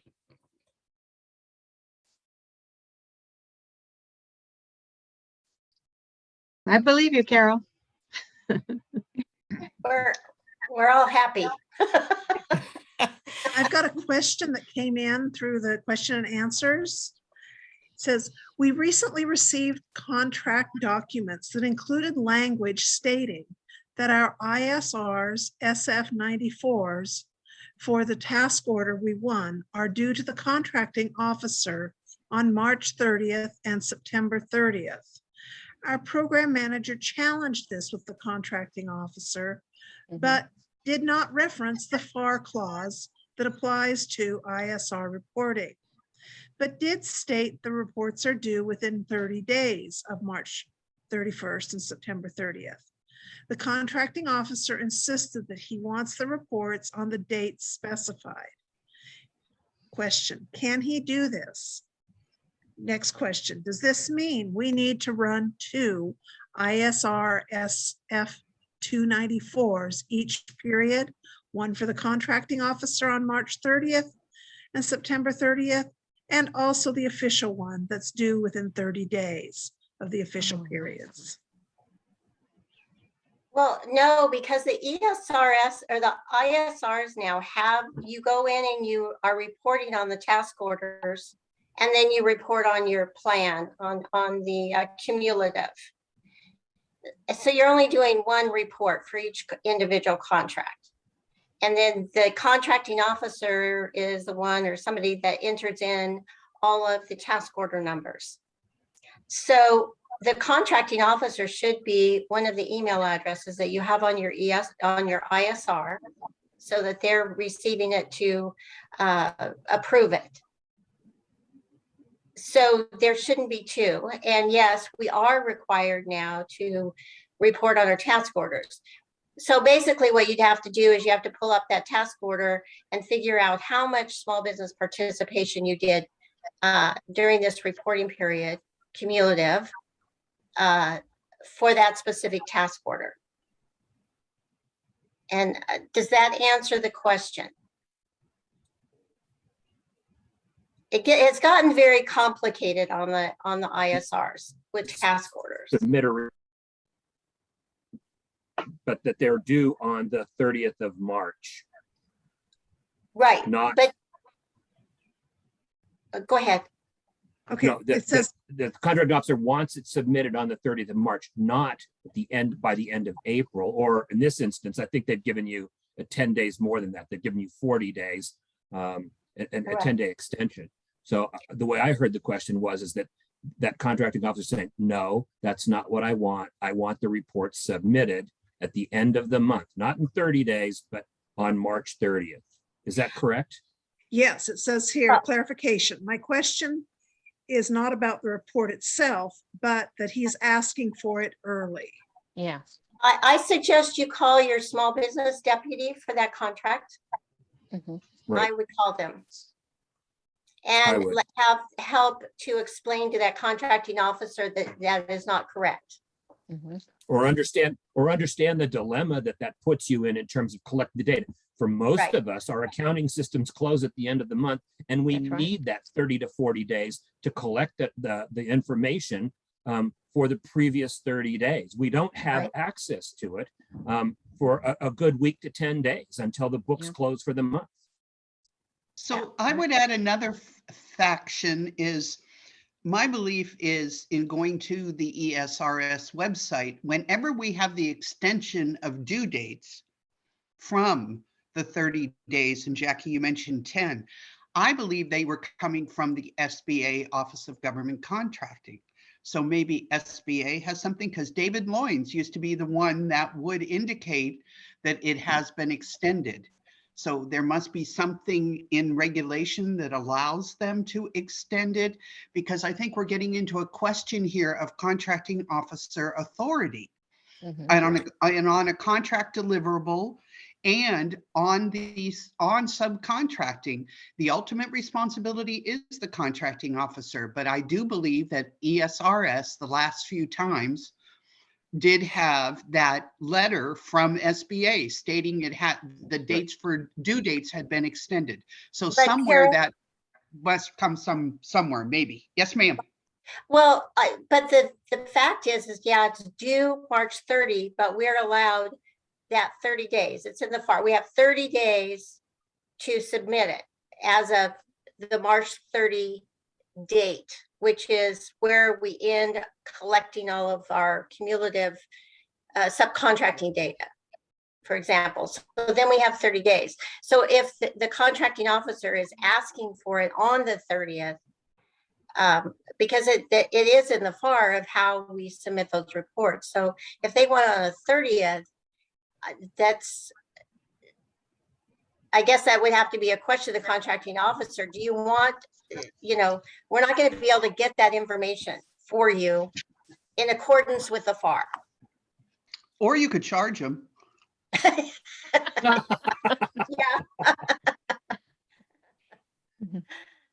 We'll put a whole team of people on it. Yeah. Yeah. Okay, we've got another question that came in through the Q&As. Prime awards a purchase contract with FAR 52-219-9 flow down to a subcontractor, and the value of the purchase contract is currently under the small business subcontracting plan threshold. If the purchase contract is modified to the point that the total value of the purchase contract exceeds the threshold, is the subcontractor on the hook for a plan and reporting from the point that the purchase contract value exceeded the threshold? Simple answer is yes. Okay. Now, there could be I don't have anything else to add to it. Well, there could be circumstances like, maybe the mod was, say, $100,000 just to finish something. Obviously, I'm going to look at that and then talk to the subcontractor, but they would still have to provide in writing why they were unable to have any goals for that modification. And then it's got to be a good justification for that.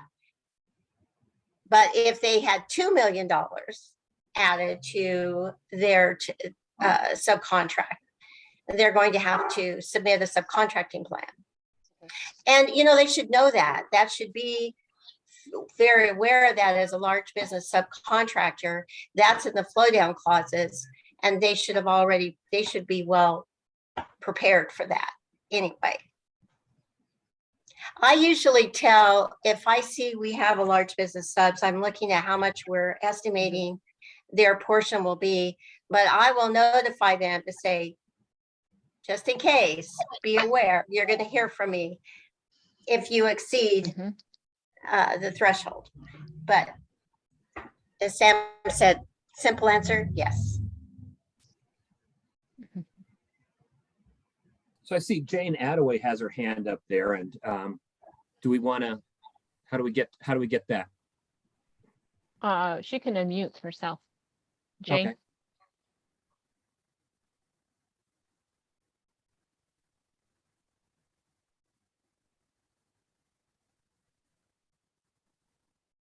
Jane, you have the floor. Maybe she just left to refill her iced Oh, tea. no. She She said, said, "My sorry, mistake." sorry, my mistake. Oh, didn't have a question. Oh. Okay, and Can I quickly ask how large business SBLOs feel they are doing with the subcontracting participation commitment documents? It's been a few years. We haven't really talked about it as much. Are we getting the hang of it? Do we see that it's beneficial relative to working internally with your team to get your small businesses in there, having that requirement? Is it beneficial?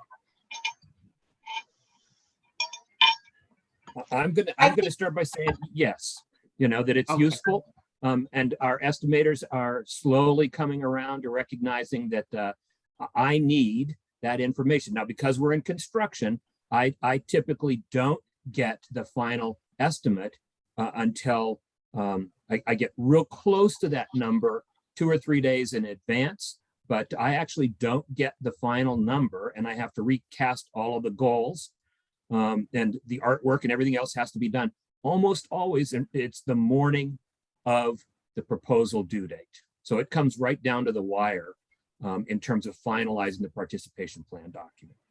Right. And are we truly doing the bids after award, or are you really kind of just guessing what's out there is my question. No. And Jackie, No, I saw you I saw you hesitate, so I'm going to ask you a question too, but I just wondered, Sam, if, you know, a lot of people, and I think if Mike Holmer's still there, they used to say, you know, they weren't going out for the bids till after they knew they got the award. So, I mean, just really how accurate is all of this?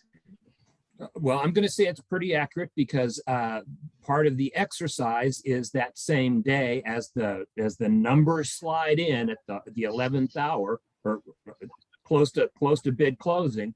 I still have to put together letters of intent. So I'm issuing letters of intent the same day that the bid goes in, and those are going to the companies that I'm naming in the participation plan. Now, I have taken a new tact because there's always a significant number, a dollar value of that I will in fact buy after the project award that I don't have commitments for, but at the time the bid goes in, every name that I've put in there, I've got a hard bid from, and I'm using their dollars to satisfy that participation plan submittal. And I also identify that. Go ahead. I'm sorry, Sam, and I was going to say, and you do look at the weight that we assign as an agency to that technical factor, correct? Right. In being able to sway them. Okay. And I actually put the dollar value in the letter of intent. So that letter of intent for me is still evolving because I just sat through a DCMA meeting where now I've got to have in that letter of intent, not only do I put the dollar value, but now I have to put the NAICS code, and I have to put the size standard associated with the NAICS code and say that's the basis for the award. This letter of intent is predicated on your dollar value, on this NAICS code, the size standard associated with this NAICS code, and the description of the NAICS code is now in the letter. And the signature has to be on the same page, according to DCMA.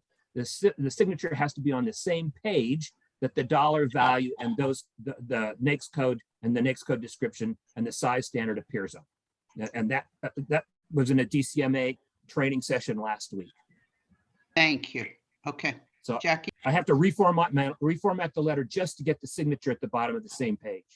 Wow, good to know. Well, and I want to add just while I'm at it, does everybody on this phone call participate in the DCMA quarterly SBLO training sessions? Try. I don't get to too many of them. Okay, there's a couple of hundred people across the country that do it. It's pretty informative. It's a little sketchy in terms of how they set it up, but once you get on distribution, you'll get the invite. I will tell you that they struggle every quarter with whether it's Teams or Zoom or whatever they're using. It's always a little dicey, but it's a useful program to sign yourself up for. It's a DCMA headquarters quarterly SBLO training session. Great. Thanks, Sam. Carol, to answer your question from me, it is helpful. I really like it that it forces our proposal team to really dig down when we are determining our small business partners, the list and what they're going to do. I think it upfront, because it's obviously we're on the contract value rather than the subcontracting dollars. So I like it. I think that we do a better job ultimately in giving more scope to our small businesses to make that. The one thing is, though, they still get confused between participation and no matter how much I train, but that's okay. We get through it. But I think that it really makes you really be more clear and precise on what you're going to have your small business partners do up front. I agree. Thank you. Appreciate it. Thanks. So I have one thing. What about when you issue your participation plan, in ours at least, separate from the small business subcontracting plan, and one of your small businesses is changing size or they've done something which now is not going to match your small business subcontracting plan? Is this post-award, Melinda? No, this is for our RFPs. Sometimes we send in at 2 separate dates. Our participation plan goes in first, and then you send in your other with the pricing. Right. So by the time you get that award, you've got to do your subcontracting plan, and they've changed. Right. That has happened. We typically let the contracting officer know, and then at that point, I have some options. We have to talk to the small business. Well, they understand, unless it's been a really critical element.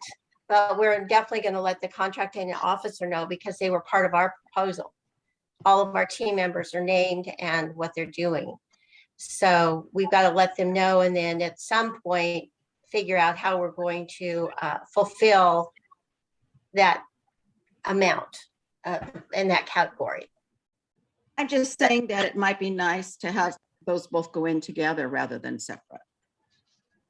The AFARS requires them to go in together under FAR Part 15. So the Corps of Engineers does require, and I can tell you in your proposal, if you have you have a commitment document, I'm also pulling the subcontracting plan over to make sure that they match in terms of dollars, in terms of identified firms and doing it. And so there is that. And then I see David's comment relative to small businesses submitting, and the CFR from SBA definitely says that the small business participation, the small businesses that submit are automatically given the highest rating. There is a GAO protest on it. And so therefore we do not get those plans from the small business because they are already given an evaluation factor of high. Within the Corps, we're still having discussion on this, but I can tell you our Office of Counsel, I believe Seattle District has adopted it as well. We do not require them because going back again to the burden, Freedom of Information and Burden Act, whatever particular one, we cannot ask for information that we are not going to evaluate. And so given that they get the most high rating, that is sufficient for us. And it is a process that we're refining over time. We move from calling them participation plans, we call them commitment documents. And as to different rules, the fact is there's different rules for large businesses versus small businesses. And that's just a piece of it. There's more people that work in large businesses than there are that work in small businesses. So that, again, I speak for Portland District, and that is all. But I can say that I have seen the plans improve immensely. I have seen the commitment documents there, and I have seen that small businesses who are put in to be on those are more happy because when they're used in the proposal, they are being used, which is what this program was instituted to mitigate. Over.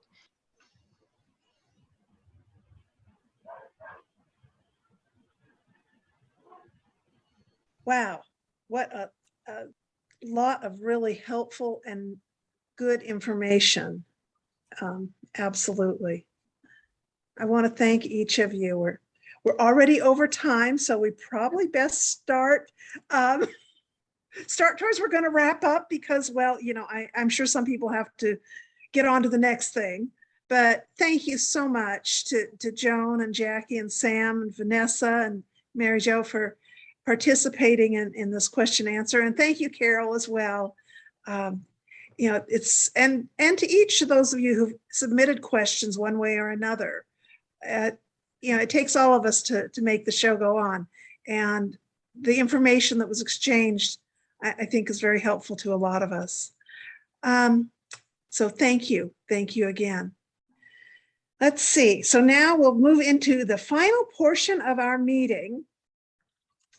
So let's see, we've got board elections and closing comments. So let's see, first off, board elections were a little bit interesting this year. We were trying to find some folks that might be interested in stepping up and doing some different things. And there were some that were willing, but they weren't available yet. And then there were some that were willing, but, you know, golly, they might be retiring soon. And then there were some that were willing, but just not right now. And so it was like, okay, well, we're not going to drop the council. And we looked around at each other and we were each willing to put in for another 2 years. And so that's how we moved forward. However, since that happened, I'm very elated and excited to say there has been some additional interest expressed. So over the next month, actually probably within the next few weeks, there'll be some discussions and there may well be some changes in leadership. I just want to tell everyone that I have absolutely enjoyed working with each and every one of you. And I look forward to seeing you again at the next training in August. And in the meantime, we will keep you posted on any of the changes that come up. There's been some discussion about whether it'll be in person or virtual right now, because our treasurer that was seated has had to step down. And we do have someone who is willing, actually we've got a couple someones who are willing to take care of the books. We are looking at doing a virtual training in August. However, if we can find someone who's interested in taking the treasurer role as a full acting member of the board, then by all means, the idea of opening it up to an in-person training is a possibility, provided the COVID rules all stay as they are today. Let's see. Other than that, yeah, like I said, stay tuned. There may be some changes. It'll be exciting changes.